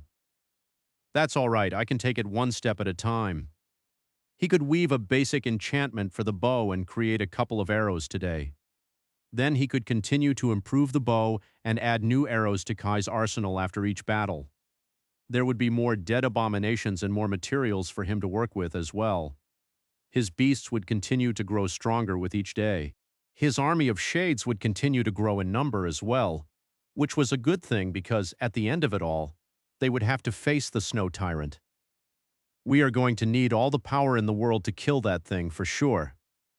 Sunny became engrossed in weaving chapter 2334, Bitter Solitude. As Sunny worked, Kai remained silent for a while, resting. It did not seem like he was ready to sleep, and there was nothing really for him to do on the barren volcano. The charming archer glanced at the walls of the crumbling fortress for a while, or rather through them. He was observing their enemies, most likely. The remaining crystal wasps, the snow worm, the clockwork giant, stopped staring at the frightening nightmare creatures, Kai, that will only wind up more, not help you recover. Kai slowly glanced away from whatever horror he was observing and focused on Sunny. Eventually he asked, "That is a strange form of sorcery. I don't think I've ever seen anyone enchant something in that way before." Sunny nodded. "I don't think there's anyone else capable of performing this form of sorcery in the world. Anymore. I'm the only one." Kai had to have an idea of what his aspect abilities were, so he would know that creating memories was a skill Sunny possessed, not an ability. The charming archer glanced at him with interest. "How did you learn it?" Sunny responded without looking up, his 6 hands forming the spell weave inside the black bow, one string of shadow essence at a time. "Oh, one of my attributes allows me to see the spell weave of memories while another one allows me to touch it. One time I was in a pretty desperate situation, so I figured out how to create a rudimentary memory to escape it." He smiled faintly. "Then it was just a lot of research, study, and experimentation. I slowly taught myself how to do more by watching what the spell does." He glanced at Kai briefly. "What about you? You seem to be perfectly suited for shaping with that aspect of yours. Have you not tried to master it?" Kai chuckled. "Oh, I tried. I seem to be a special case, though. Some people have a talent for shaping, while some people don't. What I have, however, is negative talent." Sunny raised an eyebrow. "How so?" Kai shrugged with a smile. "Because of my aspect, the true names I invoke are extremely powerful. In exchange, however, it is especially difficult for me to master them. Lady Nephis thinks that it's the way for the world to balance things out." He sighed. "I can't even speak the names as a human, at least not yet. I can invoke them pretty easily as a dragon, though, almost as if a dragon's maw is meant to bellow them. But it's of no use, really, since I can barely keep the names in my mind. Even after years of effort, I've only mastered a meager few." Sunny contemplated his words for a few seconds. "I'm not buying that someone like you is not meant to be a shaper. Maybe you just have not met the condition to master the sorcery of names yet. Things will probably change dramatically when you reach a higher rank. Alternatively, it might be connected to your aspect legacy. Or not. You have not received it yet, have you?" Kai shook his head. "No. But I don't see how an aspect legacy can help me become a better sorcerer. Aren't legacy relics usually just powerful memories?" Sunny chuckled. "Usually, yes. But not always. Oh, and technically, legacy relics do not need to be powerful, they just need to complement your aspect greatly. He pointed to himself with one of his 42 fingers. Take me, for example. My aspect legacy is actually a skill set of sorts. I developed it myself, but the spell had helped me take the first step, or rather, take it faster. It also used to reward me with relics when I reached certain milestones. Then there is Nephis, whose aspect legacy is based in understanding, and who is rewarded for it with nothing except knowledge. He returned to weaving the strings of shadow essence, so even though most aspect legacies are indeed memories, or more rarely echoes, not all of them are. They remained silent for a while. At some point, however, Kai studied him with a neutral expression and asked tentatively, "Sonny, can I ask you something?" Sonny nodded while keeping his focus on the black blow. Kai hesitated for a few seconds. "Before you told me that my survival would depend on my companions, while their survival would depend on me. That no one survives in the dream realm alone." Sonny raised an eyebrow. "So I did." Kai lingered for a while. "But you were living in Godgrave all alone when we met? A solitary saint, all alone in the world. Did, did you speak from experience, or was it simply common wisdom?" Sonny smiled faintly. A saint was someone who had braved the dream realm and conquered 3 nightmares. As far as Sonny knew, there was only one person who had conquered the 3rd nightmare alone, the Princess of War, Morgan of Valor. Kai seemed to be curious about his previous solitude. He sighed. "I spoke from experience. I had someone to depend on, too, in the past. I had companions. You were one of them, dummy." Kai glanced at him mournfully, not saying anything, and yet it seemed like he wanted Sonny to say more. Sonny chuckled. Well, it did not end well. He picked up one more soul shard and placed it into the weave, carefully anchoring innumerable strings of essence to it. "It did not end well because I betrayed my companions and lost them. I want to say that I had a good reason to abandon them, maybe I did, but in the end, it was a selfish reason. I am a very selfish person, Kai. I am a very greedy person as well. My selfish greed was my undoing." What would have happened if Sonny had stayed with his cohort and faced the first seeker with them? If he had made a different wish, would it have been for the best? Or would he have spent the rest of his days living in regret? Had he made an unforgivable mistake? He did not know. He did know that he regretted losing his companions bitterly, though. Some days it felt too bitter to endure. Kai shook his head slowly. "You do not look like someone who is undone, Sonny." There was some truth to that. Sonny was a sovereign after all. He glanced at Kai and smiled. Looks can be deceiving. Chapter 2335, Changing Shadow. After that, the conversation fizzled out. Sonny focused on weaving, while Kai tactfully gave him some space. "This is a bit tricky." Sonny had done quite a bit of weaving in his life, but he could not remember ever having to enchant something on such a strict deadline. One day was really not enough to create something worthy, but he put great effort into arming Kai as best he could. He also decided to design a set of enchantments for the bow that could be implemented in stages. That was a new approach for him and required a different way of creating a weave. But if Sonny succeeded here, he could potentially save himself a lot of trouble in the future. After all, up until now, he always had to complete the entire weave in one go otherwise. The unfinished pattern of shadow strings would quickly collapse as soon as Sonny released his hold on it. If he could come up with a way to prevent that from happening, he would have far fewer headaches while tackling truly complicated enchantments. Necessity was truly the mother of invention. Still, Sonny felt hurried and tense while working on the bow. "I miss my shadows. Having one paltry body to work with felt stifling. It was really quite frustrating. How did people even manage to live their entire lives in such an inconvenient way? Poor mortals, they must be struggling every day, unthinkable." Sonny scoffed, remembering his own struggles vaguely. He had grown accustomed to controlling several bodies at the same time a while ago, so the very idea of only possessing one seemed strange now, not to mention the idea of only perceiving the world through one vessel.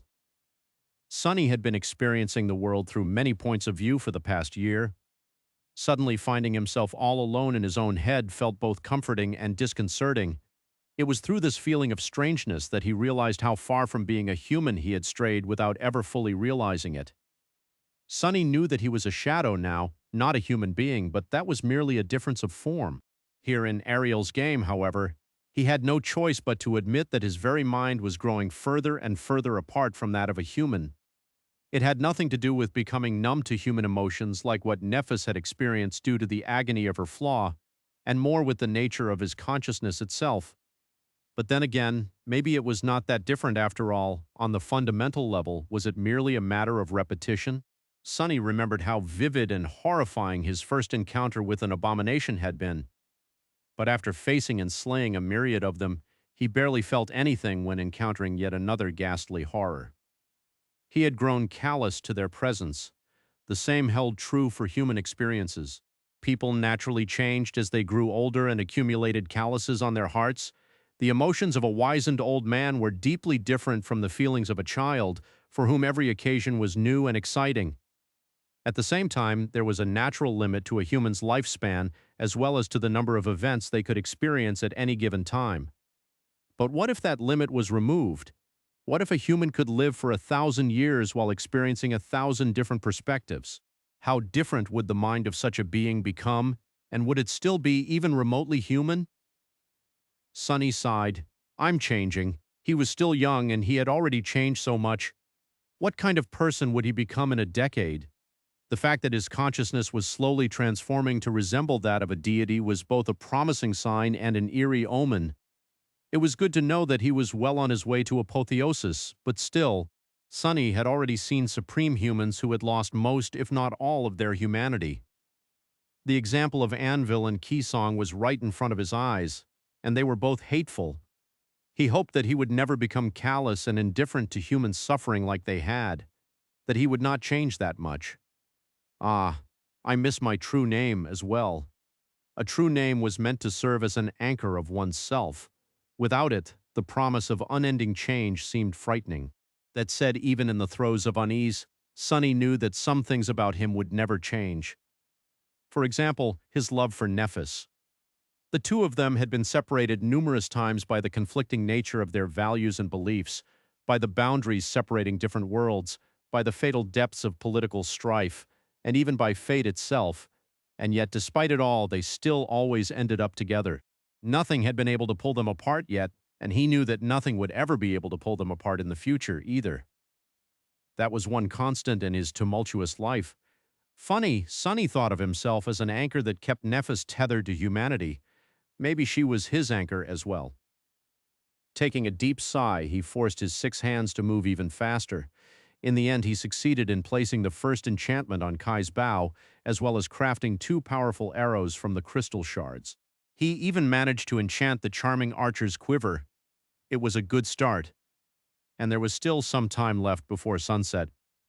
Turning his head, Sonny glanced at the altars standing at the heart of the ash castle, and at the jade figure of a snow beast laying on it. His eyes narrowed. Shall I?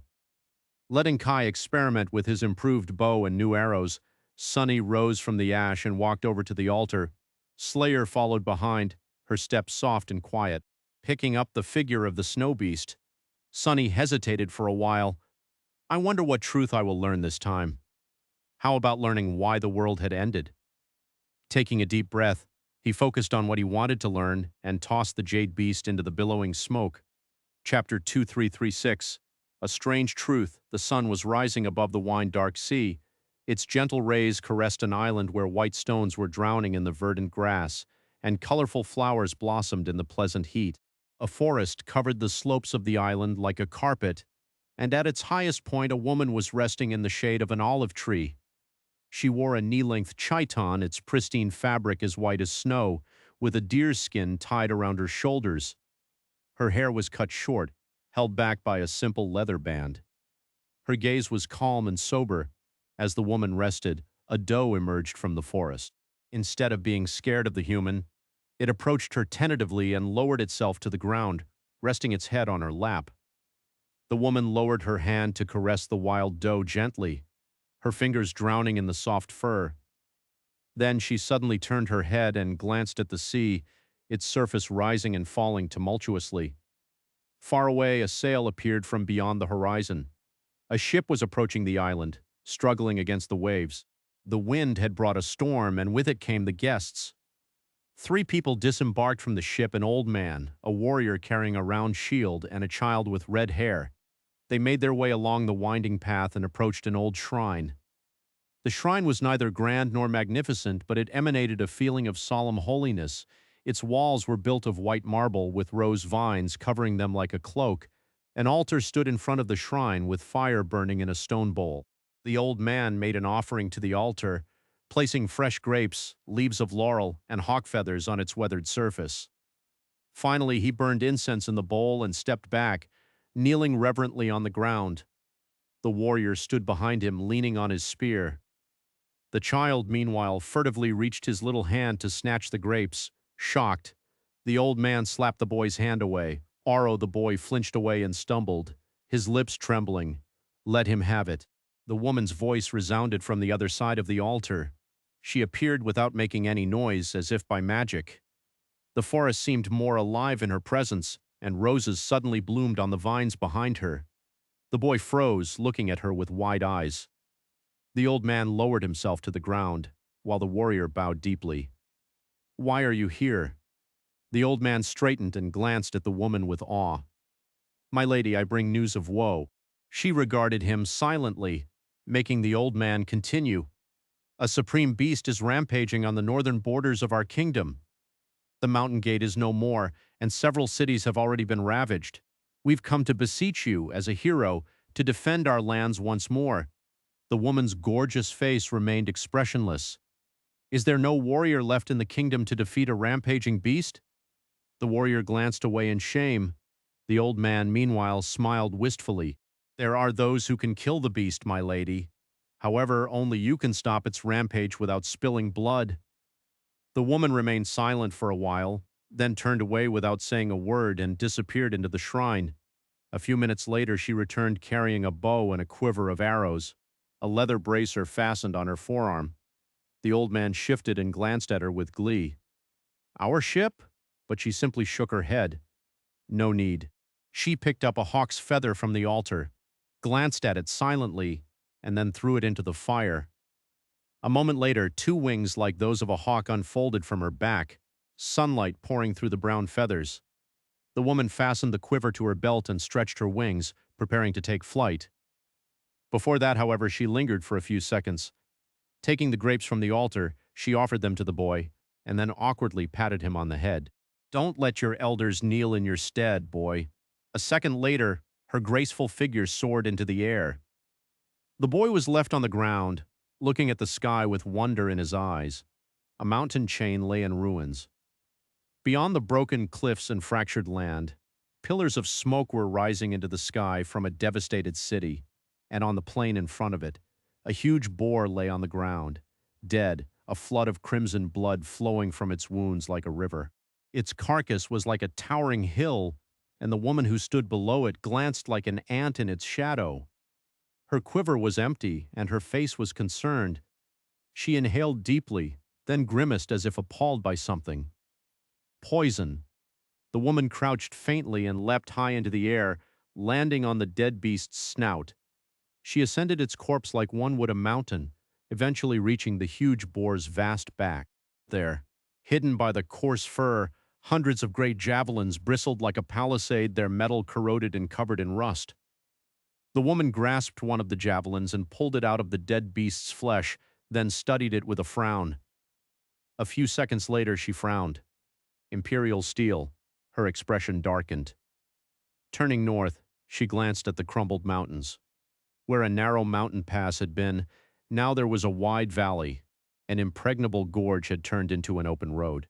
A shadow fell on the woman's clear eyes, and with that, Sonny found himself back in the Ash Castle. He gasped, then swayed faintly, disoriented for a moment. What the? Which of his questions was this truth supposed to answer? He wanted to know how the world had ended, not how a strange woman had slain a rampaging supreme beast. And more than that, Oro of the Damned Nine. Now that was a blast from the past. As Sonny spat the name of the young Imperial soldier he had killed once, in his first nightmare, Slayer shifted faintly behind him. Turning around, he glanced at her veiled face, then studied her graceful figure. That was a scene from your past, wasn't it? Slayer tilted her head, looking at him expressionlessly. Sunny stared at his shadow for a few seconds, then glanced away. Right. She doesn't know what truth was revealed to me, and on top of that, she doesn't even remember her own past. And even if the truth Ariel's game had shown him was about Slayer technically, it was not her past, because Slayer was not the woman from the vision he had been shown, but a shadow creature born from the woman's shadow instead, long after the woman died. Still, there must have been a reason why Ariel's vision had given him this truth and not any other. The scene must have been important, somehow, as important as two demons meeting in the middle of the Doom War. If it was, however, Sunny had no idea why.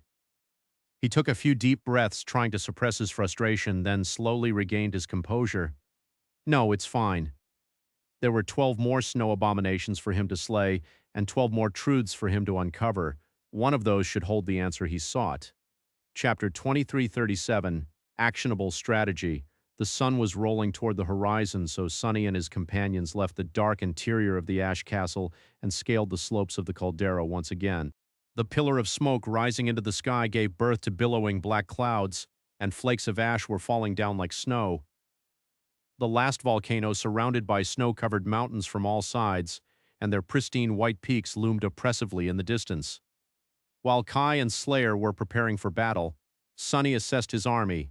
He had a saint, a transcendent shadow, and 24 supreme shades at his disposal. Each individual obsidian wasp was powerful and lethal, but peculiarly enough, Kai and Slayer the Ash Beasts were much more lethal than the Shades despite their inferior rank, and naturally there was Sunny himself, the Ash Tyrant. With a sigh, Sunny drew the map of Ariel's game in the ash again and studied it with a concerned expression. Kai fastened the black quiver to the sash of his ivory armor and glanced at him questioningly. You seem troubled. Sunny nodded slowly. I am, a little. By now, we know a lot about how this realm works enough to plan a strategy at least. However, there are still two questions that are left unanswered. One of them is somewhat important, but the other one is vital. He pointed to the map. First of all, while we have some idea what the castles and the shrines do, the special square at the very heart of the board is still a mystery. Much more importantly, though, we don't know if there is a difference between how figures move. For example, we don't know if some figures can move diagonally between the mountains or across several peaks in one move. He sighed. Well, if they can, there is no point in making strategies. We will be surrounded in no time, no matter what we try to do then. It will just be a fight to the death. He glanced at the map and narrowed his eyes. If we assume that all figures can only move one square at a time, though, then it is quite obvious what we must do. On the grid in front of him, the Snow Tyrant was guarded in the northern castle by a snow demon and two beasts. One snow devil guarded the center of the board, while the second one guarded the eastern shrine with two monsters. 3 snow beasts surrounded the ash castle, while the last snow demon was alone in the southwestern corner, which meant that the western shrine was left unguarded. Sunny pointed to it. We need to reach that square, entrench ourselves, and kill as numerous enemies there as we can. The problem naturally is that the snow demon in the left corner can get to it much faster. Oh, and that we are surrounded by snow beasts from all sides. He smiled darkly. So, we need to kill one of them before they attack us from all sides come dawn. He would have preferred to spare all 3 snow beasts to kill them later at the shrine, but the situation left him with little choice.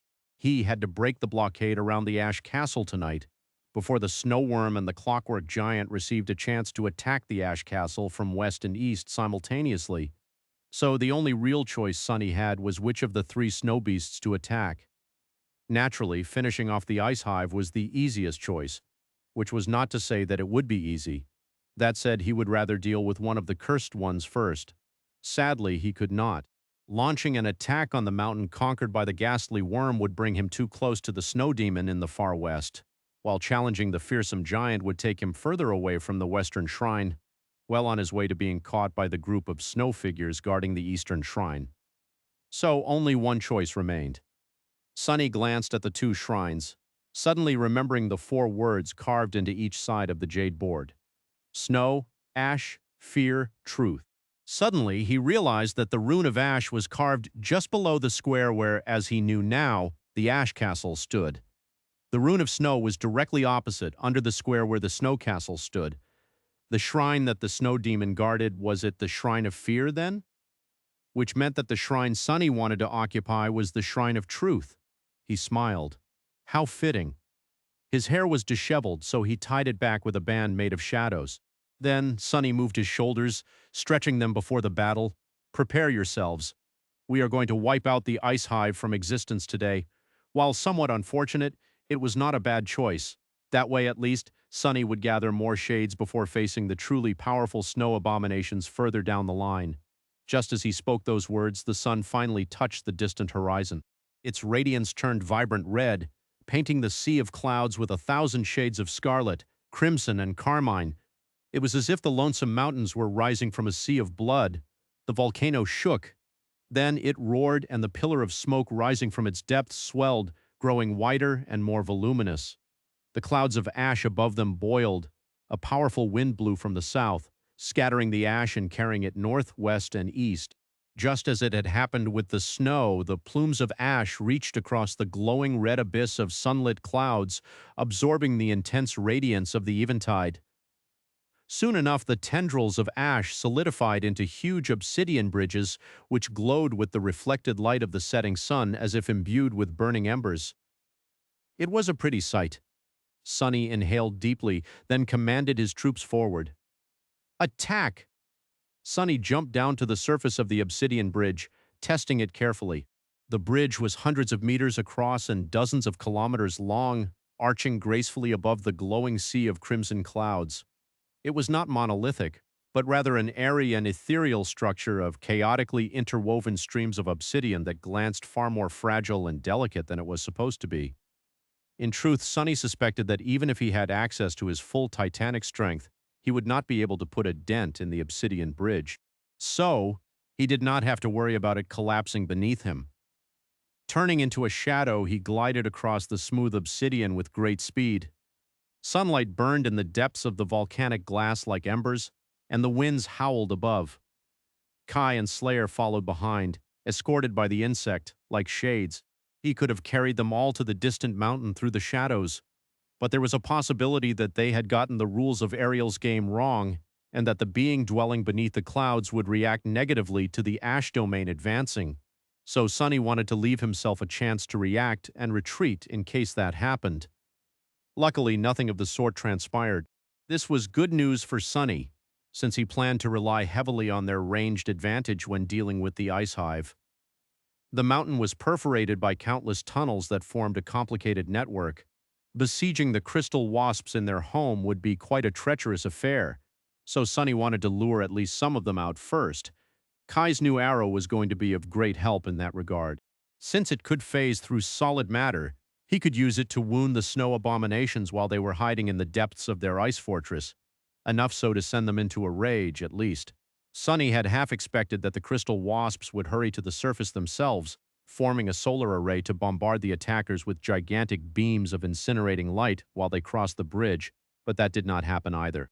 The nightmare creatures seemed quite comfortable waiting for the adversary in the depths of the hive, where they had both the terrain and the numerical advantage. However, Sunny's plan met a different obstacle. Just a few moments after stepping on the bridge, he suddenly emerged from the shadows and swayed, a strained expression on his face. Ah, that feels awful. He expected that attacking a square of the snow domain would weaken him, just like the crystal wasps had been weakened when attacking the ash castle. However, he did not know just how severe the penalty would be. Sunny felt sapped of his vitality, frail and feeble, as if he had aged several decades in a single moment.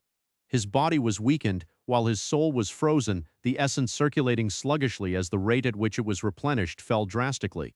Behind him, Kai staggered in the air, while Slayer came to an abrupt halt and slid across the obsidian surface, keeping her balance with the grace of a dancer. Her eyes remained cold and menacing, but her brow curved in a subtle scowl. Even the obsidian wasps seemed to slow down. Sunny looked back, at the ashen slopes of the fuming volcano, wondering if the weakening hex would be removed if they returned. Kai and Slayer had already shown that they can hit targets on the distant mountain from the edge of the caldera, after all. So crawling back to start a purely ranged assault was a possibility. It was not a very good decision, though, because it would take Kai numerous hours to significantly reduce the number of enemies from that far, let alone to eradicate the ice hive completely, if that was even possible. And the time they had to conquer the snowy peak would run out as soon as the sun disappeared behind the horizon. Sunny frowned. They were close to the middle of the obsidian bridge, just about to escape from under the clouds of ash and see a clear sky. Looking at Kai, he said evenly, "Kai, try wounding one of them from here." The charming archer landed on the glowing obsidian and retrieved the enchanted arrow from his quiver. The crystal arrowhead glistened as he knocked it on the string, and then nothing happened.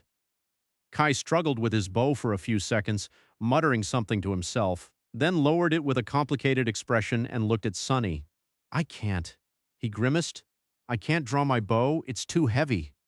Sunny blinked a few times. Curse it all. So that was what it meant to be suppressed by the snow domain, which spanned 48 out of 49 peaks of Ariel's game. Or rather, that was what it meant to attack a mountain surrounded by the snow domain from all sides except for one. Sunny sighed, knowing that his plan had gone belly up. He could potentially manipulate the black bow to make it easier to draw, but that would not help the situation any weaker, and Kai would not even be able to scratch the crystal wasps, let alone kill them. Slayer was in a somewhat better position, but she was not going to be of great help either. Both of them were transcendent, and weakened even further by the snow domain. Facing scores of great beasts in battle would be a tall task for them. I might have underestimated how important the role of the domains is in this game. So what was he supposed to do? Kai seemed to be thinking the same. "What do we do, Sunny?" Sunny remained silent for a few seconds, then looked at the distant mountain with a concerned expression. There was only one thing left to do, really. He smiled chillingly. "You two make sure that none of them escape?" Kai raised an eyebrow, confused. "Escape? Escape from what?" Sunny took a step forward, summoning the helmet of the Jade Mantle. His low voice sounded even when he spoke. "From me." With that, he suddenly disappeared, taking the obsidian wasps with him. Kai and Slayer were left alone on the bridge, bathed in the scarlet radiance of the setting sun. Almost at the same time, the shadows within the ice hive stirred, surging forward, and a fearsome figure encased in an armor of inky black jade stepped out of them, facing a rattled crystal wasp like an omen of death. Sunny found himself in a cave made of ice. His turbulent thoughts settled, giving way to the cold and tranquil state of battle clarity. There were around 50 crystal wasps left in the hive, each of them a great beast. The network of tunnels and caverns was their fortress, while Sunny was weakened as an invader into the snow domain. Each nightmare creature was more powerful than he was due to the rules of Ariel's game, but that was a trifling matter. After all, Sunny had come this far by facing enemies who were much more powerful than him. Even if he had enjoyed the ultimate privilege of being the strongest monster on the battlefield as of late, the tenacity of a cunning killer was in his blood. The crystal wasps were mere beasts, great beasts, but beasts nonetheless. They were mindless death machines that only knew the frenzied madness of bloodlust. His intelligence was a deadlier weapon, so he was not too concerned about his diminished power. Their great numerical advantage was a more pressing threat. Even though the tunnels of the ice hive were somewhat narrow, Sunny knew that he could be easily overwhelmed here. He had his shades, naturally, but they would simply be torn to shreds if he unleashed them immediately. After all, there were far fewer of them than there were crystal wasps at the moment, and they were being weakened by the snow domain as well. That said, Sunny was in a far better situation than he had been on the Forgotten Shore. Not because he had become infinitely more powerful, his enemies had as well, but because there were more tools at his disposal. He was going to destroy the ice hive by using his mind, his versatility, and his superior skill. His shadow sense spread into the depths of the mountain, enveloping every corner of the enormous hive. In a heartbeat, he perceived and fathomed every tunnel, every intersection, and every cavern hidden in the ice. He also perceived the location of every crystal wasp guarding the frozen fortress. Some were gathered in vast caverns in groups, waiting. Some were patrolling the tunnels alone or in pairs. Some were busy preparing the fortress for the attack. Sonny did not sense any traps, but he did discover a complicated system of crystal chimes that answered to the smallest movement of air and would therefore notify the crystal wasps if an intruder disturbed their dwelling. Because of it, the ice hive was permeated by a delicate, melodious tinkling. Sonny smiled. In the next moment, the shadows all across the network of tunnels surged and rose. The shadows did not attempt to wound or kill the crystal wasps. Instead, they merely turned into solid walls of obsidian, blocking off myriad tunnels. The abominations instantly stirred, moving to destroy the obstructions. However, even with their great power, destroying the solid mass of mystical obsidian was going to take some time, especially because it kept repairing itself. Sonny did not just block the tunnels randomly. Each obstacle was placed strategically and for a single purpose. He wanted to isolate the crystal wasps from each other, to kill them one by one. After all, even though Sonny was disadvantaged in terms of power, he also possessed some advantages. Among them, two stood out the most: his awareness and his mobility. Let's start. By then, the crystal wasp in front of him, a solitary seeker of the ice hive, was already lunging forward. Sonny might not have been faster than a great beast supported by the snow domain, but he was a warrior. The crystal wasp, meanwhile, was nothing more than a pest. The black odachi was already turning into a long pike. Sonny slammed its butt into the ground and braced it with his leg, turning himself so heavy that the ice beneath his feet began to crack. He channeled his will into the blade of the pike, commanding it to pierce the adversary, and into its shaft, commanding it to remain whole. Then, he commanded himself to hold. The great beast was flying at him at spectacular speed, so it had no time to stop. Its own momentum impaled the nightmare creature on the pike, the impregnable crystal carapace shattering as the black blade pierced its chest and exited through the crack between the thorax and the abdomen. Naturally, the malevolent wasp was still alive, straining to push its body along the pike's length to rip Sonny apart. He strained his muscles, raising his weapon, and the massive abomination impaled on it. Then, with a hiss, Sonny thrust the pike upward with all his might and pinned the nightmare creature to the tunnel's ceiling. Before the wasp could shatter the shaft of the manifested weapon and free itself, 7 black spikes shot from the ground like pillars, obliterating its body and causing the tunnel to collapse. You have slain an adversary. Sonny was already someplace else. Stepping through the shadows, he appeared on the opposite side of the ice hive, deep inside the mountain, in a small cave where another solitary crystal wasp was digesting the remains of its fallen kin. Those of the abominations who had escaped the previous battle with grievous wounds were mercilessly devoured by the less damaged beasts to mend their wounds.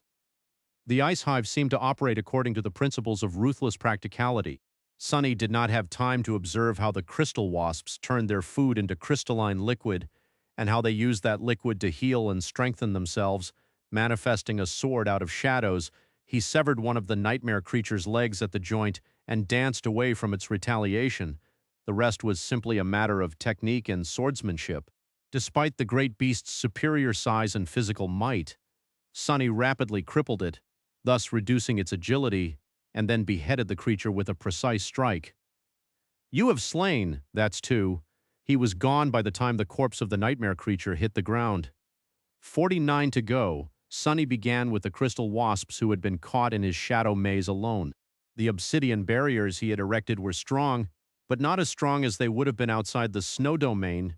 The enraged great beasts would destroy them sooner rather than later, so he had to act rapid. His hunt was rapid and brutal. Using Shadow Step to instantly move between distant areas of the ice hive, he picked the stragglers off one by one. His combat skill and indomitable killing intent were more than enough to slay the fearsome crystal abominations, even if clashing with so numerous great beasts in quick succession was rapidly depleting his stamina. In a narrow tunnel, Sonny severed a menacing crystal wasp in 2 with a razor-sharp odachi, and then pierced its head through the eye when the upper half of the nightmare creature kept crawling at him in a murderous frenzy. In an ice cave where drops of water were falling into a vast and clear pool from a forest of crystal stalactites, he kept another great beast at a distance with a spear for a few seconds, then found an opening and split its abdomen open with a vicious strike. Its head shattered under his boot a second later. In a passage so narrow that a single crystal wasp could barely fit inside, Sonny closed the distance to a frenzied great beast, diving past its scythe-like legs, tore its carapace open with the gauntlets of the jade mantle, and shattered the delicate flesh beneath with his fists. The melodious sound of wind chimes was drowned out by the clangor of battle, thunderous thunderclaps, and the loud ringing of shattering crystal. By the time Sonny was done dealing with the solitary nightmare creatures, he was faintly out of breath. The entire slaughter had taken him no more than a couple minutes, and he had never stopped moving, seamlessly stepping between the shadows as if the sequence of brutal clashes was one uninterrupted battle. 37 to go. That was how many crystal wasps there were left in the ice hive. Sadly, things were going to get harder from now on. The rest of them were grouped together, and as he dealt with smaller groups, the larger ones would break through the shadow barriers and fuse. But that was all right, because by killing the solitary abominations, Sonny had made sure that the number of his shades swelled. It had to swell a little more, though. 14 more will do. 14 great beasts, such a trifle. Wincing as if in pain, he assumed the form of the shadow spawn and dove into the shadows, holding a black odachi in each of his 2 pairs of hands. Shooting from the darkness in a large vertical cavern, he jumped onto the wall and ran up its icy length, his claws sinking into the hard ice. Dim, diffused light was streaming from somewhere far above, and the 2 crystal wasps waiting on the wall instantly moved, rushing down to obliterate him. Because of where the source of light was located, their long shadows reached Sonny before the nightmare creatures themselves could. He slashed at their shadows with both of his swords, causing the wasps to let out ear-piercing screeches and fall down, crashing into the distant floor of the cavern while convulsing in agony.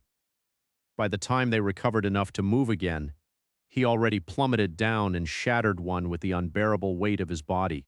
There was a deafening boom, and the floor of the cavern cracked as a cloud of ice particles and crystal shards rose into the air. A split second later, Sonny emerged from the mass of pulverized ice, his 2 swords lashing out to pierce the vital points of the remaining nightmare creature. "You have slain."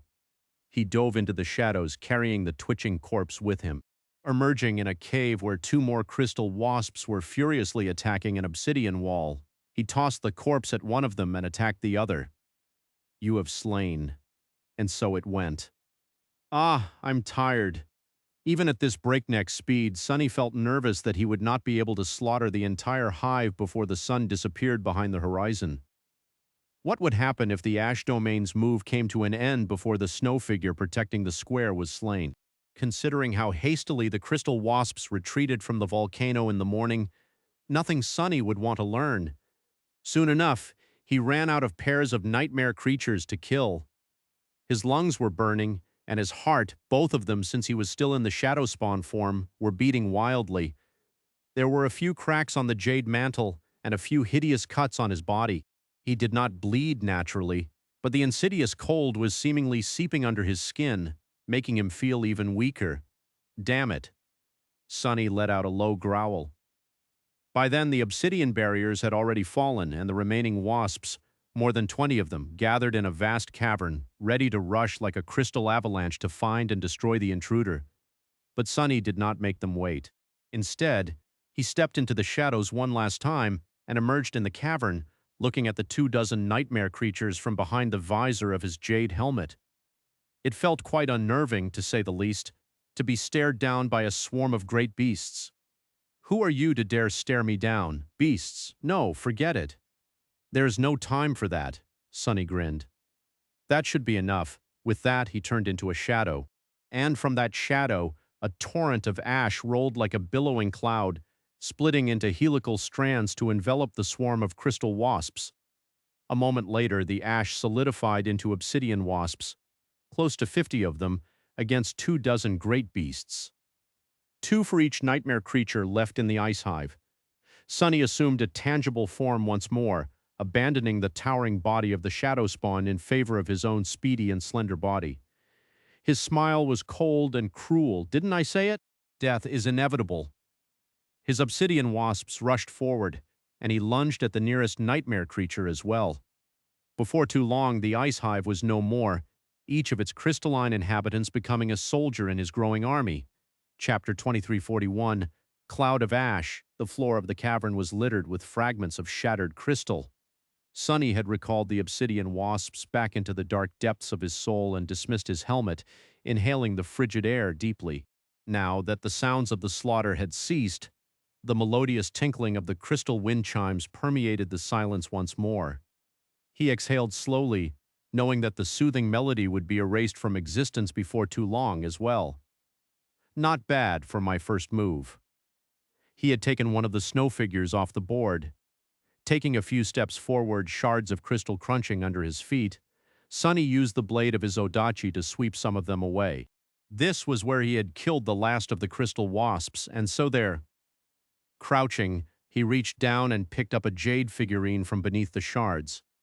It was the snow beast figure, one representing the ice hive. Sonny studied it for a few seconds, then hid it inside his armor.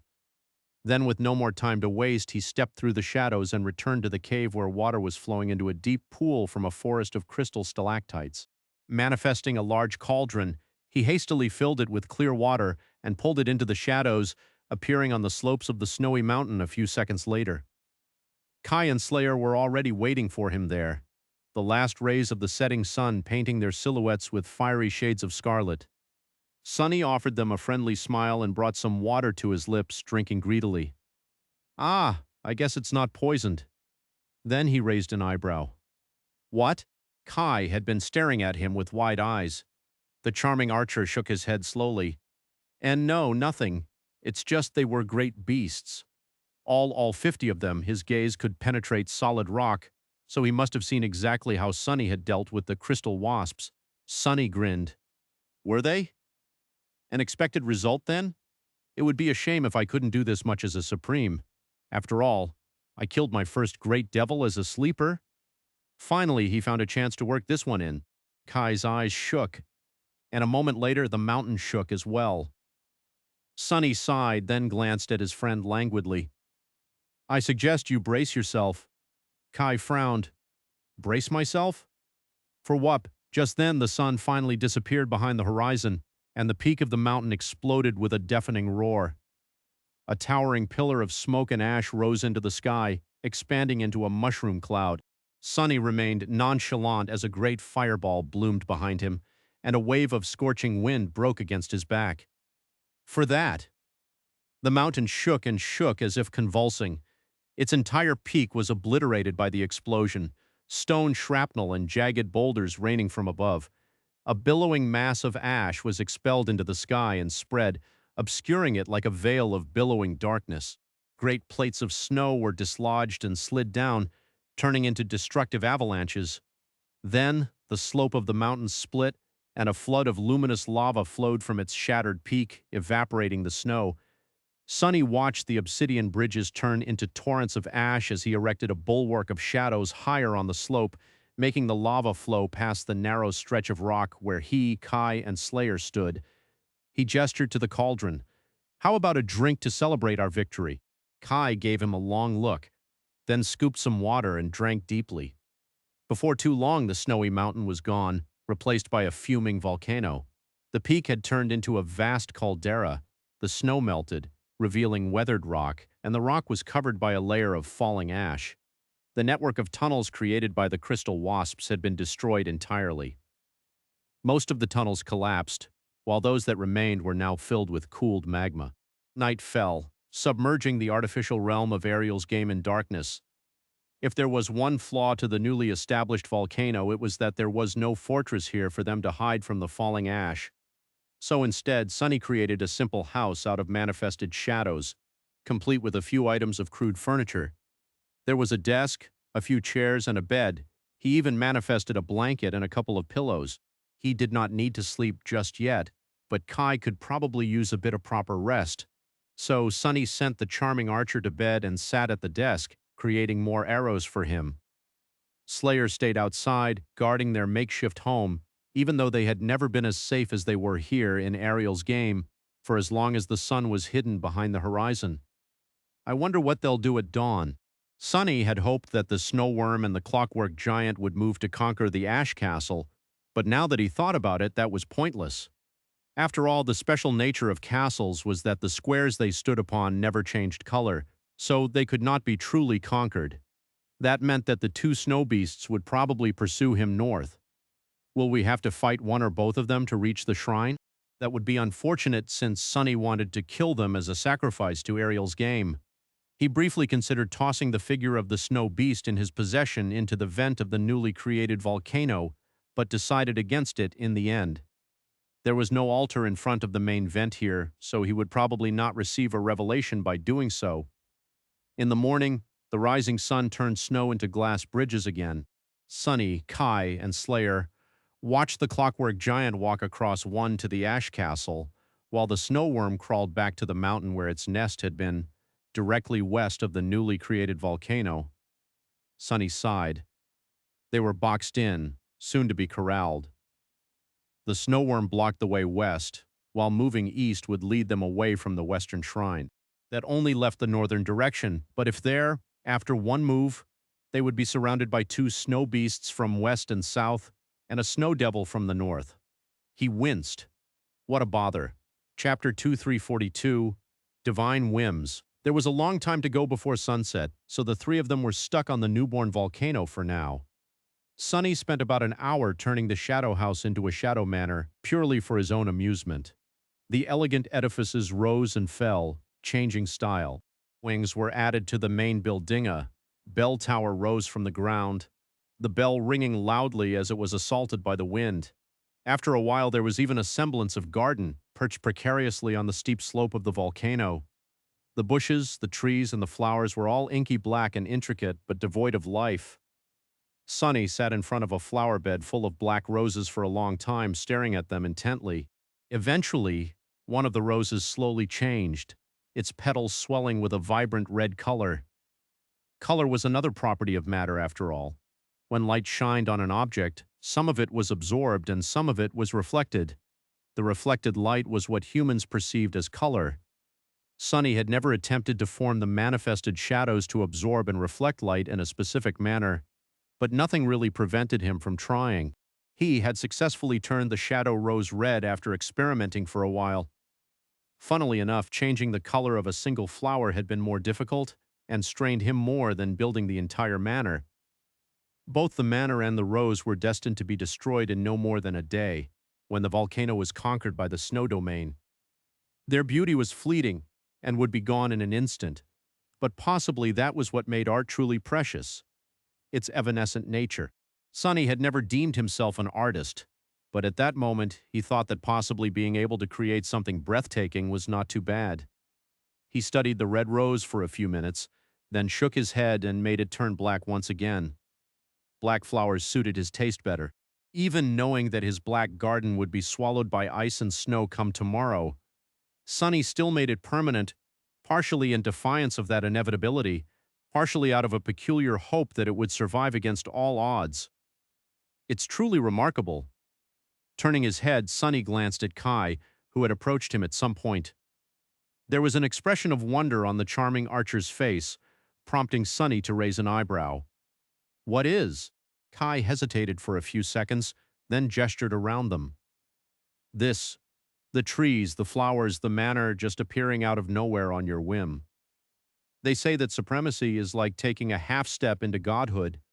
It all sounded like mere words to me before, but now I am starting to understand what a demigod is. Sunny smiled faintly. Possibly that's because all the supremes you've met before were half devils at best, instead of half gods. He sighed and then rose from the ground, turning away from the black roses. What do you think being supreme means?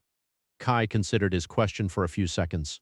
A supreme is someone who rules, someone who carries responsibility for their subjects and is powerful enough to bear the weight of that responsibility. Someone whose soul is vast enough to encompass the world, thus becoming a domain, a sovereign. Sunny smiled and shook his head. No, a supreme is simply someone who is daring enough to reshape the world according to their whims. He patted Kai on the shoulder. You are bound to become supreme yourself one day soon, so I suggest you start daring.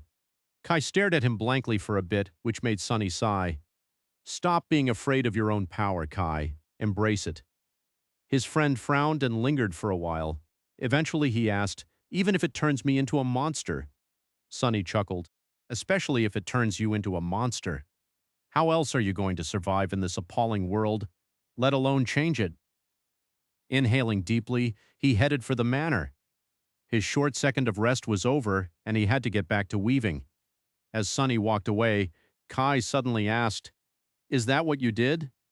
Sonny halted his steps, smiled wistfully, and then continued walking. Of course, countless times over. Kai remained silent for a bit, then shook his head. "Well, I disagree. I don't think that becoming a monster is something to be proud of, so I refuse." Sonny grinned.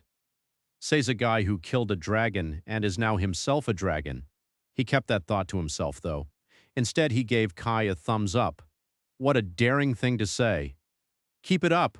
With that, Sonny disappeared behind the door of the manor, leaving the charming archer alone. Well, alone, being watched by Slayer. The murderous shadow was sharpening her swords on a piece of stone, a completely unnecessary thing to do, considering the sublime materials from which they had been crafted, while observing the two of them silently.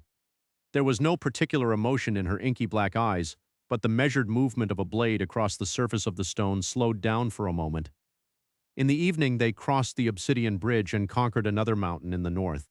From there, they could see the fourth row of Ariel's game and the central square of the board where a snow devil was waiting for them, protecting it. Sonny had expected to see another mountain, but he could not have been more wrong. As he, Kai, and Slayer stood on the slope of another newborn volcano, their expressions were a little odd. Sonny blinked a couple of times. What the hell? In front of them, far in the distance, a huge tree stood where a mountain was supposed to be. Its roots were hidden beneath the sea of clouds, and its branches seemed to support the sky spanning countless kilometers across. Kai glanced at Sonny, dumbfounded. "I'm not seeing things, am I? How can such an enormous tree exist?" Sonny nodded slowly, unable to look away from the fantastical view. "No, you're not. And indeed, that is one humongous tree."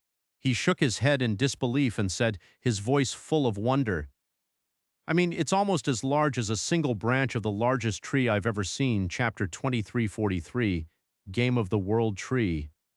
Kai was so stunned that he did not even react to that last statement. The three of them simply remained still for a while, observing the magnificent sight of the enormous tree. The bark of the tree was dark while its branches were bare and shrouded in snow. Its branches were like a frozen nebula, while the tree itself was like the axis of the world, rising above the sea of clouds much higher than even the surrounding mountains. Sonny could not see its roots, but he suspected that it was at least 10 times taller than the Soul Devourer had been at its peak. Of course, it was still infinitely smaller than the inconceivable tree whose stump he had witnessed at the heart of the burned forest. Eventually, Kai exhaled and said slowly, "It's like I'm looking at a world tree." Sonny shook his head. "I've seen the actual world tree once. It is located north of the Forgotten Shore, and all that remains of it is an unfathomably enormous stump. This one, well, maybe it's a sapling of the world tree." He studied the tree for a while, then said with a hint of doubt in his voice, "Perhaps it is.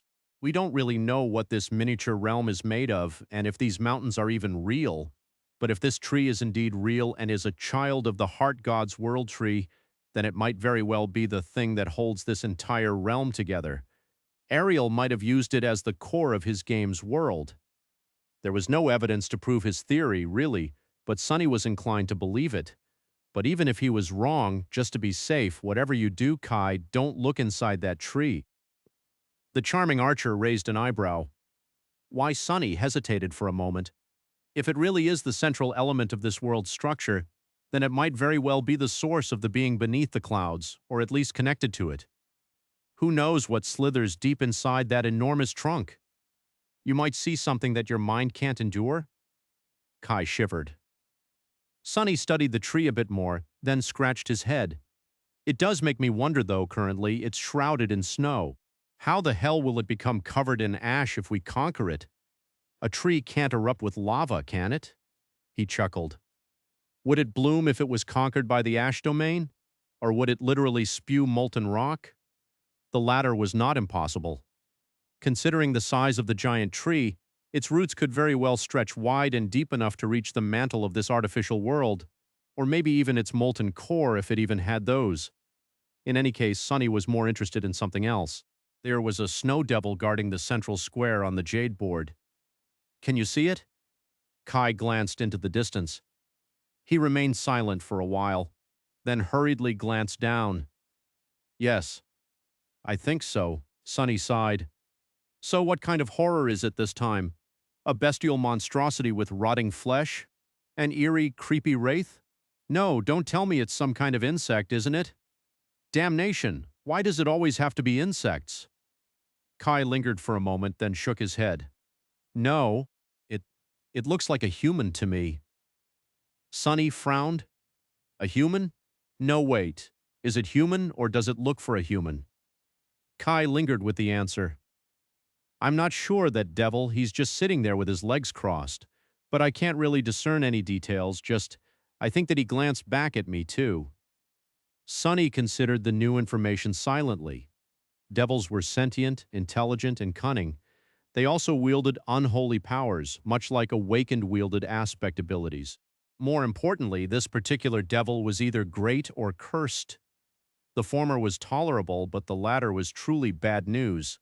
At that moment, Kai suddenly added, "There is something peculiar about that devil. I'm not sure what it is, but I think I saw something behind him like a string that glistened for a short second. In fact, I had the same feeling when looking at the other snow abominations we faced as well. All of them are a bit peculiar." Sunny gave him a dark look. "Hey, I'm already on edge, so there's no need to say creepy things to scare me even more, okay?" The moon was rising above the sea of clouds, and the snow-covered branches of the enormous tree shone in its pale light. He sighed. Damn it. Anyway, be prepared to fight that thing, whatever it is. This next dawn was going to be a perilous one for them. The snow worm and the clockwork giant were still 2 moves away, but the snow devil could attack the newborn volcano in one meaning that it could attack them in the morning. As long as it was willing to command it to. Sunny still did not know what level of control the snow tyrant had over the other snow figures. It was in the nature of nightmare creatures to attack beings whose souls were devoid of corruption in a murderous frenzy, but if the tyrant was in control of these abominations, then it could suppress their demented, overwhelming desire for a while. After all, Sunny was the ash tyrant, and he was accompanied by 2 ash beasts. They had already shown their ability to eliminate snow figures, so the snow tyrant could show reluctance to send its devil into battle alone. They would just have to wait and see. And so they did. In the morning, as the sun rose above the horizon and illuminated the sea of clouds with radiant golden light, ethereal glass bridges connected the volcano to the surrounding mountains once more, and to the enormous tree as well.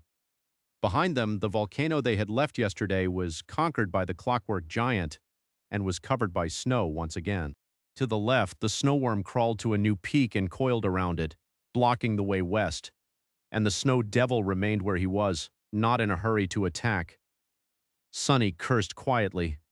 It was good news that they would not have to fight the devil today. However, it was also terrible news because all clues pointed to the fact that the snow tyrant was capable not only of controlling the snow figures, but also of doing it strategically. He grimaced and glanced away from the snow-covered tree, his eyes turning a few shades darker. "We are going to kill that grotesque worm in the evening. Get ready." It seemed that he would finally slay his first cursed beast. Chapter 2344, Nature of the Beast. There were a few minutes left before sunset. Sunny, Kai, and Slayer were on the slope of the volcano waiting for the obsidian bridges to span the vast divide between them and the mountain where the snowworm lay in wait. Sunny was calm, while Slayer was her usual malevolent self. Kai, however, seemed worried. Watching him count his arrows for the 10th time, Sunny sighed. That worm is a beast, which means that it is huge, strong, and dumb. Dealing with a dumb beast is not that difficult, however. It is also of the cursed rank, which means that it is a lesser god. I know that you are a specialist in killing dragons, Kai, but have you ever killed a god? The charming archer slowly shook his head. No. Have you? Sunny chuckled. Not really. I did kill a dead god once, though. Kai took a deep breath, prompting Sunny to smile. It was a minor god, and the Shadow Realm did most of the job. I only dealt it the last blow. He paused for a moment, then shrugged. I have yet to slay a cursed beast, but in normal circumstances it would not have been too big of a problem. Sadly, I am severely weakened by the current circumstances. So we will have to really apply ourselves today. If we don't kill that thing before night comes, we'll probably die. They did not simply have to kill the snow worm, they had to kill it before the sun disappeared behind the horizon. If they failed to slay the cursed beast in time, they would have to retreat to the volcano. And if they did, all three snow abominations would attack them come dawn, two cursed beasts, and a devil of unknown rank. Defeat was not guaranteed, but Sunny did not count their chances of repelling all three nightmare creatures high. He smiled. I did watch good old Anvil fight a cursed tyrant once, though. So I know a thing or two about fighting gods. Sunny considered his words for a moment. Fighting a god, lesser or otherwise, is different from fighting any other nightmare creature. That is because gods exist outside the boundary of absolute laws that govern all of existence. They are not free from them, but let's just say that they have more liberty in interpreting how these laws work, as applied to them. What I mean to say is that the existence of deities from the point of view of us mortals is inherently irrational. He shook his head. That is a long way to say that when we engage the snow worm, you should not be surprised when weird things start to happen. Kai chuckled. Weird things? Oh, I think I have developed a high tolerance to weirdness after spending some time with you. I mean, I guess you truly are a demigod, Sonny, in more ways than just one? Sonny gave him an oblivious look. Huh? What do you mean? Me weird? Kai blinked a couple of times. Forget I said anything. He remained silent for a bit, then spoke again. I am curious, though. You and Nephis, you want to become sacred yourselves, don't you? Sonny was a little surprised by the question. He shrugged. I am not sure that it is something that we want. Rather, it is a means to an end. It's something that we have to do. Kai smiled. Doesn't that mean that? Soon enough, you will become inherently irrational, too? Aren't you afraid? Sonny scratched the back of his head. Well, I haven't thought about the issue from that point of view before. He hesitated. But yes, I am a bit afraid. Actually, I am very afraid of what I will become and what I won't be anymore. He remained silent for a while, then shrugged. But I have some experience with that. Becoming something new and leaving some of myself behind, I mean. I am not sure if I should say this, but did you know? Actually, Sonny glanced at Kai somberly. You may not believe it, but I haven't always been this good-looking. Kai stared at him. Sonny gave him a solemn nod. Indeed, I know it's hard to believe, but if anyone can, it's you. After all, you can sense when people tell lies. Kai cleared his throat. I see. So correct me if I am wrong, but are you saying that you becoming attractive is a change of the same magnitude as someone mortal becoming a god? Sonny stared at him with indignation. I am definitely not that bastard. But at least Kai wasn't counting his arrows anymore. Instead, he shook his head and laughed quietly. For what it's worth, I doubt you'll leave a lot of yourself behind even if you do become a deity, Sonny. I'm not sure how to describe it, but you seem like someone who will always be himself no matter the circumstances. Sonny smiled. Then he frowned. Are you perchance implying that I am already so weird that becoming any weirder will be impossible? Kai coughed. No, naturally not. I definitely was not implying that. Sonny grinned. Good, because if you had, I was going to take it as a challenge. Just then, the sun finally touched the horizon, and the volcano they were standing on spat out a billowing cloud of ash. Soon enough, a bridge of glossy obsidian connected the ashen slope to the distant mountain, glowing in the scarlet radiance of the dying sun. Sonny smiled. Let's hurry. You know what they say, the early bird gets the worm? He jumped down to the surface of the bridge, utterly appalled by himself. Gods, what the hell did I just say? Did I really say that? The early bird gets the worm? It seemed that hanging out with Kai so much after being deprived of the charming archer's company for so long was having a negative impact on his sanity. That joke was truly unforgivably terrible, worthy of being spoken by that despicable old fool, Jest. The last thing Sonny wanted was to resemble Jest in any shape or form. Groaning inwardly, he rushed forward. He had to kill a cursed beast, and he had to do it quickly. Chapter 2345, Infinity and Finality. As Sonny ran across the surface of the obsidian bridge, his figure turning into a dark blur, Kai and Slayer drew their bows. A moment later, black arrows streaked across the sea of clouds and fell, piercing the snowworm's pale flesh. Out there on the slopes of the volcano, they were still within the bounds of the ash domain. Therefore, they could exert their full power. Granted, their power was not great enough to seriously wound a cursed beast. The snowworm was so enormous that it was difficult to miss it. At the same time, its body was so vast that their arrows were no different from tiny needles, dealing almost no harm to the nightmare creature. But that was all right, because Sunny did not need them to harm the cursed beast. Instead, they had to play a different, vitally important role in the opening act of the battle. Instead of quality, it was the quantity of their attacks that mattered. They had to sink as numerous arrows as they could into the snowworm and do it as rapidly as possible. That was because the arrows they were shooting were quite special. Sunny had crafted them himself, after all. In the past few days, he had been observing the snowworm carefully. He still did not know a lot about the cursed beast, but he was certain that it wielded the concept of infinity as a weapon. Its pale body could grow endlessly, devouring as much space as the snowworm wanted. It could become dozens of kilometers long, or shrink to merely a few hundred meters. Naturally, that also made the snowworm nearly indestructible. After all, no matter how much of its huge body Sunny destroyed, the beast could simply produce more, and more, and more, and more, until the entire mountain was buried under its pale flesh. So there were two ways to kill the bizarre god beast. One way was to destroy its rotten soul, which Sunny could achieve by focusing on attacking its shadow. The other was to suppress its power somehow. But naturally, Sunny did not have to pick just one strategy. He could very well implement both, and the arrows were meant to accomplish the latter.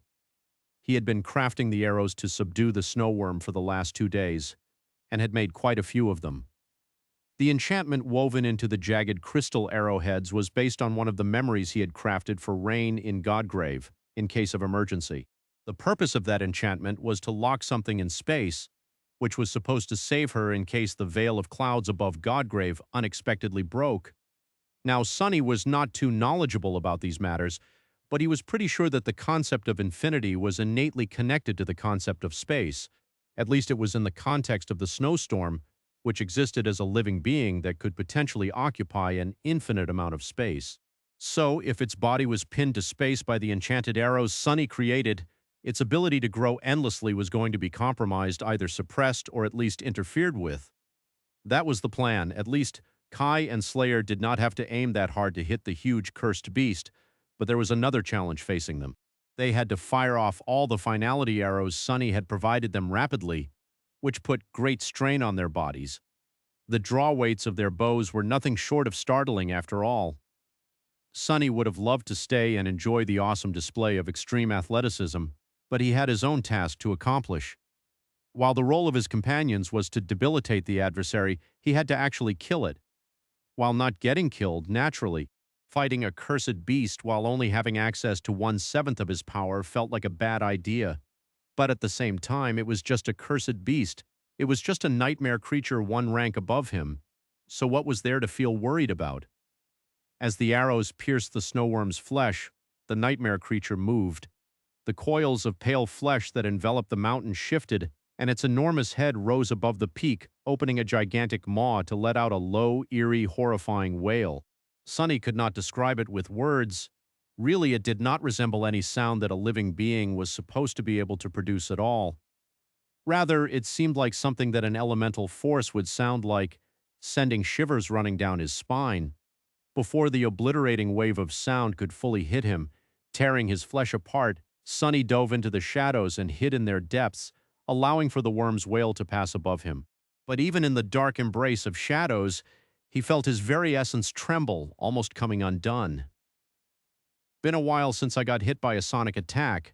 I think his shadow continued to glide across the glistening bridge at great speed, and just before he reached the snowy mountain, winged figures burst from it in a veil of ash, spreading like an obsidian swarm. They were the shades of the crystal wasps. He and Slayer had slain almost 100 of them.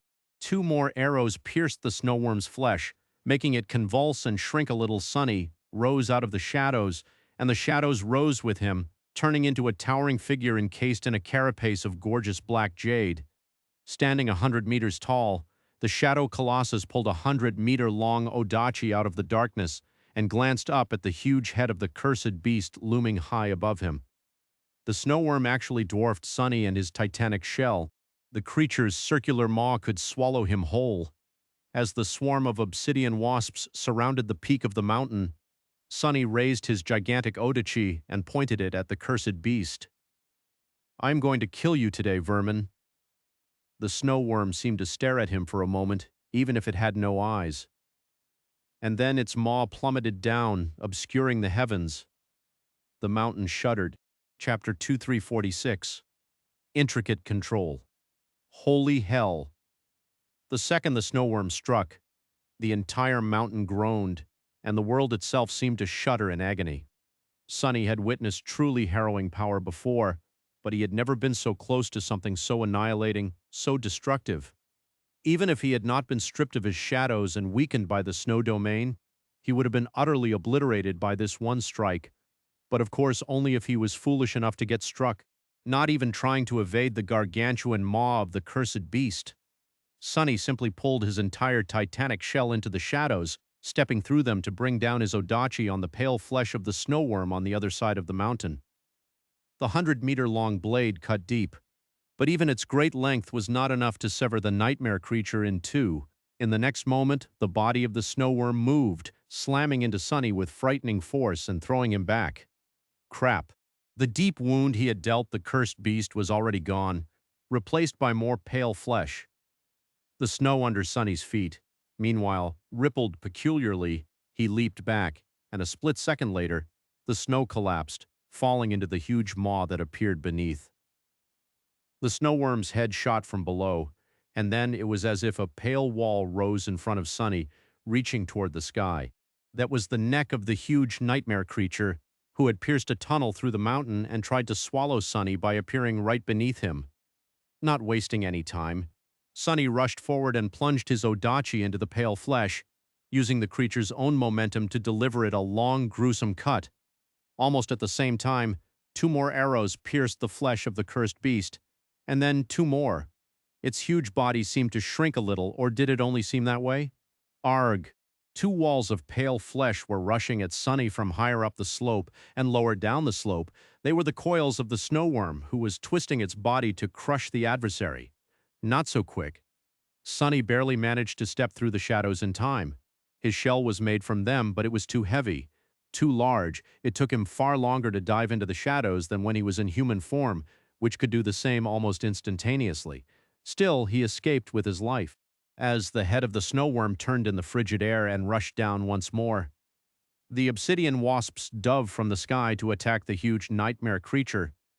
Scores of supreme shades were a lethal threat to almost any creature, but they were too vulnerable in front of a cursed beast.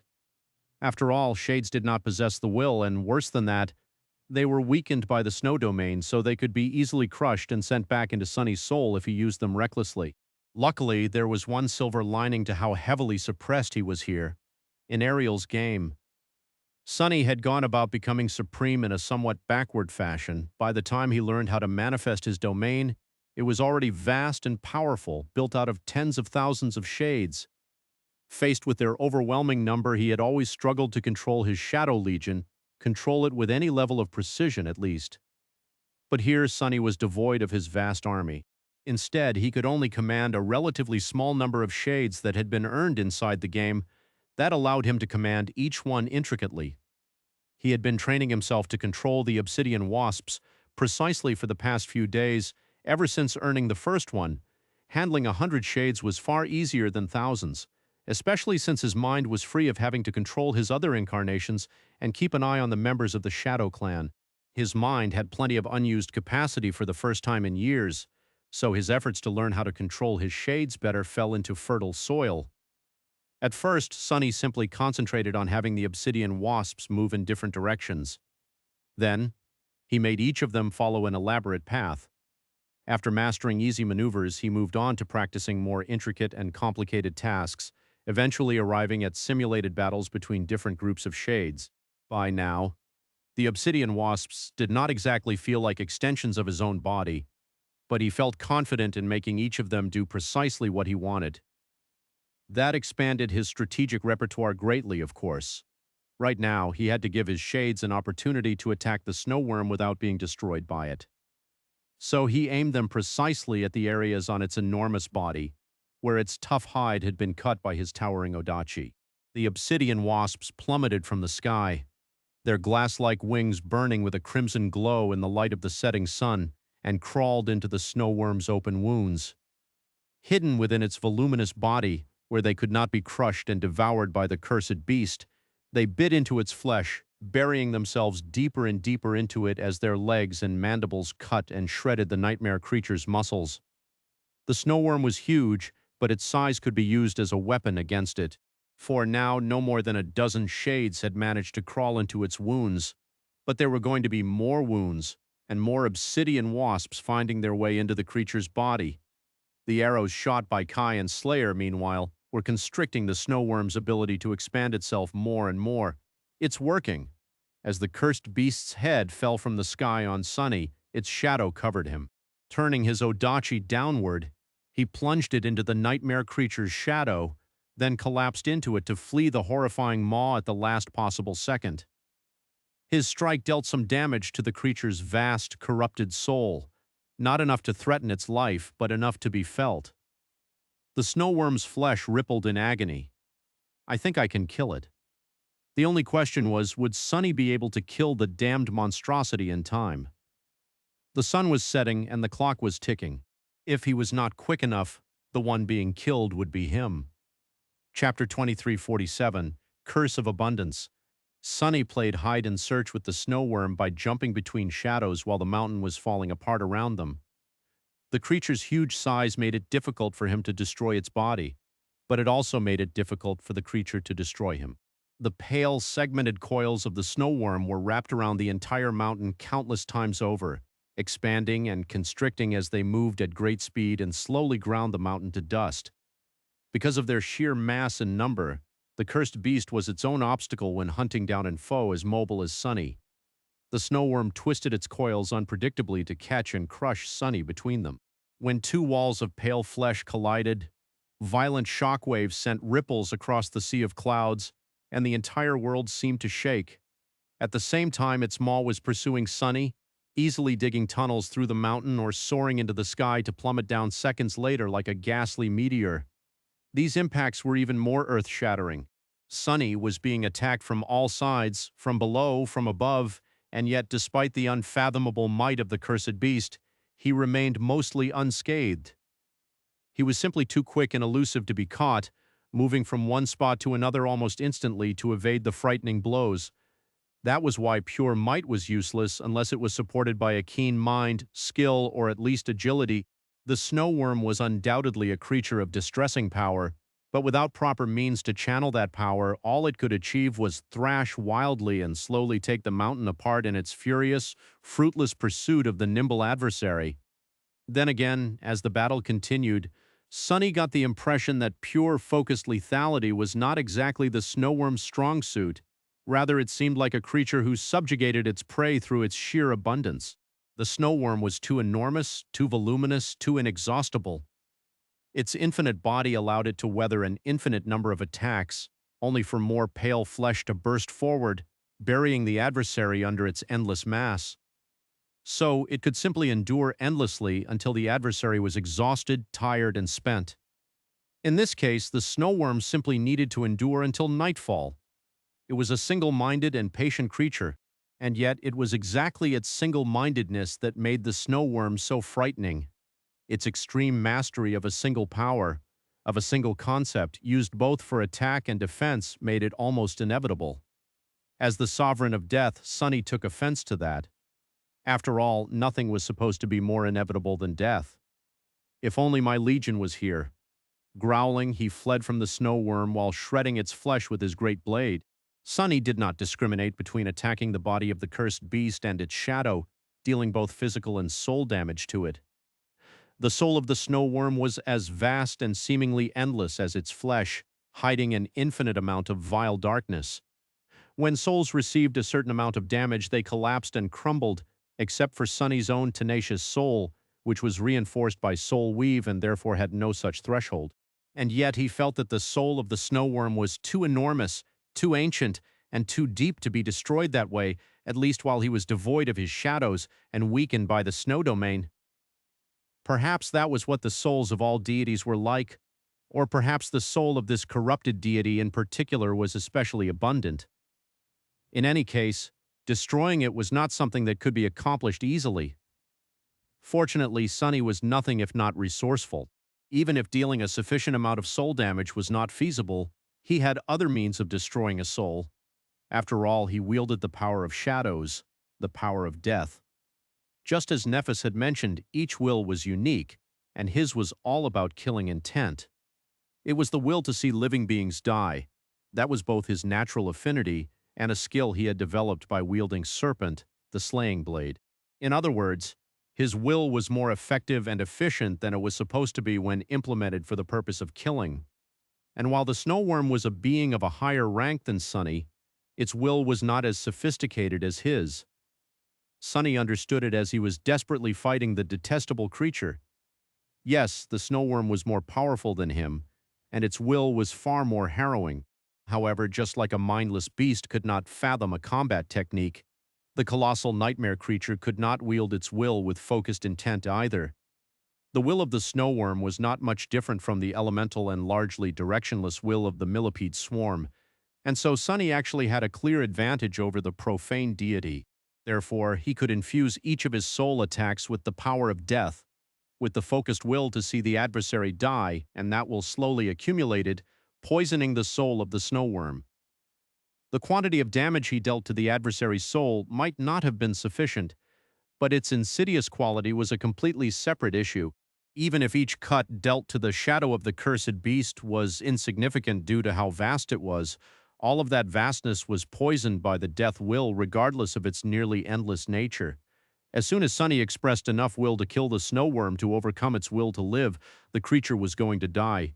Which was not to say that he would be able to achieve that before the sun disappeared beyond the horizon. However, that was only half of Sunny's strategy. The other half was far simpler. He simply wanted to rip, shred, and devastate the snow worm's huge body. That, too, was a way to kill the enormous cursed beast.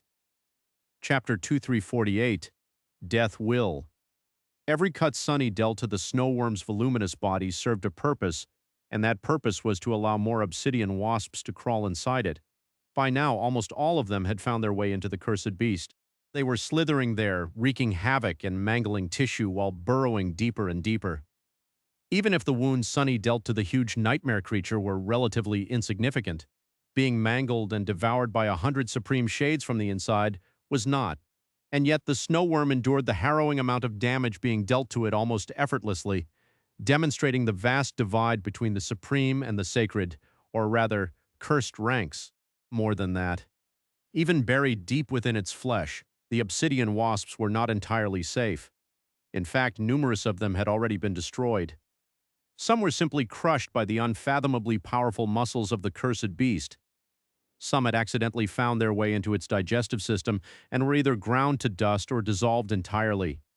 Some met their end in ways that Sunny could not even describe, let alone understand, while some were destroyed in more bizarre ways.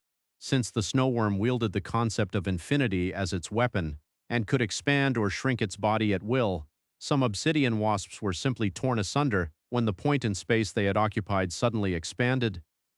Others were crushed into infinitely small balls of obsidian when the space they had been occupying shrank.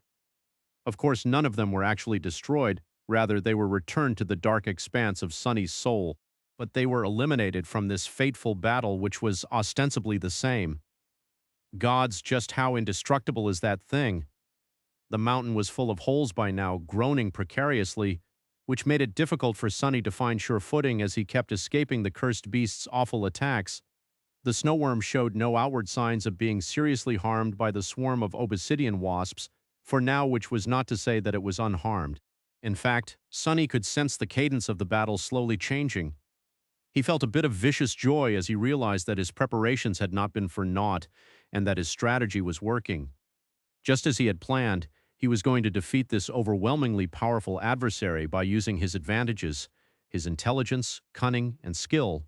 By then, Kai and Slayer had sunk all of the finality arrows he had crafted into the worm's flesh.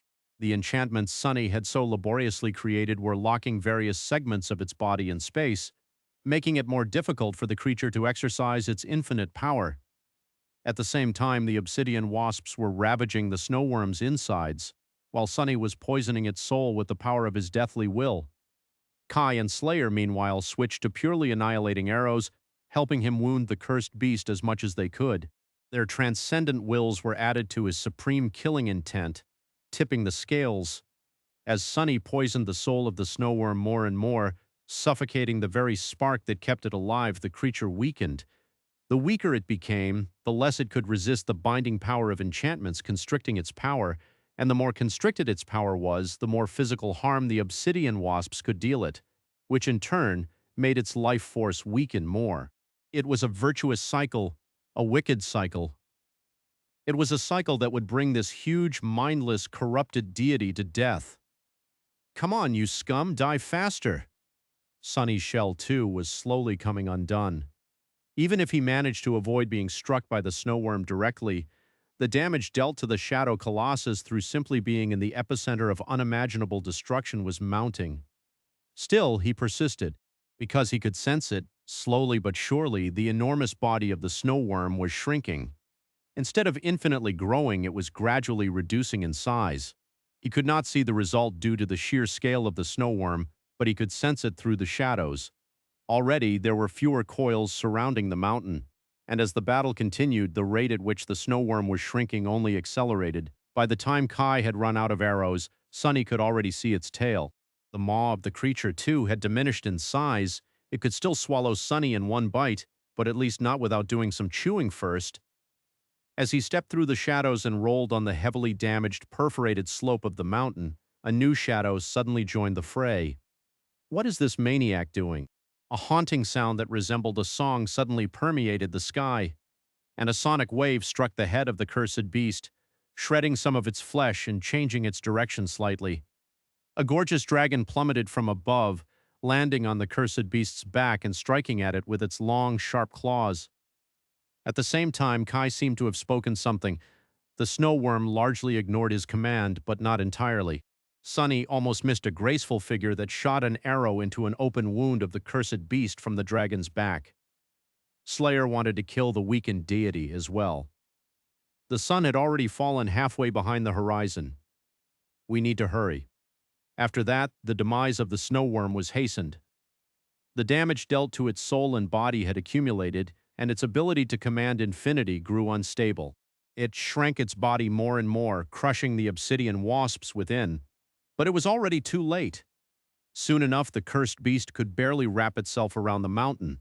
Then its maw became too narrow to swallow the Shadow Colossus that, ironically enough, made it more dangerous since it could maneuver much better for a short while. So Sunny abandoned his shell and continued the battle as a human. Before too long, the snowworm shrank to a truly pitiful size, no more than a kilometer from head to tail. Then it became even smaller, similar in size to Soul Serpent.